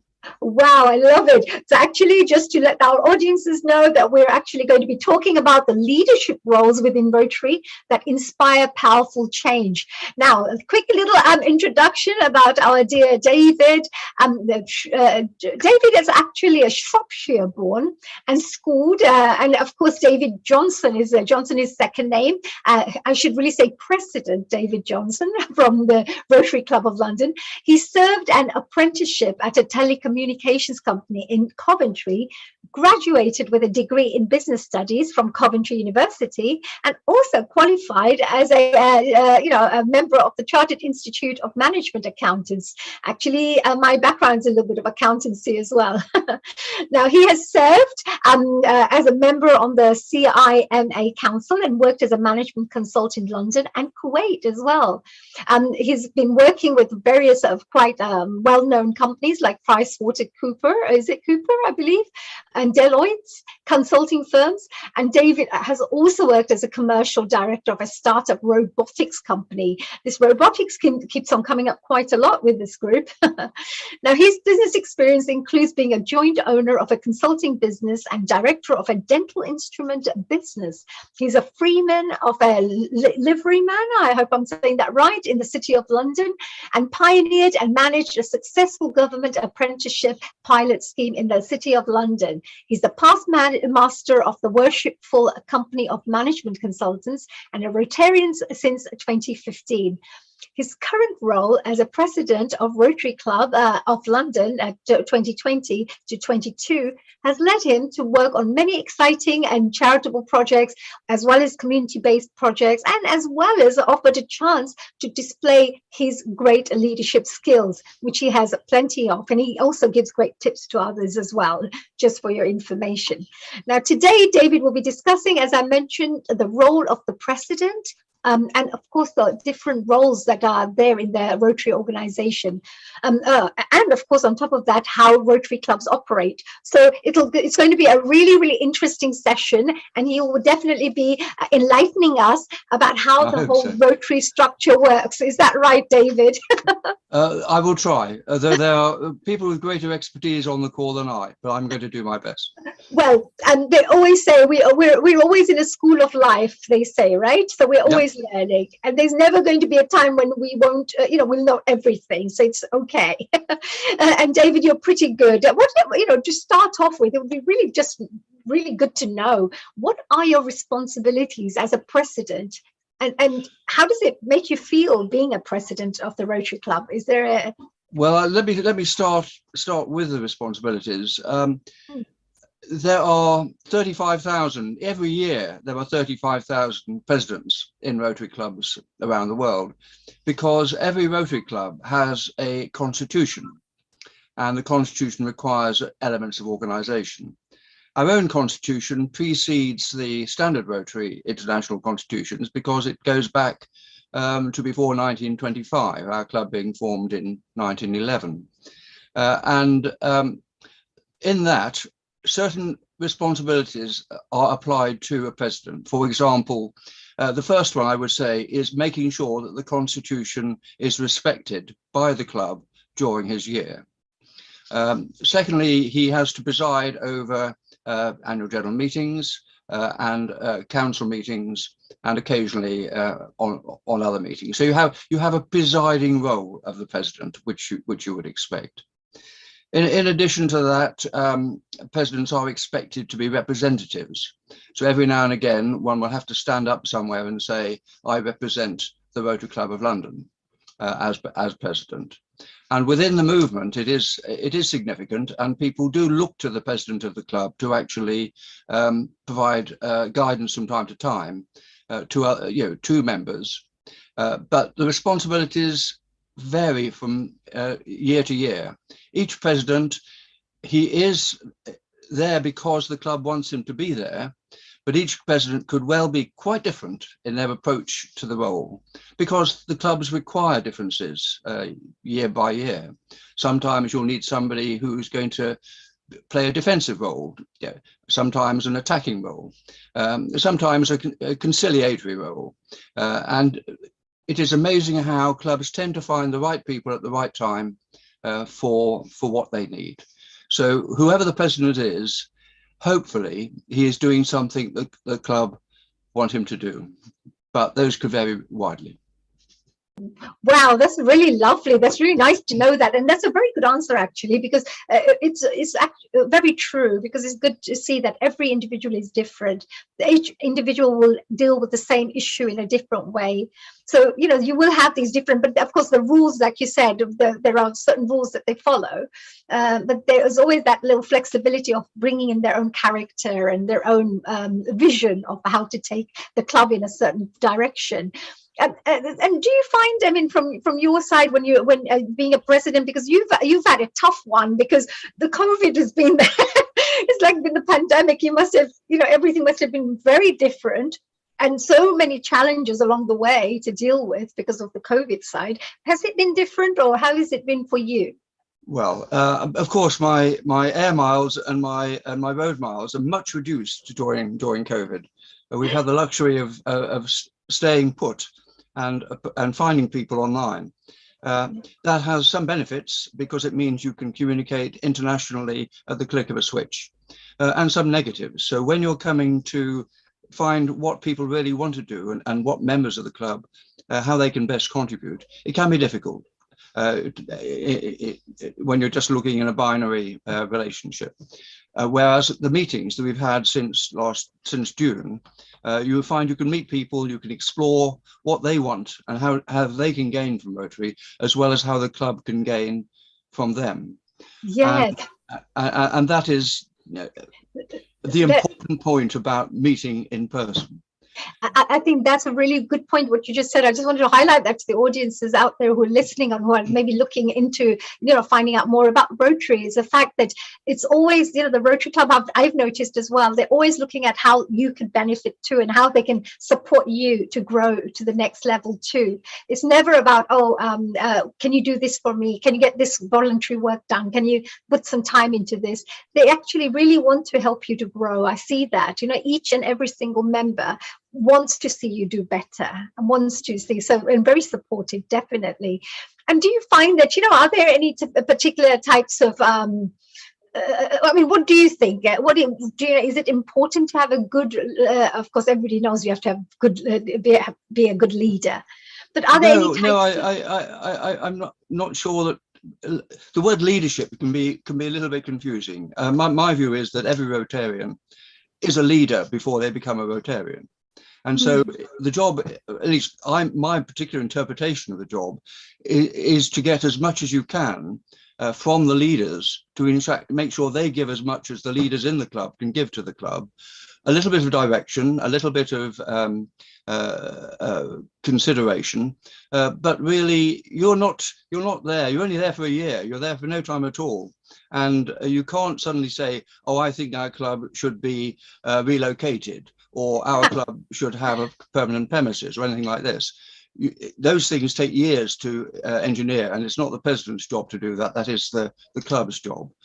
As a club, we're a large club, and we have a lot of committees, and every committee has got a leader for that committee. And there's great reliance placed on the leader of that committee, helping the council and the club either change direction or take direction or develop, so that we are helping our community in the ways that Rotary should be helping their community. Oh, that's really great, because even when we go out there to do good work for the community in terms of charitable work, the same skills will apply. You'll need to bring people together. You'll have to encourage them. You have to guide them on how we're going to do this charitable work together, maybe feed them 10,000 people. This is how we're going to work it out. So in a way, there is team building always going on, whichever level you're working. And every single person, like you mentioned, are leaders in their own right. And you mentioned all the chairs are leaders as well, because they're leading that particular team to ensure that certain roles and responsibilities are being done in the best way possible. I think that's a very good thing. And I also heard you just mention as well that either you give them the direction, or we can change the direction, or just give them a chance to develop. So work can be done in the best way possible. Is that right? I would observe, covering that last point, that some of the biggest steps forward taken by the club have not been taken by presidents. They've been taken by members who've had the energy and drive to ensure, who haven't got time, to be honest, to become a president. A president can be a very consuming activity in itself. And if you actually want to get a job done, you don't look to the president to do it. You look to people whose mission it is to achieve it. So we've had great recruiters for the club, over 110, 12 years. And the president doesn't do the recruiting. It's the members that do the recruiting. And certainly specific members do a lot of good work. So in terms of developing or changing the nature of the club, it is the members that do that. So we are increasing our number of women in the club. That's not being done by the men, by and large, although there is no resistance amongst the existing members on screen. Yes. Well, we've got a great lady who's been doing that recruiting, who has been a president, but is not a president. And over the years, I'm thinking here, Ian, of Siggy Steinberg. We've had individuals who will tap the very high-profile people on the shoulder and say, join our club. And because of relationships and profiles, we've had very high-profile members join the club or come and speak to the club. People like Winston Churchill, who we were considering yesterday morning when the club did a tour of the Imperial War Museum war rooms. Winston Churchill spoke to our club, not because he was one of us, but because somebody said, "Come on, Winston, time you gave us a talk." That's amazing. And also the event was great, just to share with our audiences that, it's not just about Rotary Club, it's also about organizing events through the community services chair as well. And they organize these lovely events for people to bond, to get to know each other, to learn new things, to enrich our experience of life. And yesterday we had a fantastic time at the Winston Churchill War Museum. Amazing. And he himself was at the Rotary Club of London. That is really amazing to find out. I discover something new all the time about our club, and it's always so good to hear. It's so interesting.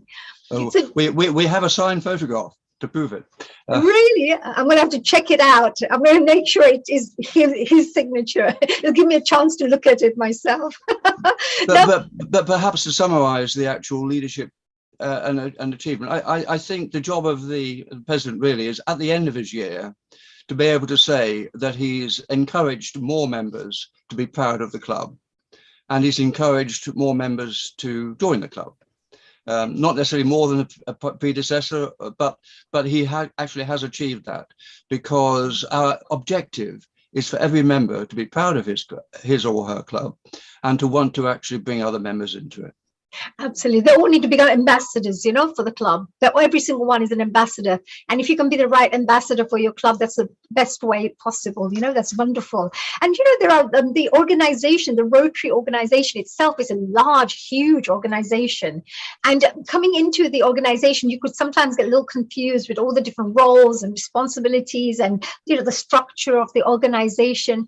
Would you be able to perhaps just give us a little insight into how does this whole work, throw some light onto how the organization is structured? Well, if you come into the club as a member, then the thing is to work certainly with your sponsors and the people in the club who know you, who know your interests, and perhaps who will direct you in a certain area for developing your interests. But one shouldn't, in my own view, and others may disagree, try to take on the whole of Rotary International in your first week, month, or even year of membership. Deal with what's in front of you and get to grips with that. So if you're organizing an event in London, you don't worry too much about the international conference in Houston, Texas. Not this year, unless of course you happen to have great friends in Houston, Texas, and you want to visit them in the summer, but that's another matter. As you've said, 1.2 million members, 35,000 clubs, 200 countries. It is a global opportunity, but we can only deal with, at least I can only deal with one person at a time. That is very true. And actually, the way I see Rotary is this: every new member that comes into Rotary, wherever in any part of the world, and if they get involved in nice, good activities, positive activities, contribution-based activities, then the world will be that little better, So the more members we could perhaps attract into the Rotary, and of course, this is not about forcing people. It's only if you feel this is the right place for you, because I know that the club themselves are very careful with who they bring in. So they have to go through a stringent process as well. There's an application that goes through at the end of the day, and then they go through, they become a member. So all I'm trying to say is that if we had more members around the world in any clubs, it doesn't matter, maybe more good could be done for the world as well, collectively, through our organization. So which is great. I mean, I would say that any prospective member should actually look at the opportunities of various clubs. And if they decide to join one club, to understand what that club is about before they join it, and then support it in its activities. Not necessarily just to join the first club you trip over. because there's so much choice. In London, we have so much choice in particular, over 60 odd clubs, over 60 very good clubs in London. Yes, absolutely. That's very true as well. Yes. I mean, I use normally a dance example. You know, if you went to a dance school, you don't just go through the first one. You check 2-3 schools out and you see which one you feel most comfortable with or you connect with, and then you would go through that. Yeah, that's a very good, honey, it's simpler than that. If you find that honey is the teacher, then you join that dance school. That's true. I like that one, David. Now, moving on to another one question. I know because very shortly we'll be moving on to our next interview, but I'd really like to know this. You know, because a club may have to go through challenges as well. It's not just good things that happen. There may be other things, challenges come in, etc.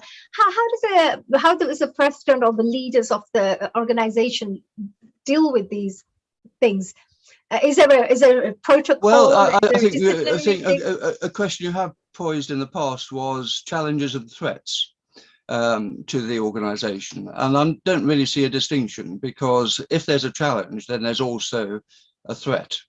But we are working with every challenge. I mean, life is a challenge, and what we try to do is overcome the challenges one by one.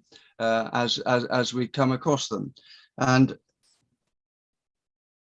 the biggest challenge that probably any club, but our club would have, is resources. There are always more ideas and more opportunities than there are resources to deliver it.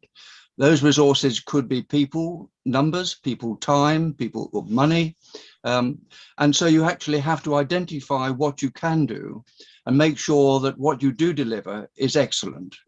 So you use your resources to actually achieve the best result, perhaps in more limited fields than you would like at any one time. And that is difficult, because somebody has to make that decision as to where the resources should go. And in our club, that is a decision that is effectively put through council. So our council have to allocate our resources. But if through this, your work, honey, as new membership chair, you get more people, we have more resources, we can achieve more. Oh, that's a really good thing. Yeah. So everything will affect the next bit, right? So if somebody does their work well, it will help the other parties and teams as well. So if we have more members or more committees, we'll have nice, good people to work with. And the people who come in as well will really enjoy themselves too as well, you know, because they'll be at the right places, in the right committees, guided, you know, mentored in the right way. So right people are there. But this is fantastic. Were there any last messages that you may want to share, David? Maybe, you know, anything that potential members may be interested in finding out, or your leadership tips or advice that you may wish to give to other club members or somebody wishing to become a president in the future. You know, any tip that you would like to perhaps pass on? Part of the challenge for every volunteer organisation is recruitment and retention.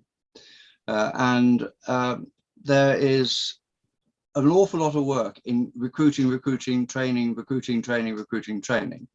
And wherever possible, we should be focusing on retention, trying to engage the members we have by giving them more interesting things to do. And that is one of the objectives, of course, of the vocational committee, to find the areas where people could deliver more, would like to deliver more, get more engaged. And then it's up to the committee chairman, really, to make sure they do. Right, that's a very, very, very good point there. Yes, absolutely. It's all not about quantity. It's all about quality of how each person is experiencing their time there, and you know, what contribution they can make to the best of their ability, what support we could give them as well from the club point of view. There's those areas of it too. David, you're absolutely amazing, and thank you very much for your time. I know you did have the most fruitful game this morning. But don't worry, we will try to be a bit more competitive, you know, get that competitive edge, energy in us as well, so we can go out there a bit more competitive. Any tips on your sports that you want to pass on to everybody? that you really love a lot? Before yes, we move on to Ian shortly now. You can't beat training. Absolutely, yes, absolutely. David, I just want to say thank you very much. Just want to say one more time to everybody, we've been talking to David Johnson, who is the president of the London Rotary Club, which is one of the oldest Rotary clubs and was the first one to be set up outside North America. Absolutely. 110 years old, right? And I know you get confused by the numbers because in the directory it says something differently, but on our charter we are number 50. Number 50, right? It's a nice number. That's number 50 out of 35,000. Yeah. Oh, fantastic. I just wondered because I had some lovely people who are joining us. So if you were around for a short while, David, we may have... I'm around. Oh, wonderful. We may have some panel guests who I want to ask a few questions to our wonderful guests. So do stay around, enjoy, and we'll move on to dear Ian. Before we move on, just wanted to say to everybody, a Happy Republic Day event is happening on the 23rd of January, which is a One Nation, One Vision and One Identity event that we're celebrating. You'll be hearing people sing the latest songs, share some poems, maybe show some cultural dances on video. There'll be lots of interesting things going on. It's a lovely cultural event. On 30th of January, we have a really amazing show. It's a women empowerment and self-care, where it's all about empowering women and empowering humanity. So I think you must definitely, if you're a woman, must join that. And if you're a man, still join that so you can understand your partner better. And as we move on, there's also the vegan and vegetarian kitchen taking place on Sunday, 6th of February, a day before my birthday, just in case you wanted to send the message through to Healing Our Earth, then here you go. But it's a vegan and vegetarian kitchen achieving good health, and it's a really, really amazing program that's done and produced by our wonderful Seema, who's an amazing host. And we've got the Valentine's special for all those wonderful romantic people out there and the lovely couples out there, or even single people looking for a perfect partner. The Valentine's special, you can dedicate a song, you can write a poem, send a message to your loved ones, whatever you would like to do. Sunday, 13th of February is your program where you can come on board and contribute in the best way you want. We move on now to the one and only Vice President of the London Rotary Club. We've just spoken to an amazing leader there with David Johnson there. And global namaste, dear Ian. Thank you for joining us here today on Healing Our Earth. My pleasure. Did you have a good day today? Have you been having a nice, fun day? Yes, had a good walk this morning, yes. You do a lot of walking. Got some more trees planted under Treacly, yes.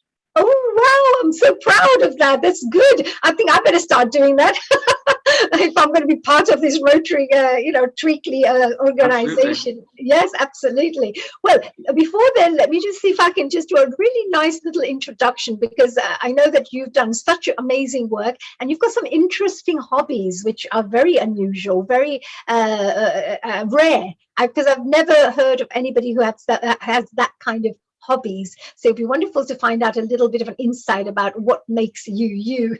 So let me start off with telling everybody a little bit about dear Ian Balcom. Ian was born and raised in the Manchester area and moved to London in 1982. He actually is involved and works he's been working as a public insurance loss assessor for almost 30 years. And he also acts on behalf of insured or third parties in pursuing claims on their behalf. So that's really an interesting one. As you can see, that he's a tough cookie to make sure that this work gets done. Now, he retired from full-time work 2 years ago and now serves as the secretary of the Institute of Public Loss Assessors. He also is a life member of the NCC. And Ian has been a keen stamp collector, and I have to say this again, philatelist, and I hope I've said that right, and has also been elected as a member of the Royal Philatelic Society London. He will tell you a little bit about what that actually means. Now, he was elected as a local councillor in the London Borough of Barnet from 1986 to 1990, and he has served as a chairman of the governing bodies of 3 schools in Barnet until 1992. He definitely is a wonderful counselor, I think, because he gives you fantastic advice when you go and talk to him, and he can get things done. So in 1992, he was a chairman of a Chipping Barnet Conservative Association, and he's also a freeman of the City of London and a liveryman of the Worshipful Company of Pattern Makers. Again, I think he may give us a little insight into what that is. So let me tell you a little bit about his Rotary background. Ian has been a member of the Rotary Club of London for 30 years and has also contributed extensively as a chairman of the Rotary Foundation and international committees. He has also been elected as honorary secretary twice, and has served as such as, well, he's been serving all this for 10 years. At present, he's the vice president and president-elect of Rotary Club of London, which means that he will be the next president, and regularly takes part in many fundraising and community activities. He was there as well at our Winston Churchill trip yesterday, so that was great fun. Now, today we will get to hear about the wonderful work he's carrying out as a vice president within Rotary, as well as get an insight into the impactful work being carried out by the Rotary Foundation, especially in relation to various areas like the scholars and the kind of grants and funding that's available. So Ian, I'd just like to say thank you so much. What a wonderful background you have. What is that? What is this? I had to say this again, the name, I have to read this actually. What is Philatelist is a collector of stamps, yes. And the Philatelic Society of London was set up about 150. I think it's just celebrated its 150th anniversary. And King George V, who visited, was also a very keen stamp collector or philatelist. Allowed the club to use the Royal.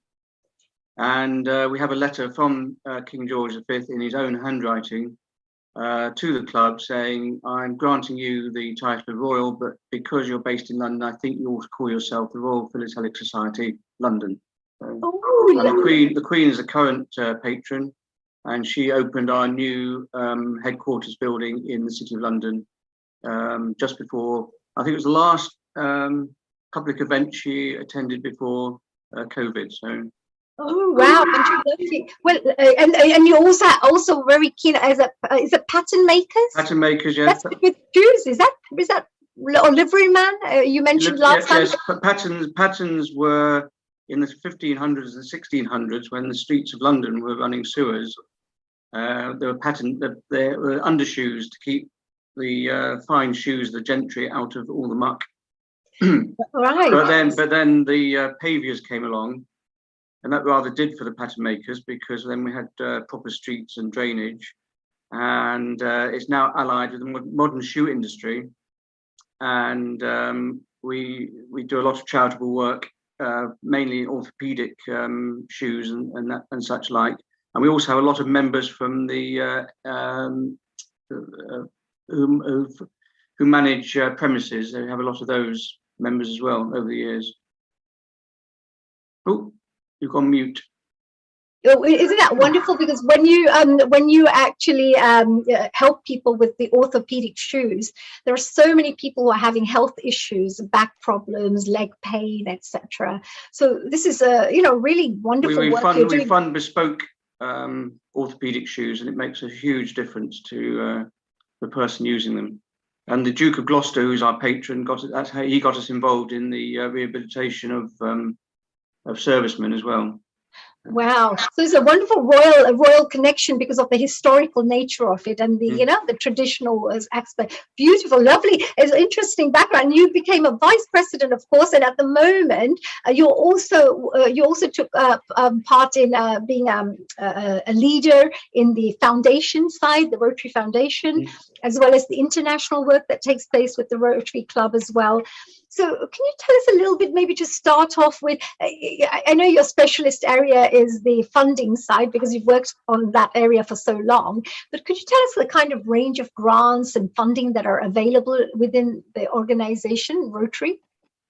If I tell you that just the background, that the first started in 1917, when the outgoing Rotary president for that time, Arch Clumph, who is well known in Rotary, proposed setting up an endowment for the purpose, and that was for the purpose of doing good in the world. That one idea, initial contribution of $26.50, set in motion a powerful force that has transformed millions of lives around the world. And if I tell you that at the present time, on the present history or the present site of Rotary International, there's been 467 grants, which generate 31.1 million, that's district grants, 55 disaster response grants, which generate 3.1 million, and 2,066 global grants, which generate 130 million, you'll know how what an impact it has had. And as Tony Sharma says before, they don't make it easy, because Rotary Foundation is a victim of its own success. What are the tests? What are the tests? What would you look at if you were looking? And perhaps we can go through it in a little while. But you know, what kind of projects are put forward to you? I mean, what are the kind of projects that people can come to you with, or you maybe say that these are the kind of these are the kind of projects we would fund, or do you fund all sorts of projects? If I tell you that one of our members came to me with he wanted, this is some years ago now, he wanted to make a fund to the blind school in Beirut, and he wanted to put £400 up. So we then, as a club, put £400 up. District then matched that, so that became 1,600. The same thing happened in Lebanon with their district and their club, and then immediately you've got £6,400 out of his seed of £400. So now I know that nowadays the matching is not exactly the same. It's in that sort of area. And then we've had schools in South Africa where we've helped there as well. We had a member, this is post-apartheid, we had a member at the South African Embassy, which David mentioned, Siggy Sternberg. He got a lot of ambassadors and foreign representatives involved just by telling them they had to be members of the Rotary Club of London. So, and then we used to have meetings at South African Embassy, and then we used to get involved in helping projects with them. And at that time, we were donating pounds, they were donating rands, and of course the Rotary International were donating dollars. So I had a phone call from Evanston one day saying the money doesn't quite add up. You're a little bit short. Can you contribute some more because you haven't used the right conversion? And I said, well, I'm sorry, but the rand's going up and down like a yo-yo. The dollars and the pound are fluctuating. Whatever you've got, work with. And the project went through. I didn't hear from them again, and the project went through. But they do make sure it's. First of all, if I can just tell you that the chairman of foundation has to go to a foundation seminar, which is run by district. If you don't go to that, you don't get what's called a memorandum of understanding. And if you don't sign the memorandum of understanding, which is the agreement between yourself and Rotary International, you don't get any grants.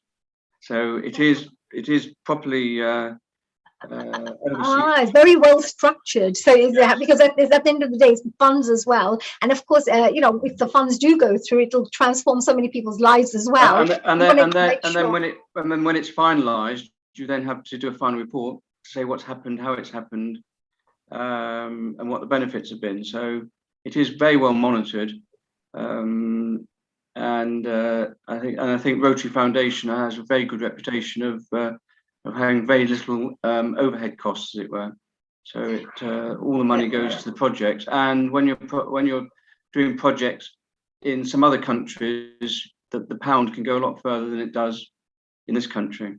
That's very good. Well, yeah. So you take many things into consideration when you're doing the funding. Well, what we like to do is if a member of our club comes to us, and as David said, we're a very large club. We've got 115 members, so a lot, and we're very diverse, and so therefore they have contacts all over the world. And if they hear a project that they want to get involved in, they'll bring that to us. We'll then have a look at that, see whether it is something that can be a candidate for matching grant. It has to meet the 7 areas of the 7 areas of focus. Yes, that which the work that Rotary takes part in. Has to be sustaining. and there's some things you can do it for, and some things you can't do it for, and we then pursue that if we can. And the beauty of it is that you're then getting another Rotary club in that country involved, and they're overseeing it as well. So you've got a good connection between the two. That's a very good idea, actually, because if I had a friend of mine, let's say they live in a different part of London, so they may have joined that Rotary club, and I've joined, let's say, the London Rotary Club. Well, we could still work on a project together. The two clubs could be introduced. That look, we want to work on this project. Could we get some support for this? And if they both agree, then so meaning that you could also have friends from different clubs can come in, meaning you don't have to be in the same club to do the projects. You could work as partners from different clubs, different organizations. Is that right? I understand there's also international partnerships. So if you have a project, you could be working on it with your club, and then you may have somebody in Africa that you're connecting with them. Exactly, and that's where we know that money's being spent properly and wisely if there's another Rotary club involved in it. Very nice. Yeah, this is really amazing because the funding aspects is very important for people, because there could be so many people who could really go out there to do more impactful work, but maybe it's the resources that they're not getting, or the know-how of how do I get this done. And if they came and spoke to somebody within the Rotary group, they could say that, look, I'm really passionate about this, I'm not sure how to do this. Then I'm sure they would get the right guidance, isn't it, as they do this. Exactly, yes. Yeah. So what kind of? I mean, we do take part in other projects, other clubs where we don't have a matching grant, because it's just a one-to-one, and the amounts are, I'm not saying small, but too small for matching grant. So we'd still do projects with international projects, ongoing international projects with other clubs. So. Yeah, but just to share with the audiences, of course, that we're talking about grants and funding for a specific projects, etc.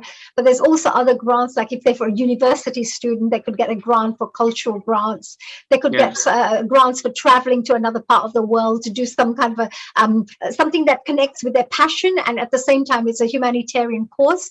So if you combine the two together, then you can also apply for some kind of funding there. So there are ways that when you come and join Rotary, there are many opportunities and at least avenues that you can pursue if you've got the right projects on hand, which will have a given names. And Rajiv's on the screen. I think he's going to speak a bit more about the Global Scholars scheme, which I've been involved in, but he's currently involved in. So. Oh, fantastic. We'll be seeing him very shortly. Actually, I have one of our host panel members with us. Hello, Seema. Hello, good evening, and a global namaste to you. Very warm global namaste to you, honey. How are you? Very well. I was having a really good time chatting away, as you know, and I know that some of you were interested to find out more about the Rotary Club and what they do, etc. So I just wondered that if you wanted to maybe, if you had any questions that you had to ask Ian whilst he's here, or we may have a little panel discussion in a short for about 5-10 minutes. But if you'd like to ask any questions. Can I just say, honey, that although I've been involved in the Rotary Club for 30 years, and your enthusiasm and passion energise, I think, all of us on screen, and many congratulations for organising this event today. It's been absolutely fantastic, and you put a lot of time and effort into it. It's incredible. So well done. Oh, thank you very much. I really thoroughly enjoyed it. And, each one of us are volunteers here as well. But we just like to educate and inspire the wider community with the interesting things that go out there. And I know the Rotary heroes, as I call them, all the work that you're doing. I'm sure that any person who's watching, and they may be thinking that, oh, why am I not getting involved in such good things out there? And that's the idea, to inspire people. So thank you for all my lovely guests. Individuals can also contribute towards Rotary Foundation. There's schemes for that as well, so, and awards, as it were. So right, and so done individually or as a club, but yeah. So you mean to say people can donate and contribute and give donations to the club itself to do some good work, and they can also give grants and fund? Is that what you mean? No, they can't. The individuals can't give the grants. The clubs give the grants. But what I'm saying is that individuals can contribute to the Rotary Foundation. Got it. So we have a lot of business. Yeah, so we have a lot of business people out there who are also watching from any part of the world. If you can't put in time, effort in terms of because of a busy lifestyle, then of course you could maybe just contribute by giving some kind of a contribution to support other people doing the work and still creating that impact. Very good point. Thank you for sharing. Sorry, Seema, I know that you wanted. I would love to find out what you had in mind and what question you may have for dear Ian. Thank you so much. And I'd love to say very nice to meet you, Ian. A global namaste to you. You know, this session has been so inspirational. You know, the amount of work, I didn't realize the Rotary does so much work, you know. You're doing so much. And this brings me to a very beautiful quote that I want to share with you. It says, true giving from the heart is an expression of love. This was by Cara Stein. What a small quote, but it has so much power. And that is what you are doing, you know, everything from, you know, tackling climate crisis to women's empowerment and so much more. It's got me thinking, you know, that I really should be joining the Rotary now. You know, I'm moving over to London middle of this year. And I'm thinking, you know, this is an organization that I really must hop onto. I am a volunteer at the International Association for Human Values, as you know, Hani, and we are also doing a lot tackling climate crisis, and we are also working with the Eden Project.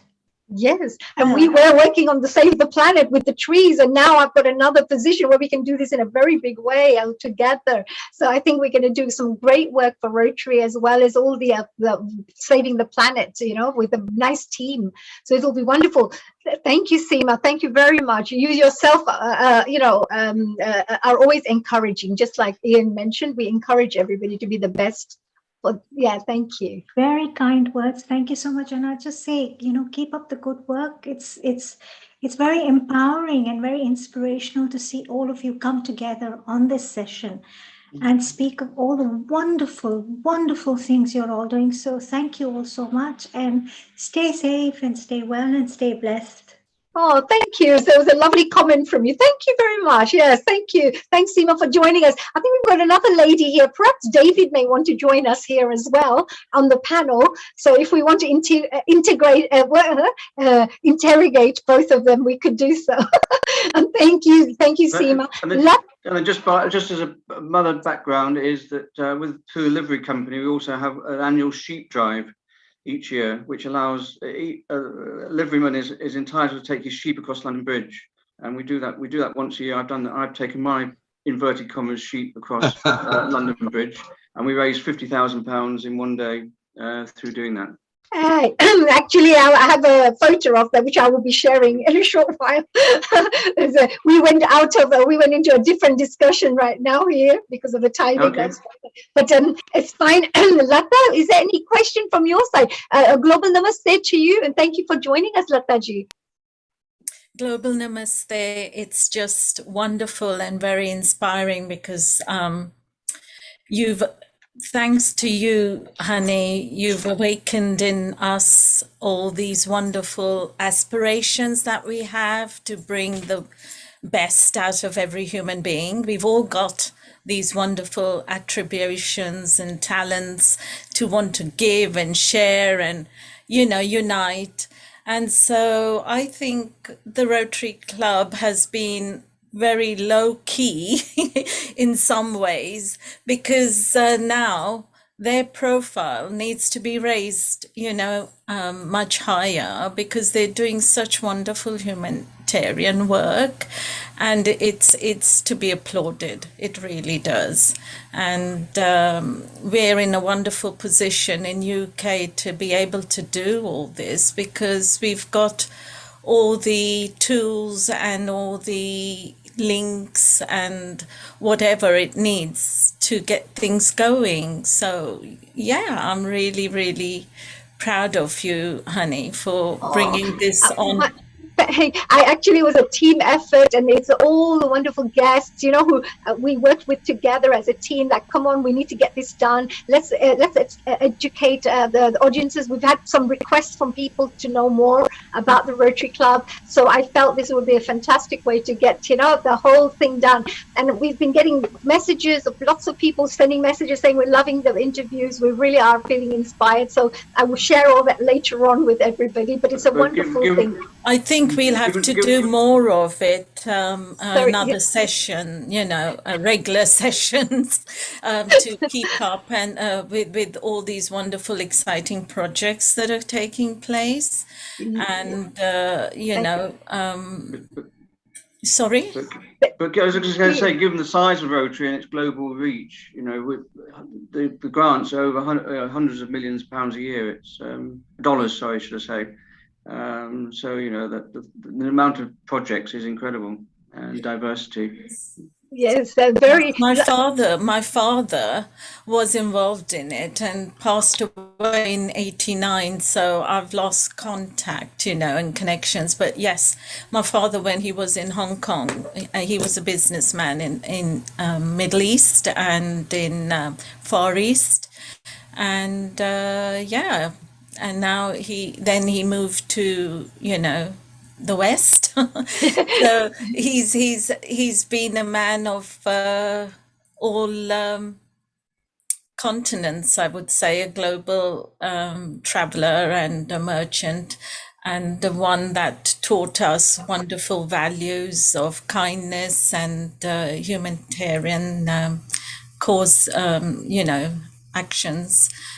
So yeah, it's all one good thing, isn't it, to reunite? Absolutely. Lata, thank you so much. And I'm glad your dad is a bit of an inspiration there. Maybe it's brought back some beautiful memories. And it's wonderful that I know that the very nice high ethical standards are there within the groups, within the membership, and every member has really wonderful values. So I'm sure your dad must have had really great values. They must have passed it on to you guys for you to be even here and appreciating such good work. So thank you for that. I may take one last question if maybe Hasmita wants to ask a question to David or Ian to find out any other information about the Rotary Club, or if you want to mention anything, no problems. So, global namaste to you, Hani. Global namaste, Hasmita. Looking gorgeous. Phenomenal, and yourself. What a phenomenal opportunity to bring Rotary onto this platform and healing our earth. And it's amazing to listen to the fantastic work that you're doing across the globe, really. And also interesting what you've mentioned about the history and how London, you know, all those little bits and pieces that we don't often get to learn about. So that's great. And also I think the phenomenal thing is it's the opportunity for the next generation and the leadership and how we can lead and add value and support communities and the charities.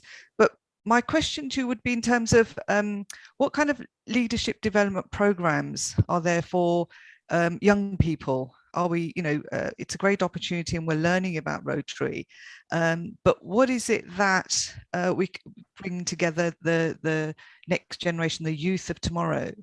David, would you like to answer that? David, is there anything that you'd like to I'd like to make an observation, really. We're not a training organization. We don't run training programs. We are experienced people.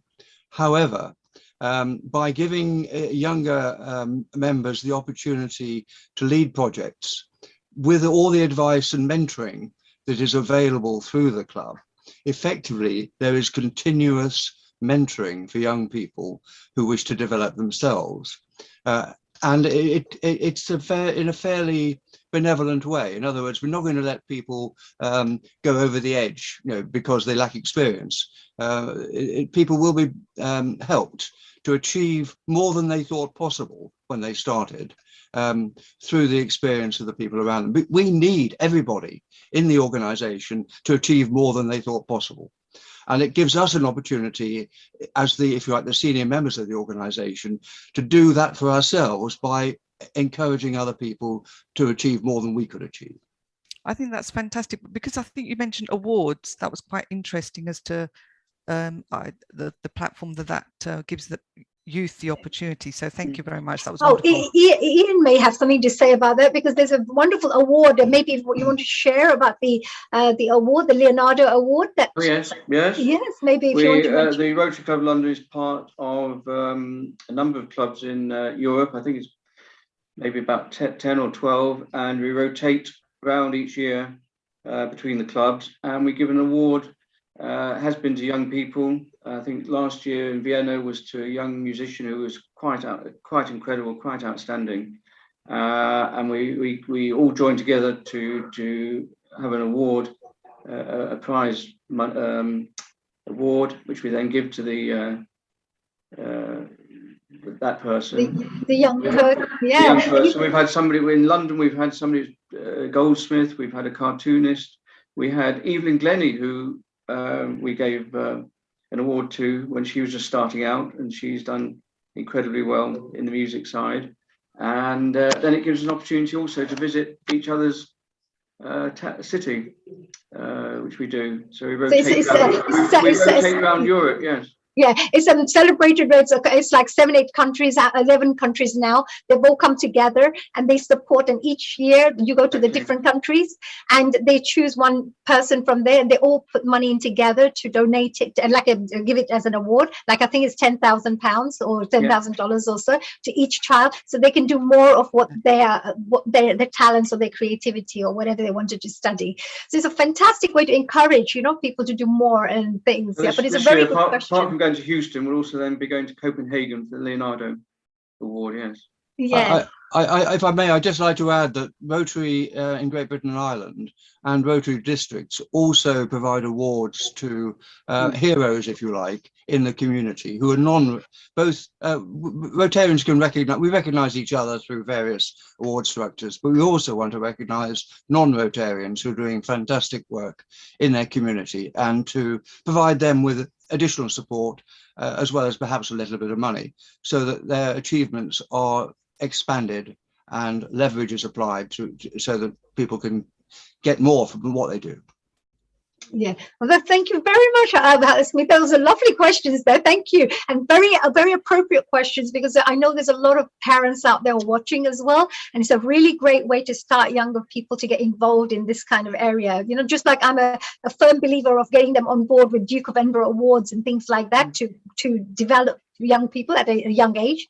So this would be a really great way to get involved in such activities. Thank you, Asmita. And I should also say thank you to Neil Kumar as well, who's been a real pillar of strength and encouraged me as well from this side to be able to do and take over for today. So thank you very much for that as well, for supporting and serving the community in the best way possible. David and dear Ian, thank you for your answers as well. Really wonderful answers there.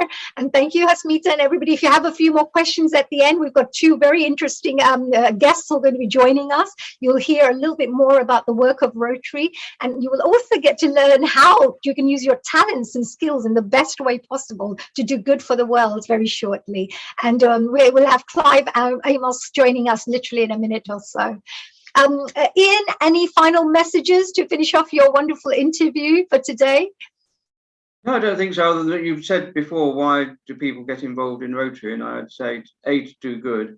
And I think, as Clive has said, and it's so true, that you meet people you wouldn't otherwise meet, make friendships, and you visit other places which you wouldn't otherwise visit. So, for instance, in Leonardo, we had it was in Florence, which has always been one of my ambitions to go to.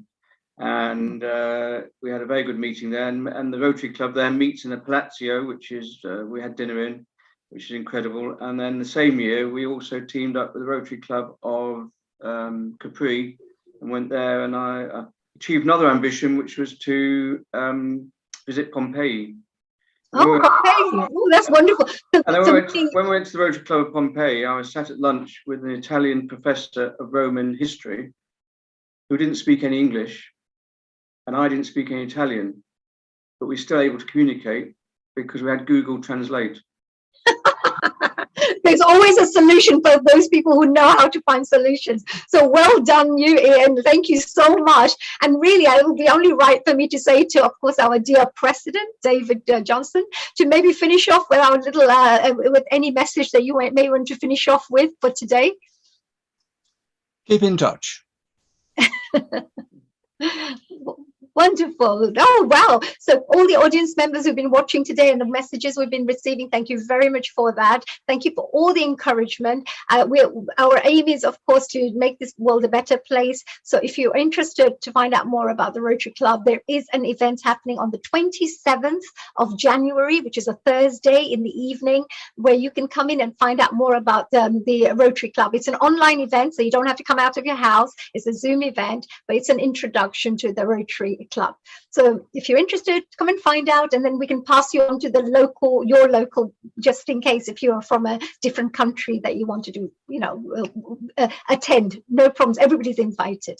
Thank you, Ian. Thank you very much for your time and wonderful insight into the work that you're doing within the foundation. Thank you very much. And a global namaste to you. And we move on to our wonderful Clive now, Clive Amos, the one I was telling you about. If you're thinking that you're super talented, if you feel that you've got loads of skills and you're just not using them in the best way possible and you want to change the world in a better way, then Clive is going to be sharing some wonderful tips and insight into the Rotary Club in this area. Welcome, dear Clive. Thank you for joining us today. Global namaste to you. Global namaste to you, honey, and thank you for having invited me. Now, I'm sure that what I'm going to say today has probably been said already this afternoon, but it does no harm in echoing and supporting what my colleagues have already said. Oh, let me because we have many different people from all over the world joining us from different parts of the world. Some people watch the first half of the program sometimes, you know, because some people watch the second half of the program. So we always have new audiences are watching. So don't worry, even if you feel that you're repeating it, no problems whatsoever, because we could have many new audiences watching us and tuning in right now. So thank you. So let me do a bit of an introduction about you before I start, dear Clive, because of course you have a very interesting background too, and you were also a magistrate, right? We're going to be able to share that with the world now. So Clive Amos was born and raised in Colchester. He was a senior manager in the NHS before retirement and a magistrate for nearly 25 years. That can tell you already what kind of gentleman this wonderful man is. Now, Rotary International is a global organization of over 1.2 million members in nearly 200 countries and geographical regions. And it's made up of all people from all diverse backgrounds, all race, all creeds, and all, of course, orientations, dedicated to providing humanitarian service in their home countries and, of course, abroad. Members organize fundraising events to support a vast range of projects, but also give their time and talents. And because I would say Clive is been in the Rotary organization for almost 40 years or more, we are going to be talking to a very experienced gentleman who's really been working within the Rotary and seen it develop. And he's got some great tips that he's going to be sharing with us today. He has been a Rotarian for 45 years and has held appointments at all levels of the organization. He has taken part in many activities, including helping to feed the lonely and destitute, collecting items for food banks, helping immigrants with their English language skills, and of course to organize regional and national conferences to inspire Rotarians. And he's an amazing mentor for me as well, because I'm part of his committee there. Now, today we'll be discussing his work as a chairman of the membership committee and share with us the range of activities that new members can participate in, as well as share some insight into the types of appointments he has been blessed to get involved in within Rotary. So welcome, and Clive, we're so looking forward to hearing what you have to share with the rest of us today about the work of Rotary. 45 years, wow. Did the time go really fast, or does it? Well, it must feel like 45 years has gone just like that, right? Well, I think anything in life, certainly when you get to my age, you think it's gone pretty fast. I thought you must be having so much fun. That's why.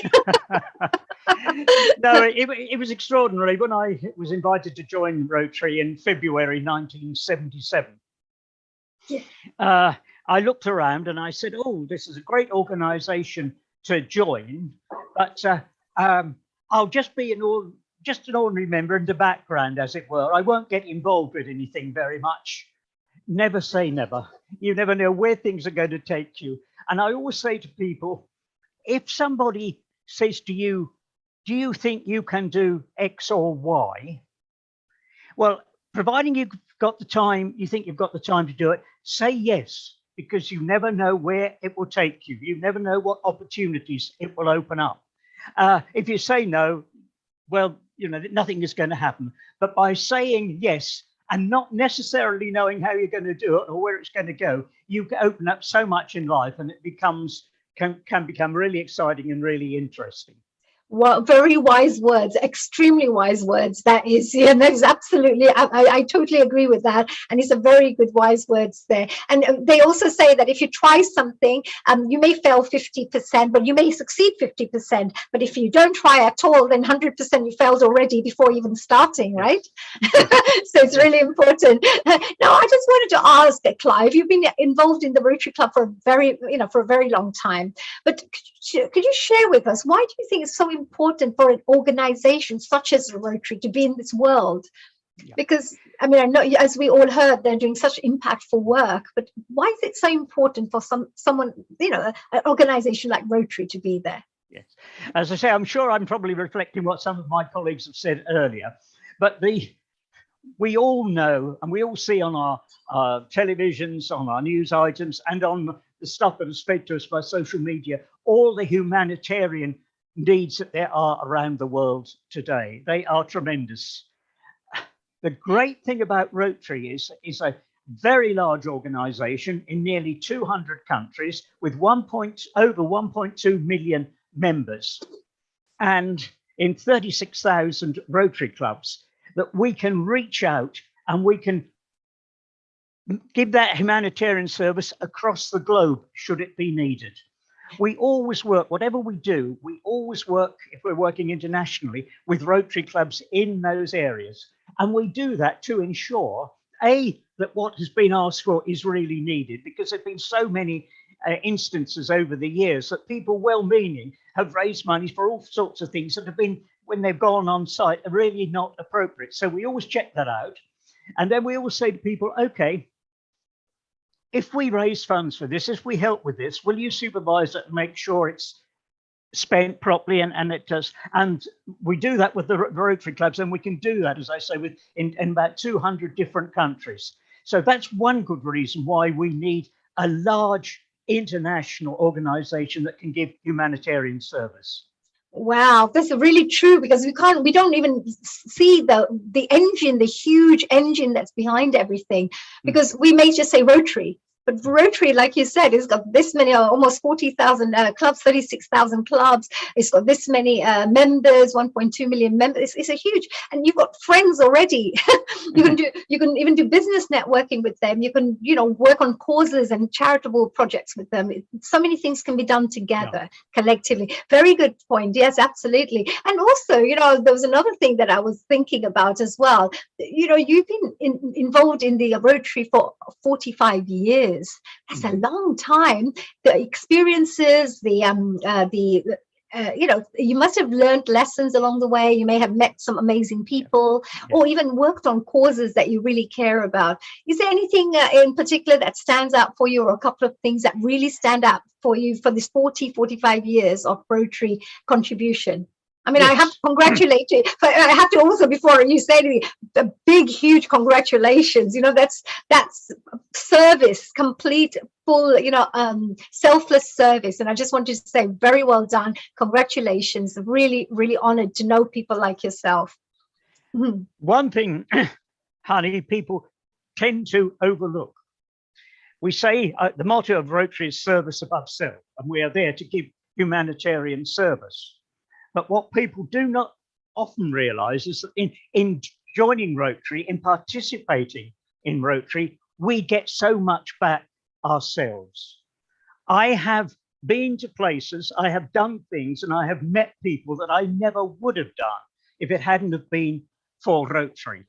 My own personal self-development is quite amazing. If I could just share this with you, when I was Please about do. 18, when I was about 18 or 19, I was pretty socially awkward and fairly inarticulate. Over the years, I have developed through Rotary. I have lost count now of the number of speeches that I've made to different Rotary clubs, to different organizations, which if you'd seen me at 18 and 19, you would have thought was totally impossible. It would never have happened. It has given me the chance to visit so many countries. I've been to Canada, the United States, Argentina, Malaysia, and all European countries for Rotary events. And you talked about friendship. You can go to any one of the 36,000 Rotary clubs. You're entitled to go as a Rotarian if they're regular meetings, and you will be greeted as a friend. And that is quite amazing. And if you ever need any help or support, if you're in a foreign country, it's there immediately. You have nothing to fear. That's one of the tremendous things that certainly I have got out in it. I've been involved in lots of things. You no doubt you will have heard earlier this afternoon about Rotary's polio eradication campaign. Yes. Well, I've never had the pleasure of actually delivering immunisations, but to greater or lesser extent, I've been involved with it since it started. And it's amazing to see how what we have done in those years, how we have managed. I won't go over what will have been said earlier this afternoon, but it's amazing to see what we have achieved. That's one of our greatest achievements. But you know, it's not necessarily just the big things. It's the little things that make a difference. What we do, the ability to take disabled and elderly people to their social events, on shopping trips, take them out for days, it makes a tremendous difference to them. The things that we do with Kids Out every year to help underprivileged children and the impact that it has upon them.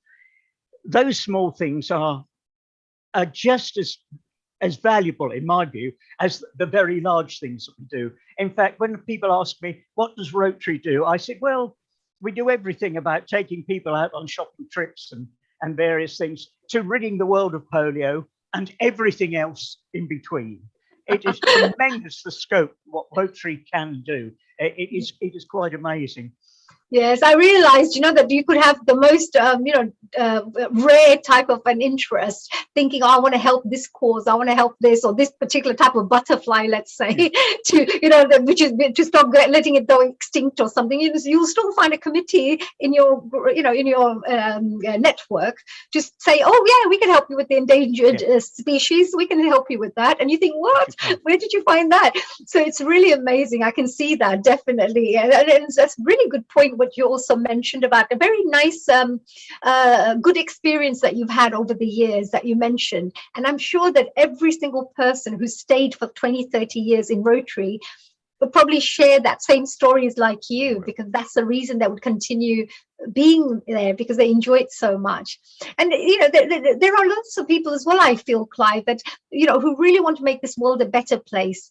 And they really do, but they don't. I mean, how can they start? Or if they joined Rotary, what are the tips you can give them? That look, they've got this big, huge cause that really want to get involved, or may just want to help women empowerment or something. It doesn't matter. It's just a cause that they want to help.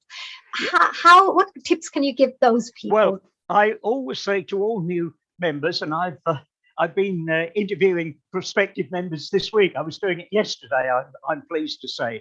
And I always say to all the new members, please come along with your ideas. If you see something, that you see a need that you think Rotary could fulfill, don't be reluctant. Even though you've only been a member for 2 weeks, your views are just as valuable as those who've been a member for 20 years. You can give us new ideas. You can bring new blood to our organizations. You can infuse us.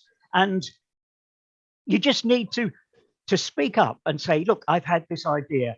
And I wonder if I can just put this point in as well. Doesn't matter whether you're young or whether you're old. In one of my previous Rotary clubs, we had a member who was in his 90s. And he would say, I think we should do X, Y, and Z. And you expected that's where it would stop. And if we thought it was a good idea, we'd say, oh, yeah, that's a good idea. He said, right, I'll do something about it. And he did. And he was in his 90s. I mean, It is amazing what Rotarians can do. Never write anybody off. Don't say they're too old or too young or anything.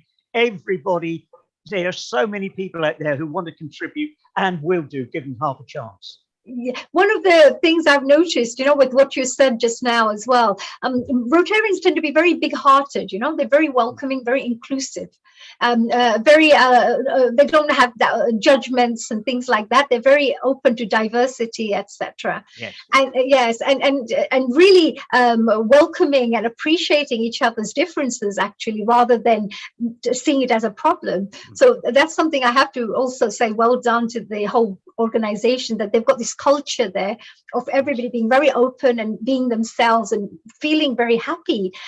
Everybody's very, very happy when they come to Rotary, because I think you meet other very nice, like-minded people there. And I just also wanted to ask that there are a lot of people very, very skilled, very talented, have lots of knowledge, maybe real experts in their field. What kind of opportunities could you perhaps, as a new members chair, be able to advise them about that? Look, how they can use these skills and talents.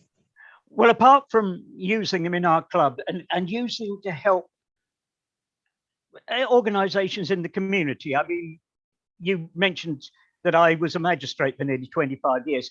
I only did that because of the encouragement by my fellow Rotarians who were magistrates. I hadn't thought of doing that. And, they kept on at me and they kept encouraging me. So I eventually applied. And I also helped for 16 years with an organisation that provides accommodation. It's not a care home, it's not a residential homes or nursing homes for elderly people.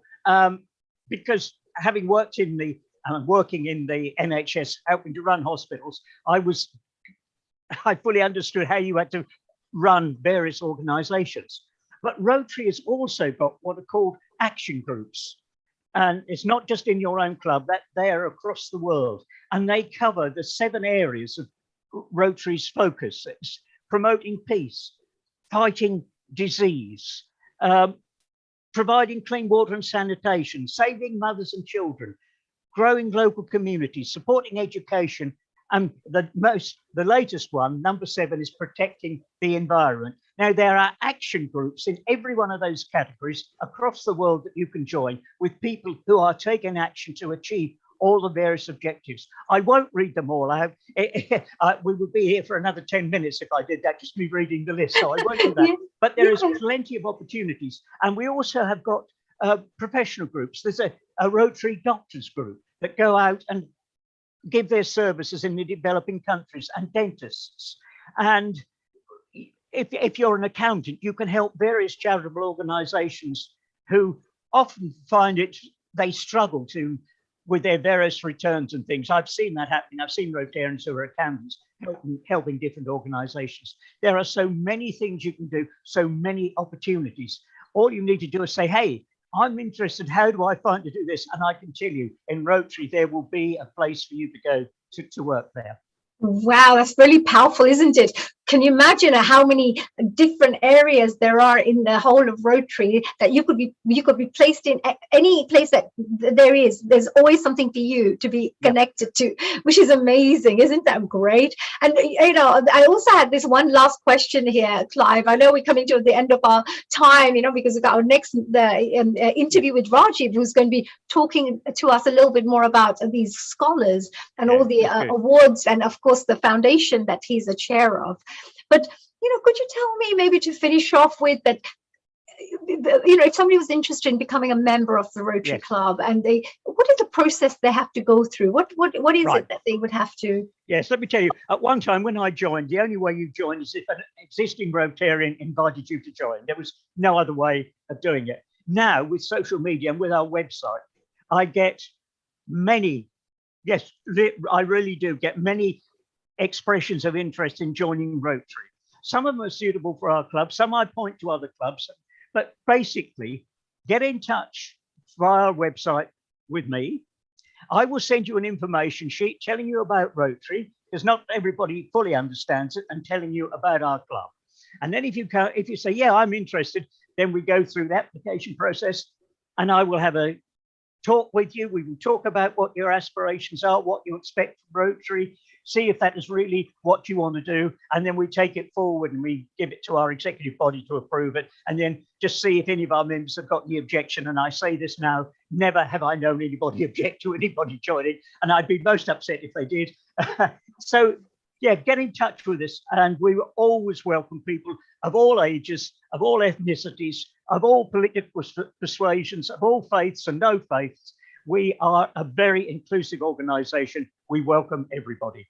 Oh, that's so beautiful. That's really wonderful. And of course, the website itself, it's www.london-rotary.org. Rotary-london.org, yes. Yeah, it's at rotary-london.org. Okay, so if anybody's interested, and of course we have the website on our Healing Our Earth website as well, so you can come and visit that page, the Rotary in Action page, and you'll always be able to get the website somewhere there for it. And of course you can contact Healing Our Earth, so we can just guide you and pass you on to the right place as well.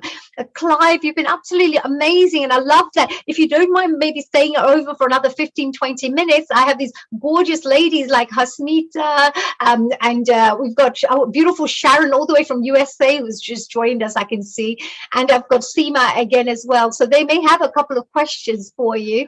I'd be delighted to stay, honey. Thank you, and thank you very much for having invited me and for having organised this, and for your enthusiasm. That's what we need above all, enthusiasm. Well done. Thank you so much. Oh, here's our Rotary Club as well. There you go. Rotary Club of London is where we have to go. But it's www. It says Rotary-london.org. It's at the top there. Just in case, yeah, just in case. Right. Yes. So I just wanted to also say to everybody that Clive has also been a really great mentor for me. And I'm so pleased to have him there. I've been very lucky and very blessed to have the right people around me. As soon as I stepped into the Rotary Club, I just had these wonderful people that are surrounding me and guiding me and advising me, so that I've been able to really get my teeth into things straight away.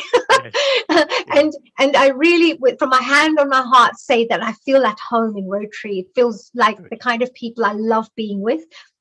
And it's very much like Healing Our Earth. Every single person, as well, Seema, Sharon, Hasmita, they will all mention to you that we all feel like a little family, like a little one family here, but Rotary feels that way too. So thank you, Clive, for making me feel so at home there. Invited me.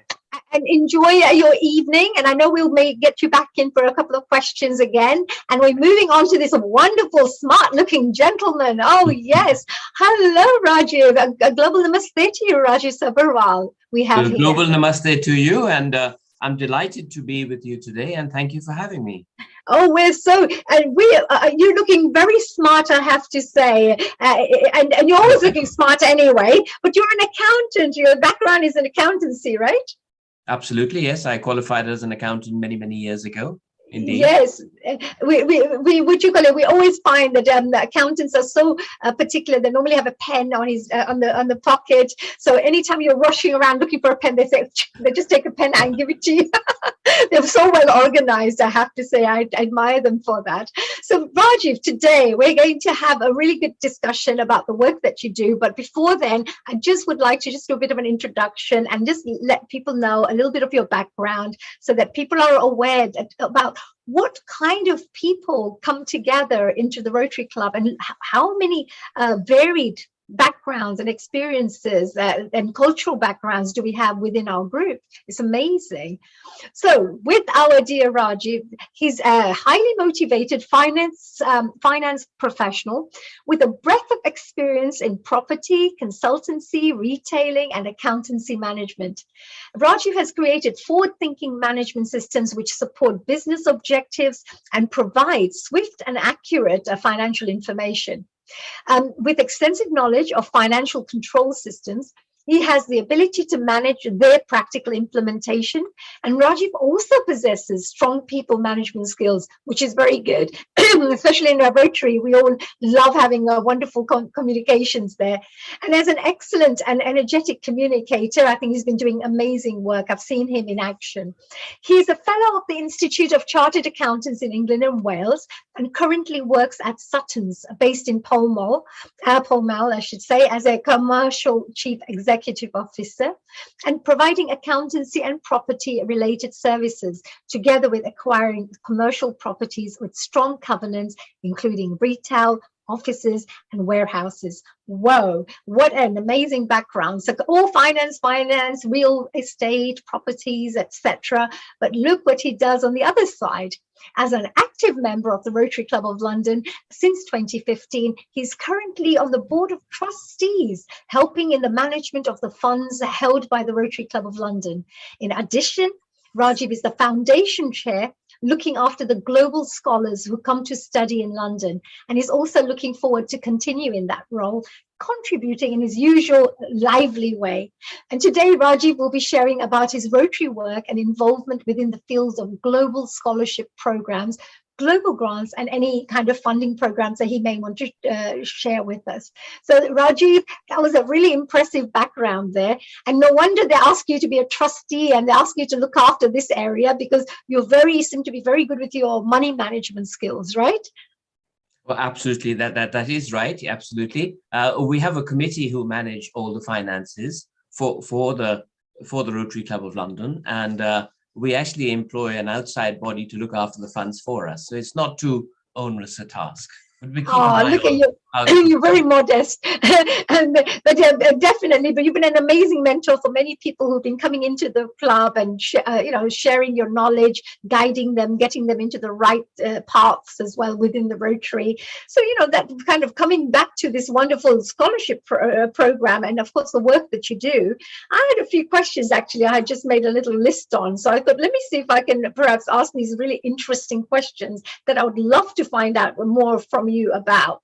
So I just first of all wanted to ask is, why did you join Rotary? Because this is a very intriguing question for everyone. Everybody seems to have a different story why they joined. So I would love to hear your background. How did you join Rotary? I'd love to tell you about it. I'm basically a Rotarian because we are actually a global group of 1.4 like-minded people in over 200 countries. And we work together to improve the lives of people worldwide. Now, being a member allows me the gratifying opportunity to be able to give back to society. The motto, service above self, resonated with me, and that's the main reason why I joined Rotary. Oh, wow. And I like that motto as well. There's a nice little motto there, which is great. It's a nice, and once you join, then you feel like staying, isn't it? Once you get kind of comfortable in a lovely place like that. But you're also a chair, and you've been in different committees by the looks of it. But at the moment, you're the chair of the Rotary Foundation. So what do you exactly have to do within that committee? What's your role? What are your responsibilities as a chair of the Rotary Foundation? Before I go into tell you about foundations, I'd just like to tell you a bit about Rotary itself, because if you are, which I am, a prestigious, a member of this prestigious club, we have the opportunity to hear from local, national, and international speakers as well. So we are in the unique position of being in this long-established Rotary Club, which established in 1911. And this attracts very prominent speakers. So I will tell you about an incident or a speaker that we came across who came to speak to us in time. But you ask about being chairperson of the foundation committee. My basic role is to look after the global scholars. Now, these are talented professionals who want to further their academics with a master's degree in London. My role is to make them feel at home by providing ongoing support throughout their stay and by inviting them to club events to broaden their horizons. So basically, if you were to go into a foreign land tomorrow, you need somebody there or a safe pair of hands to feel comfortable with, because even things like buying Oyster cards or how does one get from A to B or whatever small thing in life, it's different in a different country. And these people love that support, which we give them. Right. So what we normally do is I normally have them all on a WhatsApp group. So if you get into trouble at 1 o'clock in the morning somewhere, we're there to look after you. Wow, isn't that really amazing? They're like little angels, you know, when somebody's looking after you all the way through. So just in case, you know, you feel like your own family or your friends or close people are nearby who care for you. So you don't feel, because of course it could be quite, when you go to a new country, it must be very, very, especially for the people who are not so confident, the very shy ones. Yeah, it must be very, very unusual for them. So it's very nice, good work, very nice. And I love the WhatsApp, because what you're doing is using the latest technology to keep in touch. So just in case if they're stuck, you just send them a message right now and you receive it straight away, right? And I'm also, the other job I do there is I'm also vice chair of the international committee. Now, this does projects overseas, and we normally join forces with other Rotary clubs around the world to respond to emergencies and support projects for fundraising. At the moment, you probably heard about the Beirut explosion. We sent 50,000 cans of milk to them. We're providing electricity to a remote village in Malawi at the moment. So these are our current projects. Wow, such a range. I mean, I'm just really completely taken in by the fact that there is such a range, because you know, it's like a non-ending list that you did this. And when I ask different Rotarians, they're all working on different projects, but if you put them all together, there'll be like reels and reels of all the work that's being done. It's amazing. You get more and more, I think, encouraged to be part of Rotary when you see how much work is being done within the organization. And you know, and of course you mentioned as well about the Scholars Party as well. You mentioned as well that the Global Scholarship Program. What is that all about? I mean, how can people apply for the Global Scholarship Programs? Who can apply? And what is the process for them to? What do they have to go through? So the Global Scholarship Program is a program run by Rotary clubs to invest in future leaders by funding scholarships for graduate study abroad.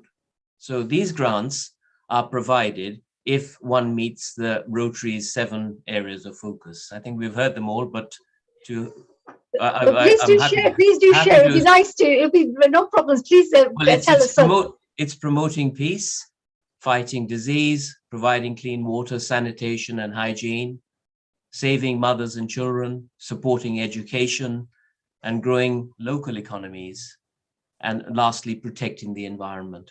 So if there is something that does one of these 7, if you go to your Rotary club, they will sponsor you for a master's degree.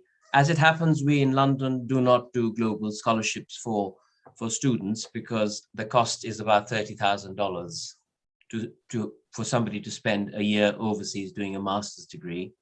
Right. What we do is accept these scholars from different countries. And I said earlier, we look after them while they're here. But there's no reason a time may come when the club decides to sponsor somebody who needs this sponsorship to study overseas for a year doing a master's degree. Right. So just to get clear about this, so what happens is it's not the fees for the studies and the programs and for staying here, etc. It's not that funding that you're giving. What you're giving them is the funding, the time, the effort to give them advice, to give them mentoring, to give them the fact that we are there for them all the way through. That's what we are actually sponsoring. Is Correct. That right? Just to give you some idea, we had in the last couple of years a gentleman called Brian. He was based in America. He came to London to study at the London School of Hygiene and Tropical Medicine. So he spent a year with us. We looked after him. He was truly a global scholar, very talented. And these guys, for example, this gentleman, he spent time in America. He spent time in France. He worked for the United Nations. He was a doctor by profession, and he came to London. But once he finished, Rotary did so much for him. It's unbelievable, because when he finished, he went back to California, where the governor of California got him involved with COVID response.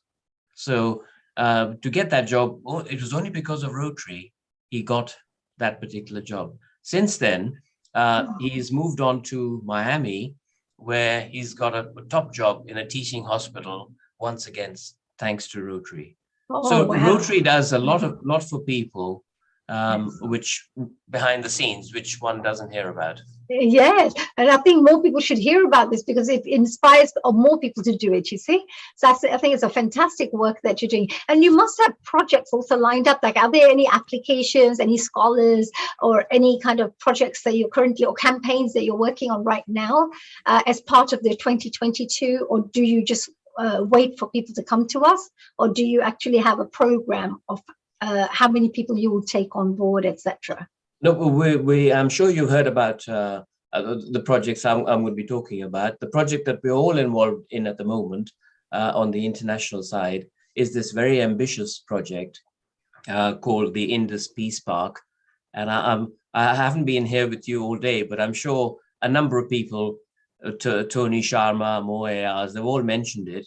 And it's really an exciting project because this project hopefully will unite 1.4 billion people. Yes, honey, I mean 1.4 billion people.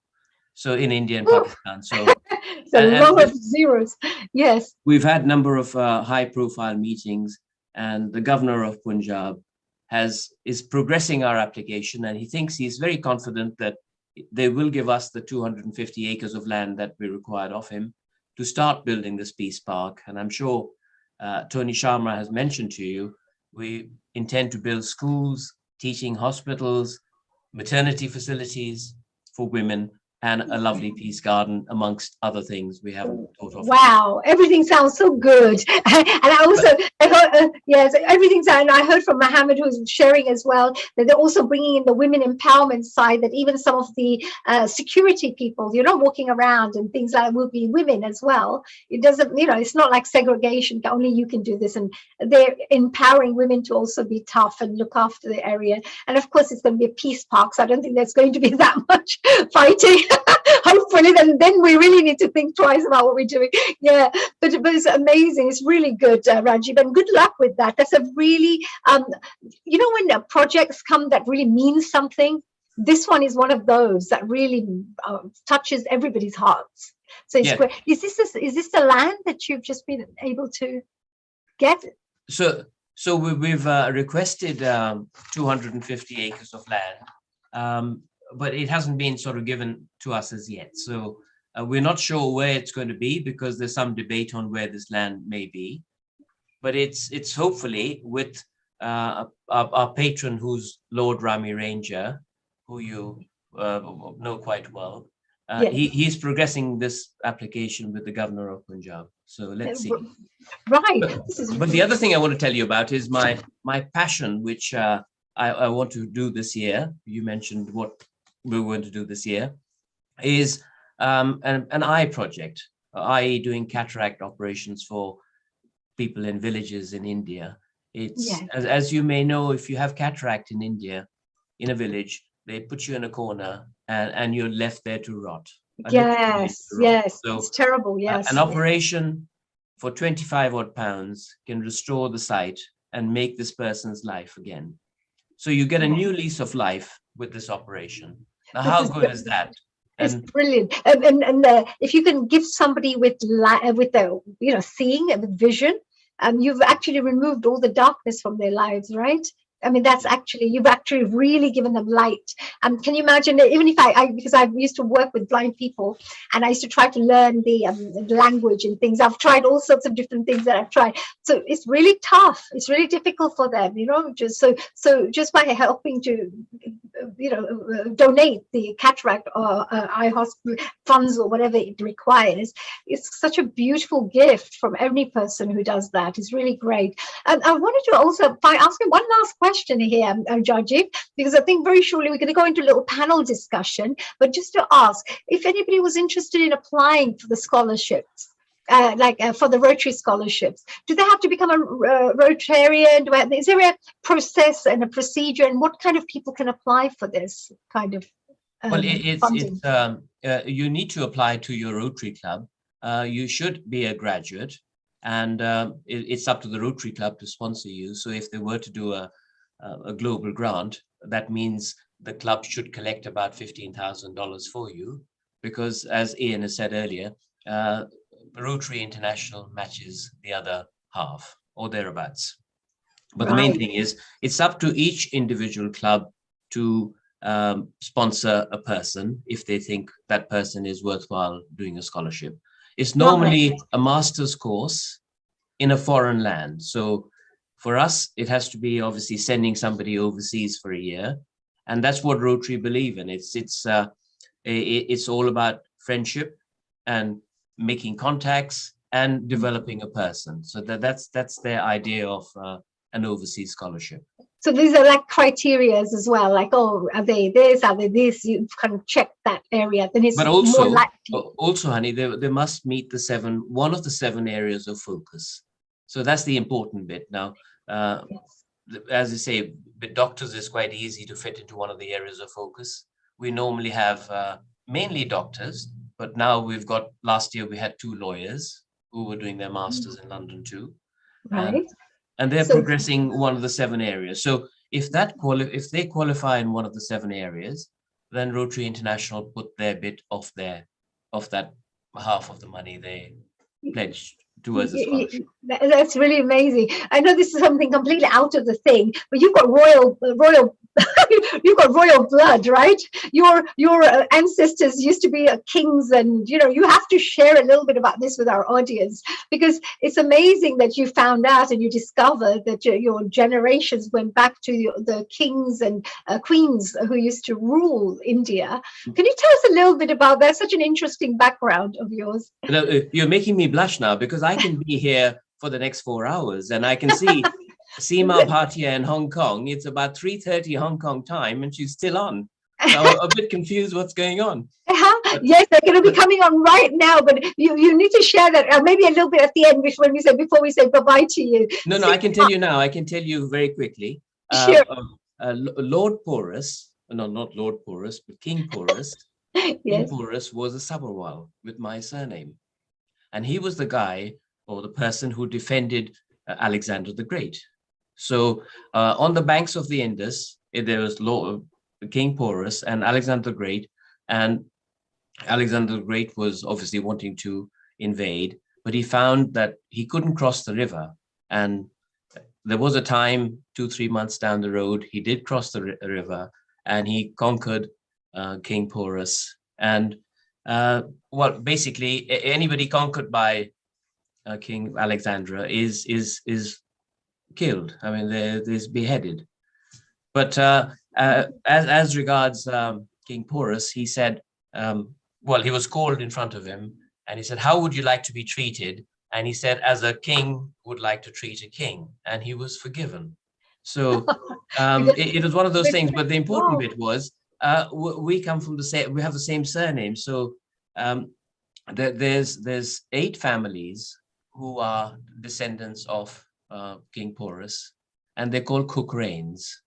So they're all based in the Indus. So as Mo was saying earlier, we are affiliated to this Indus Peace Park project because we come from there. That was our homeland. And right. Now we're somewhere else.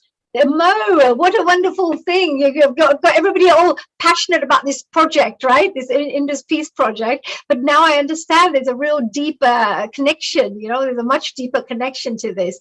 It's amazing. We'll have to ask our ladies, what do they think of all of this, right? With this, if you must have heard the actual interviews where the land is being bought between Pakistan and India, and they're creating a peace park there. And of course, one of the areas of the Rotary organization is to promote peace, interfaith, and conflict resolution.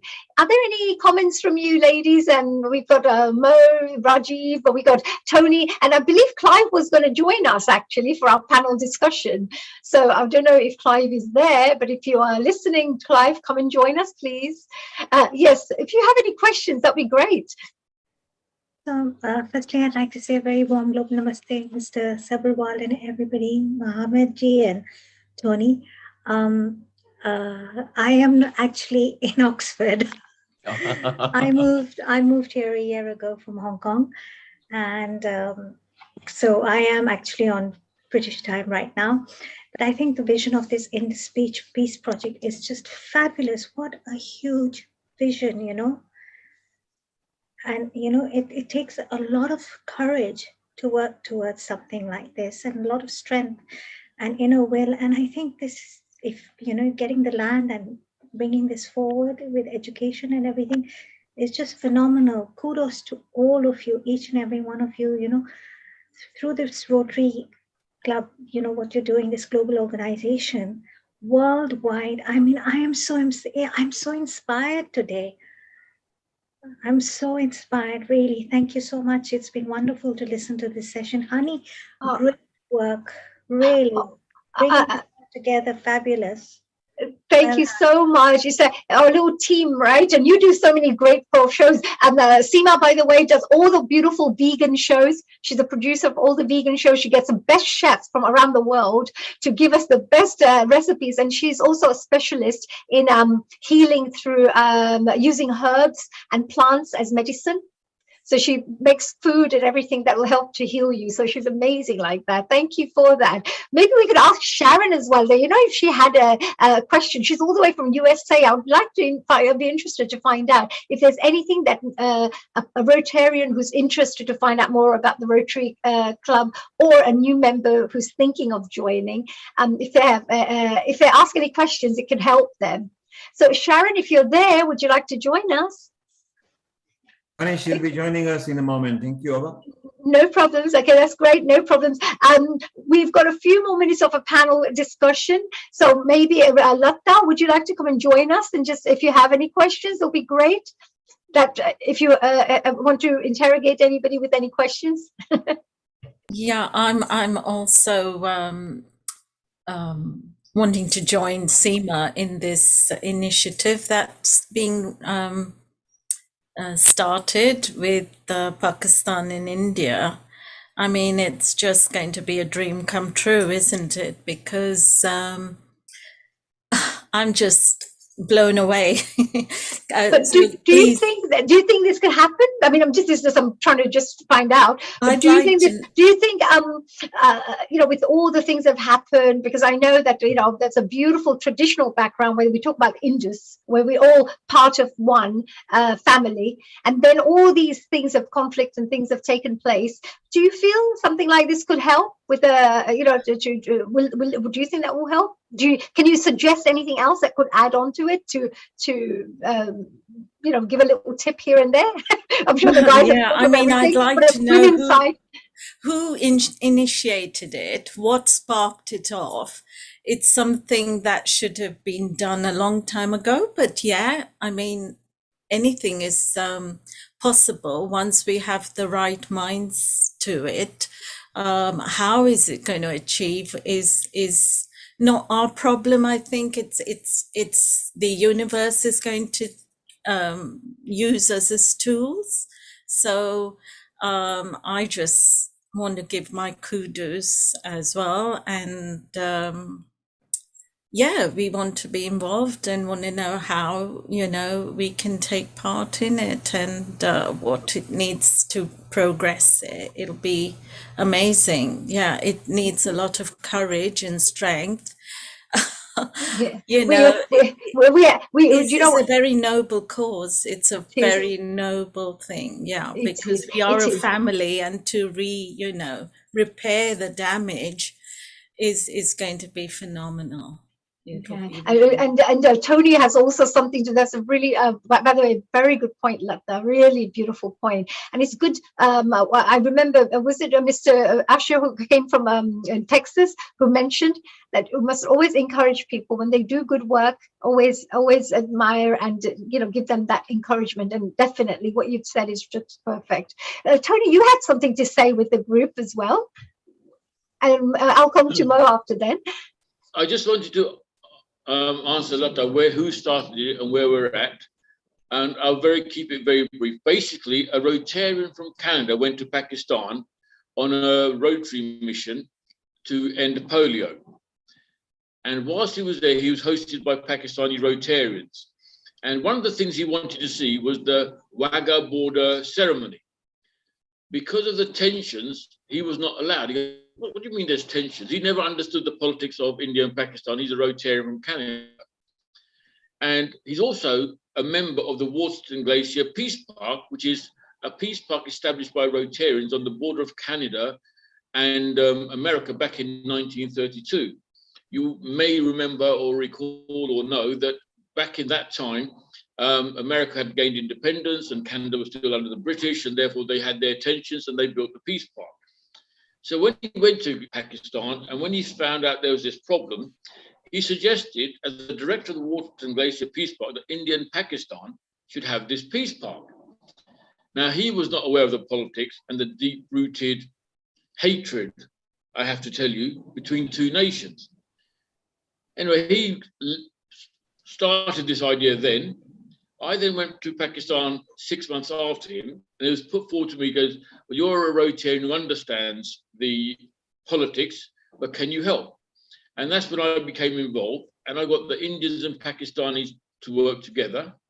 That was 2015. Many things have happened. Many other people have come on board.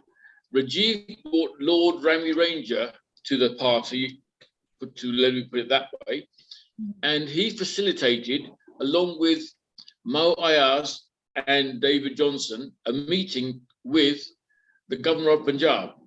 Now, Mo had arranged one 2 years earlier where we had met him and he agreed to give us the park, but COVID got in the way. So we've lost 2 years. And the meeting that Rajiv and Lord Rami Ranger had with him had a different angle. Because Lord Rami Ranger is a very close friend of the governor of Punjab, Jagdish Sarwar. And as Rajiv mentioned earlier, he has made a commitment to give us the land. So getting the land is the hardest part. Then comes the question, what do we do in the park? So we're going to cover all areas of focus. So there'll be opportunities for all the local people to better their lives. That's the opportunity Rotary wants to give them. So in a nutshell, that's where we're at. We have committed support from many international organizations such as Kew Gardens, such as the Aga Khan Foundation, plus, of course, Rotary's backing it through all the leadership. So at this point in time, what can you do?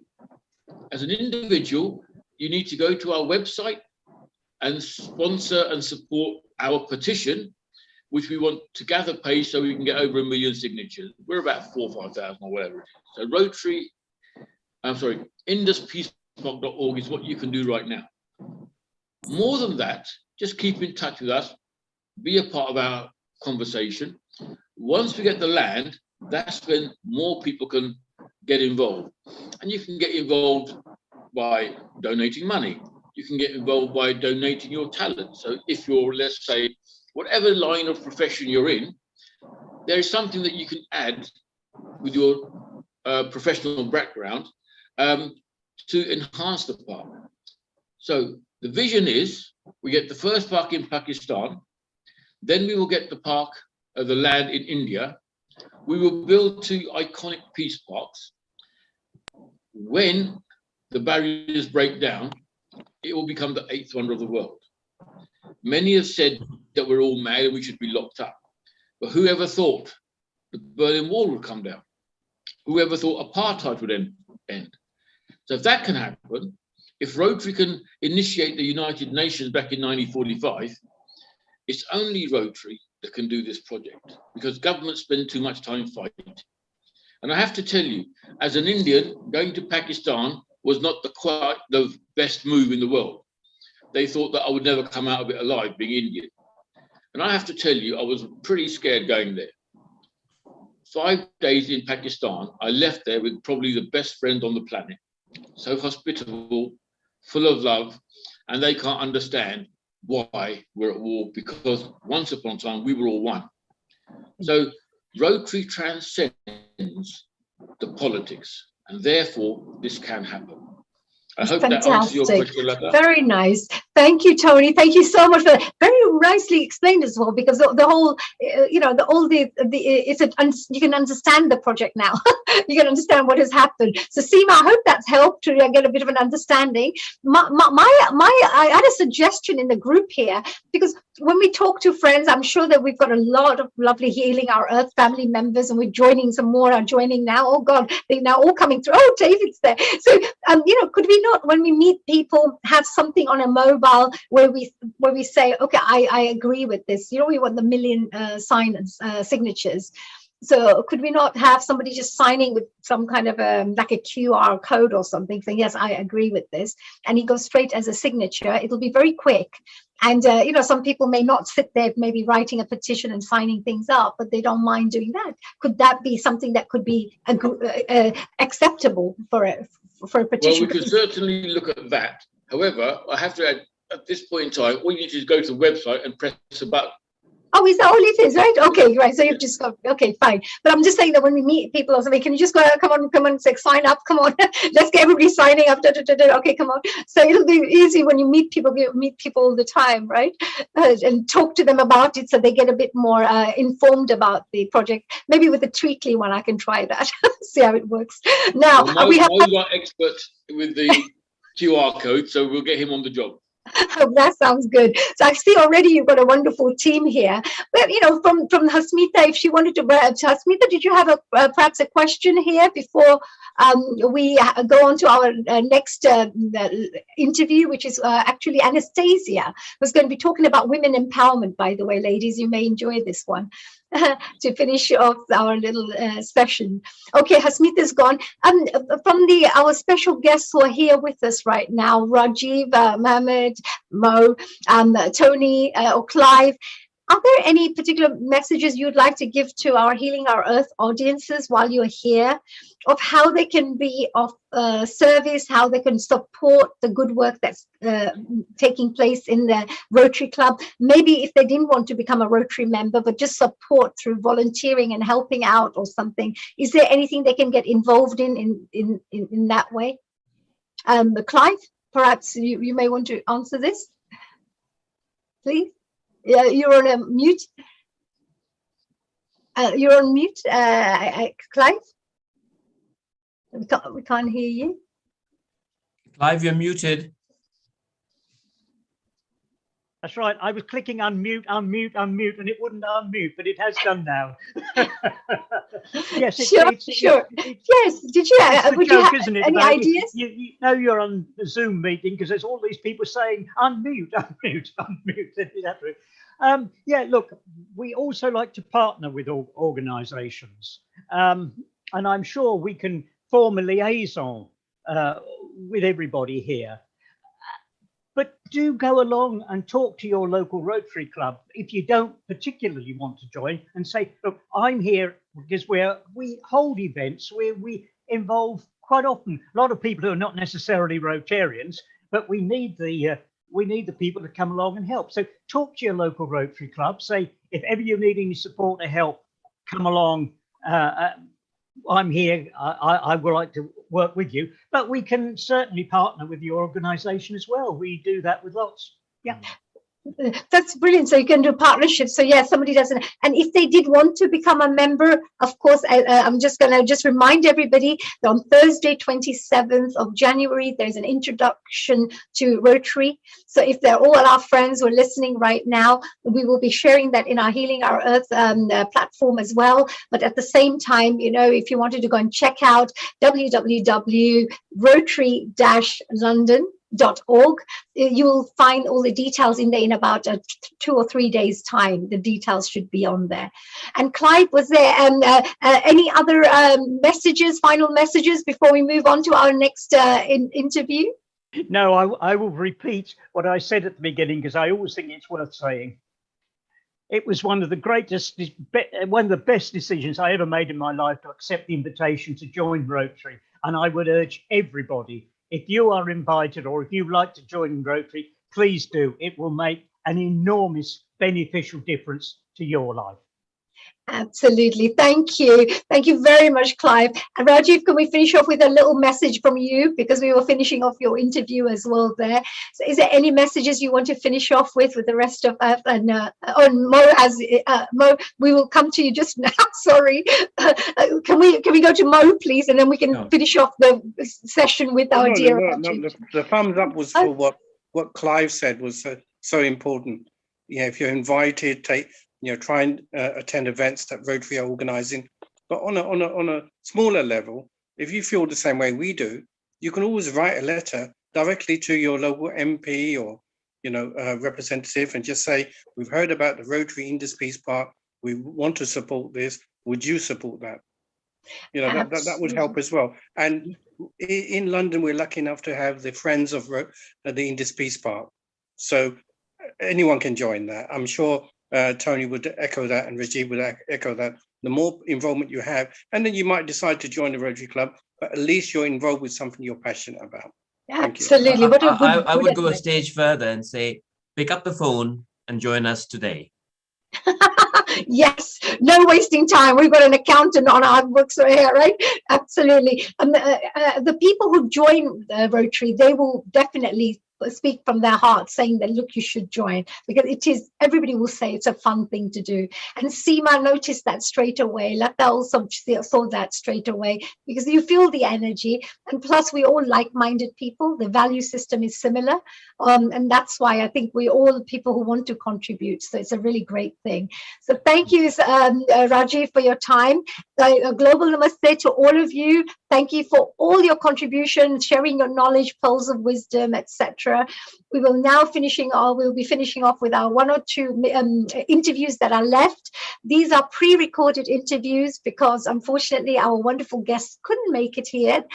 So we felt that we didn't want you to miss out on this wonderful interviews. So we have 2 interviews left that we would like to perhaps share with you. And I'm like thinking, why am I somewhere different right now? Oh, where's my sharing screen? There you go. Right. So this is a very, very interesting for all the women out there. So if you are there interested in women empowerment programs, we had a lovely lady called Anastasia who joined us and spoke to us about women empowerment. That should be coming up on just right now. Let's move that out of the way. That's it. Enjoy. Welcome and say a global namaste to dear Rita Kajuhari. I hope I've said that right. No, she's. Oh, sorry.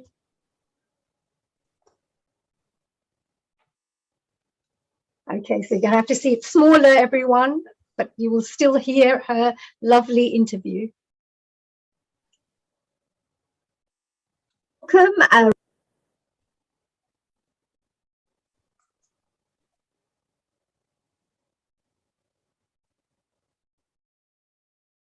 Welcome and say a global namaste to dear Rita Kajuhari. I hope I've said that right. No, she's going to be talking about the women empowerment in the 21st century. And Anastasia actually was born and raised in Italy, moved to London at the age of 16.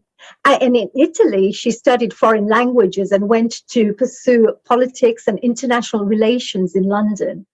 And at the early age of 17, Anastasia actually gained so much experience working for some of the wealthiest families in Kensington and Chelsea. Experiences and knowledge that allowed her to build multiple successful businesses in different sectors, such as real estate, e-commerce, marketing, and fintech. And thanks to her business, she was often involved in working with companies such as St. James Place and L'Oreal. Wow, all the beauty lovers out there. Now, in her free time, Anastasia volunteers and reads nonfiction books. Think and Grow Rich, by the way, that was one of my favorite books as well. Principles by Ray Dalio. Meditations by Marcus, and reality transurfing are some of her favorites. Anastasia also meditates every day, as you can tell by her really calm style, and follows values and teachings from different cultures, religions, and leaders.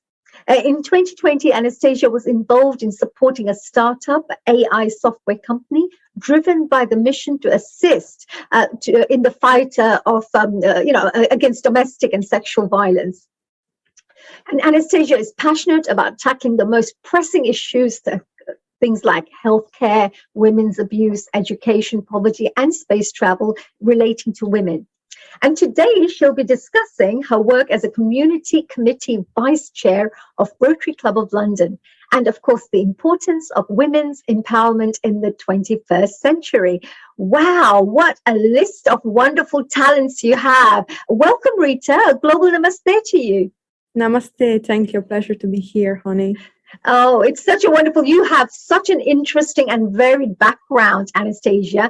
You know, it's all ranging from studying foreign languages, you've pursued politics, you've built so many businesses as well, and successful ones too. So as a multi-talented woman, what actually inspires you and drives you in life? That's a really good question. I like it. Well, the first thing, or, let's better say the first person to inspire me in, doing what I do is my mother. And of course, some of the nuns that raised me as well. As you know, I grew up, with a single mother, and while growing up, seeing her being very brave and very strong, I think that that was the beginning of everything for me. Pretty much everything I do, whether, related to business, philanthropy, giving back, charity work, or, even the day-to-day life, it's thanks to that. Wow. So this is your beautiful mom there with the pink on, and you must have been a tiny little one there. So since that time, you've been interested in these kinds of areas, have you? Yes, correct. And you got empowered with this particular area. It's interesting, isn't it? Because there's so much connected to women empowerment, isn't there? And you're also actually the vice chair of the Community Services Committee. So what does your role entail, and what do you actually enjoy most about becoming a Rotary member or being a Rotary member? Yeah, so I really love the fact that, members of the club, first of all, they're amazing people, and they bring years and years of experience in different fields. And of course, they add value one another. Now, as a vice chair of the Community Service Committee, we always try to support charitable projects. For example, last December, we partnered up with Karma Bank, and our members gave away, I don't know how many clothes, I don't have the exact number, but there were, a lot of pieces to refugees from Afghanistan. Next month, instead, for example, which is going to be in February, we're going to be supporting a fencing project for people with disability. So as you can see, it really varies, but the main thing is, the charitable part. Wow. So this Karma Bank one that we just spoke about, so it's like collecting clothes, is that right? So you must have so many people. This is a humanitarian work that we do in Rotary, isn't it? So if you can see somebody cold in winter time, the most humanitarian thing to do is to go and find clothes and nice coats and blankets or something to help others. And it's the least we could do, isn't it? So this is wonderful work. And do you do this as a group? How does the Rotary or do the voluntary work? Is it like a group of members come together, or do you create partnerships, or what do you actually do? Yeah, so really depends. Most committees, they decide which projects to support. In this case, we came together, decided to support Karma Bank for, the fact that they're supporting refugees from Afghanistan. And each member of the club gave away, some of their pieces. There were a lot of clothes that helped for this, project. Oh, what a wonderful way. You can also clear your own cupboards too. And some people keep their, clothes for ages and ages, put them in boxes, etc. At least you can put them into good use here, isn't it? So that was really nice. And you're also extremely interested in working on pressing issues that affect women, such as healthcare, abuse, poverty, education. And as a Rotarian, what kind of action are you taking or planning to take, especially to deal with women empowerment issues? Yes. So as you know, I'm pretty much a new Rotarian. But for example, in the community committee, we're going to be looking into different projects. As I just mentioned, the causes that we are supporting are different ones, but we are planning to work on a few ones that are going to inspire women, especially young girls. We would love to inspire more women to join, for example, the club or to join different career paths, especially the ones who are male dominant. And also business. I mean, why not? Very often, I personally speak with many girls from universities here in London, and they're terrific. They're so talented. They're really amazing people. But oftentimes, I mean, they're just afraid to take action. And I think, we, especially because we are women, Rotarian women, we can inspire them in different ways. Of course, me and my club, we are currently working on that. But the club itself, it was only a gentleman's club once, but then started allowing women. So that, to begin was a great change as well. And for example, the proposed president for this year, is going to be a woman that we are going to, talk about later on. Yes, absolutely. And you mentioned as well that educate, there are various different areas. You talked about abuse and domestic things and all sorts of ways. How do you tend to empower the women? What are the tools and techniques you use to help to bring out the best in these women? Yeah, this is related to the fort. It's like, because I believe that you do a lot of education work as well, don't you? Yes. Yeah, so I believe that there was some kind of thing that I just heard you speak about, that education and life, it's something different. What is that quote that you normally share with other women? Yeah, sure. So, Elon Musk, as Elon Musk says, being educated and going to school are two different things. Now, most women, for example, they don't know how to take care of their finances, which is sad. They don't know anything about money management, savings. I was looking actually today at one article, and it said that women, they have less money, or pretty much nothing in their savings compared to men. And of course, because of that, most of the times they're dependent upon someone else, and oftentimes it's either father or husband. I think especially today, being self-dependent, it's such a very important thing for women. And another thing, for example, it's salaries in the workspace business. Women are oftentimes compared to men, they're underpaid. They're paid less than men. And we are expected to do more, to give more, to be more. So it's a very long topic, and but I hope that I've given you a quick idea. Oh yes, of course. I mean, and can you imagine that one day, if things are equal for everybody, I mean, what a wonderful thing it would be. All this hard work and all this effort and dedication, the passion to help bring change through the Rotary clubs, through the members, who work within the Rotary organization. Such powerful, profound changes are taking place step by step, which is fantastic. You also spoke something about, there are like some projects, for example. Your topic normally you are very passionate about women empowerment in the 21st century. So can you expand perhaps on what areas you think are most important to consider when discussing and educating others about women empowerment? Yes, sure. As I said before, this is something I really care about. And again, I could be here talking for hours, but I don't think we have much time today. So I'm just going to cover a few things.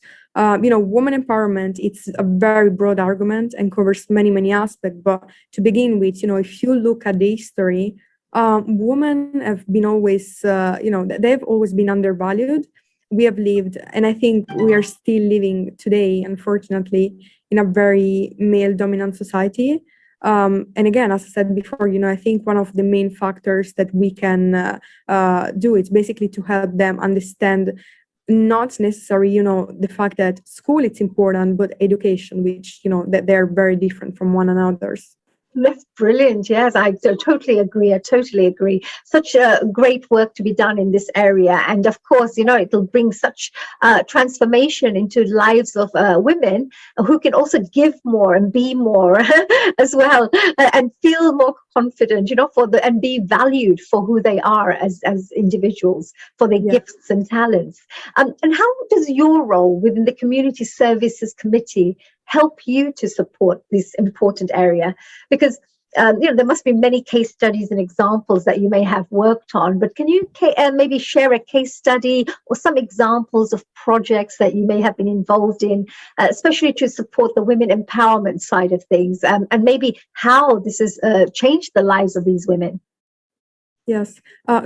Before going into case studies, let's just say that I believe the club itself has made good moves in the past couple of years, considering that before it was just a gentleman's club only. I think the fact that now there are many, many women, amazing women, and the fact that we also have the opportunity to join the boards is a good case study itself. One very important thing I believe is that we need more women to take leader roles. If you look now, for example, at the current situation, economic crisis, it's also because there are too many managers and people who like to be bosses. But, when crises such, the ones that we are living now happen, managers fail because, being a manager and being a leader, again, it's very different. So we need more women to pretty much join and take responsibility. But that's hard because, who wants responsibility, right? So I believe, again, more people need to join, become responsible, take leader roles. For example, Jennifer Jones, she's a Rotarian, and this year, she's going to be the first female president, starting, of course, from this year, if no other candidate is going to challenge her. So I believe, this itself is going to change a lot of, lives. Oh yes, Jennifer Jones has been doing amazing work within the Rotary, hasn't she? So, oops. Oh, where are we going here? Oh, there she is. Yeah, Jennifer Jones. Yeah, this is brilliant. It's first, I believe she's the first woman, female president, or international president. That means a worldwide, global president of Rotary, which is probably 1.2, 1.4 million members, right? What a huge organization to lead. Is that right? Yes, correct.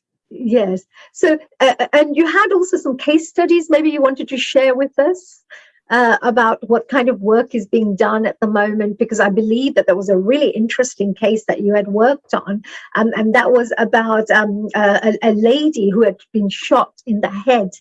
I believe it was in Afghanistan. Is that right?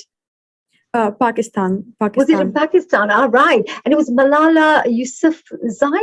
Yeah, correct. Malala Yousafzai. So she really believes in, empowering women, and she is fighting for women's education. When she was 16, she was shot by the Taliban in Pakistan, and they, just to save her, they moved her here in UK, Birmingham, where she was saved. Wow. So, but you mentioned that she was actually shot. So, do you mean there was a war going on and she got involved in that? Or she actually got shot like an assassination? Yes, correct. So she was pretty much going to. And by the way, I don't know. I don't have a book with me, but she wrote a book as well, which is called "I Am Malala." She was just, I think, so she was 16, and she was going to school by bus with her friends, and the Taliban, they stopped at the. They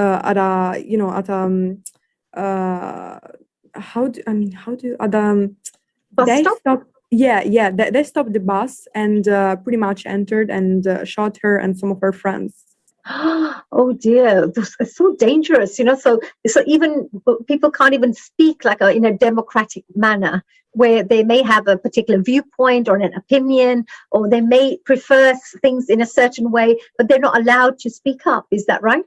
Yeah, correct. But we are going into basic human rights. So Rotary also works on helping to empower women to understand their human rights, what basic rights they have, and helps to empower them by educating them and supporting them. And ensuring that they can give the best of themselves to the world. She's done really good, actually, hasn't she? She's been speaking around the world afterwards. So Rotary really helped her to transform her life, from where she was to where she is right now. So that was really good. And to finally come to kind of to the end of our discussion here, I know I'd love to speak more about this particular topic. It's so interesting. But, Rotary seems to be a great platform from where you can carry out this kind of impactful work. Why did you join Rotary, and what benefits do you think you have gained by being a Rotary member? Yeah, of course. So giving back to the community is very important. That said, I think, people should join because, it's great to join because you can create meaningful connections, relationships, friendships, and there's also a lot of fun. It's not boring. Like, I love it. I love being part of the Rotary Club. You think it's fun? So if you said 3 of the best things that you like as a person, what are the top 3 things you enjoy about Rotary? I think all of the 3, yes. I think connections. Human-to-human connection. I think that's very important for me. Right. That was the first one, right? That you'd like to have that connection. You mentioned fun as well. Is that right? There's lots of fun. Yes. There is a lot of fun. Yes. Yes. And of course, you get chance to perhaps work on such fantastic projects that you are passionate about and you yourself want to do something about.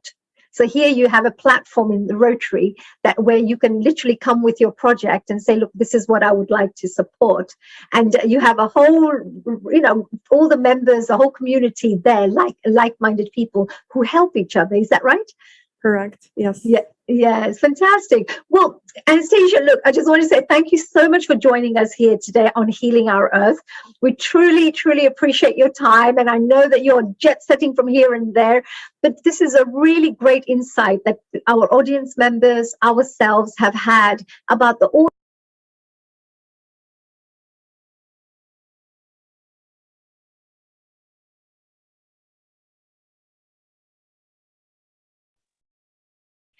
There you go. I'm a bit lost here, and I hope you can see me right now. Where is everybody? Oh, there I am. Oh gosh, yes. Oh, Sharon, hello. A global namaste, my gorgeous goddess, and my dear sister. Namaste to you all. I'm here for my birthday at the Pacific Ocean. Yes. Thank you, Neil G. Thank you so much. It's today. Your birthday is today. I think it was tomorrow. It's today.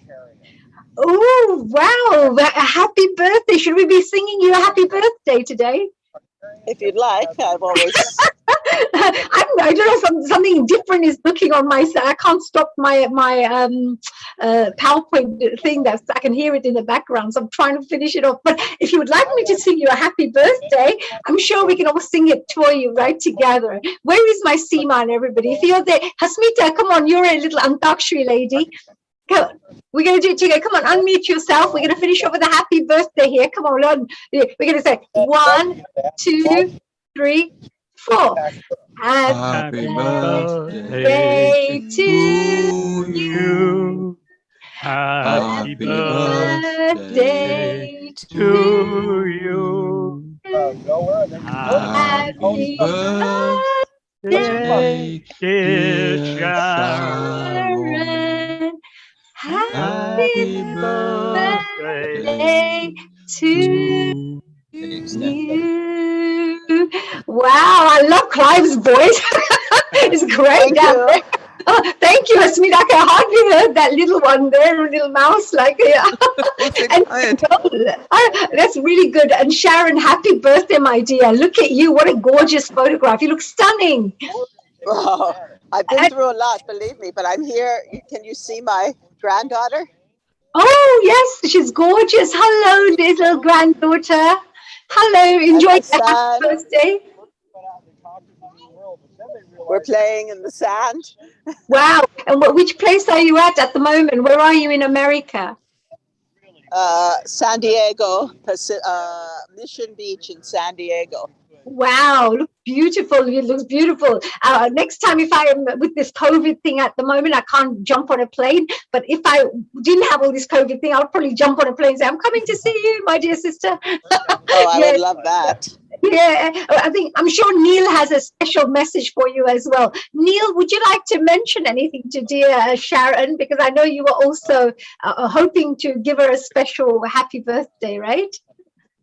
Honey, because you can't see your screen, we have been actually sharing the message to her. You are not able to see your screen. We have already done that. And let's remind people that Sharon Rose is our coordinator from United States of America for Healing Our Earth.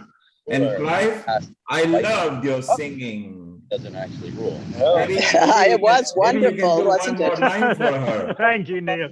Thank you. And I loved hearing about all the wonderful things that you've all done with the Rotary Club for so many human beings. It's so wonderful. So the shift of power went to England and the East India Trading Company. We need to get you joining a Rotary Club there, you know, and then we can do some partnership work, right? Yes, well, we have one near us, a center in Colorado. Yes. Oh, wonder. What did you remember from it? So you were listening to some of the interviews. I know you must have been with your little grandchild, but was there anything that stood out for you from what you had heard that, you know, would create a bit of an impact, or any comment you would like to make about it?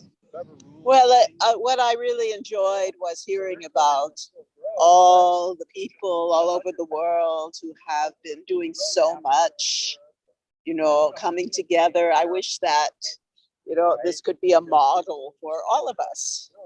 You know, this coming together as to help children and elders and scholars and people who really want to have the same kind of message as we do at Healing Our Earth, which is love and community and really, really, really helping one another, especially through these strange times we're living in.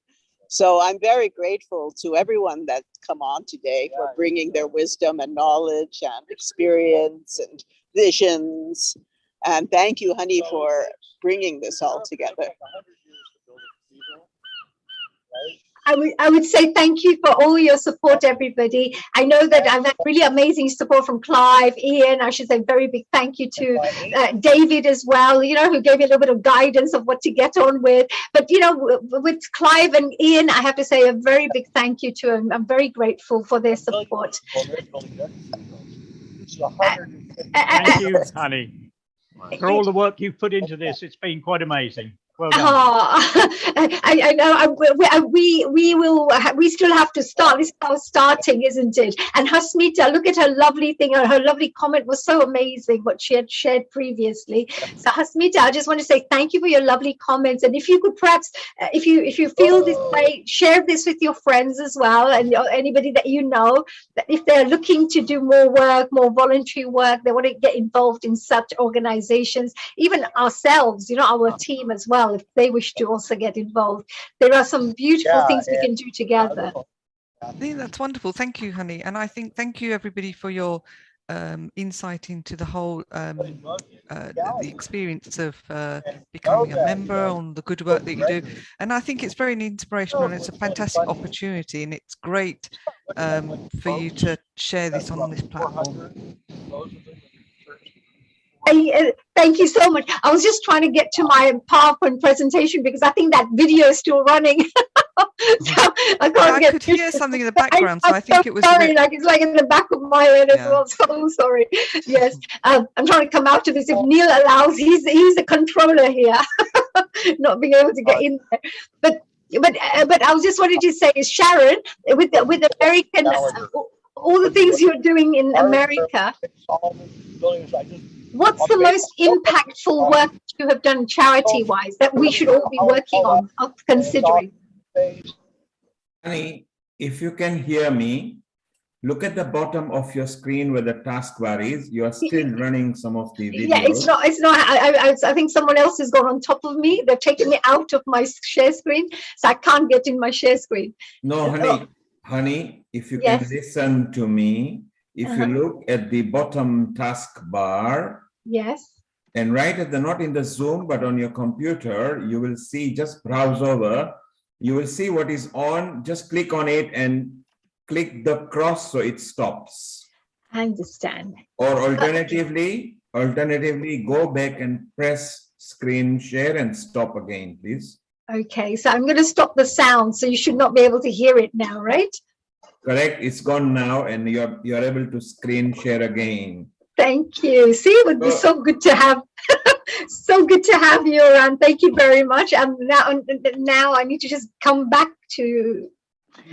Yeah, if you just stop screen share now, honey, and Yeah. you can just chit chat. All done. Thank you so much. Thank you very much. So we're coming to actually the end of our little sessions, but I had actually two more interviews that I thought would be really useful. One is about compliance, and one was about the community services. They had to pre-record. So I was going to say to Neil, perhaps should we add that on separately and close it with a nice, lovely prayer to finish off today? With pleasure. Let us first of all thank every member from the Rotary.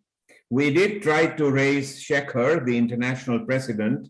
He is actually tied up, but I was trying to bring him on as well. But nonetheless, the most beautiful part is Ian, Clive, Tony, Mohammed, David, who are all here. What a wonderful contribution. You opened our eyes. We want to bring you back again. You are now all part of Healing Our Earth. And whenever you go to projects, just send us the flyer and we will plug you. So honey, if you could thank everybody once again, let's go for a prayer. And yes. the interviews, we will plug them into the social media. Once again, Rotary in action. We are simply proud of you. Over to you, honey. Thank you, dear Neil. Well, first of all, we're finishing off for today to say a very big thank you to, of course, the participants as well, the panel guests with their wonderful comments that they came back with to encourage the rest of us. The special, wonderful President David Johnson, our Vice President Ian Balcom, and of course Clive Amos, who's the membership chair, who I'm working very closely with as a chairwoman of the new members committee. So I just want to say a very big thank you for all your mentoring. The audience members who are watching right now, just wanted to say do keep in touch, and if you want more information about this particular organization, Rotary, if you've been touched by the work that's being done there and you want to know more about it, you don't need to join, just want to find out more, you're welcome to contact us. There's no obligation whatsoever. And I know we've talked about the membership joining, but actually the main aim is for us to inspire people to go out there and to do more good for the world. That's our main message for everybody. The secondary part is, if you're interested to know more about Rotary, of course, we are here to support you for that as well. Ladies, like Sharon, a big happy birthday, my dear. All our birthday wishes go to you from all of us from Healing Our Earth and the 30 countries that are watching or more right now. From all of us together, we send you our love. Please keep doing the great work, and I'm glad you're feeling better now. Speedy recovery to you. So we finish up with a lovely prayer. This prayer is actually for peace, happiness, and love for all of us to be blessed with a nice, I would say, abundance of wisdom, abundance of love, abundance of lovely friends, and everything good that life can bless you with. So we're going to finish off with a lovely Indian prayer. Guru Brahma, Guru Vishnu, Guru Devo Maheshwara, Guru Sakshat Param Brahma, Tatsmai Shri Guruve Namaha. Om Shanti, Shanti, Shanti. May peace be with you, and may peace be there in the whole world.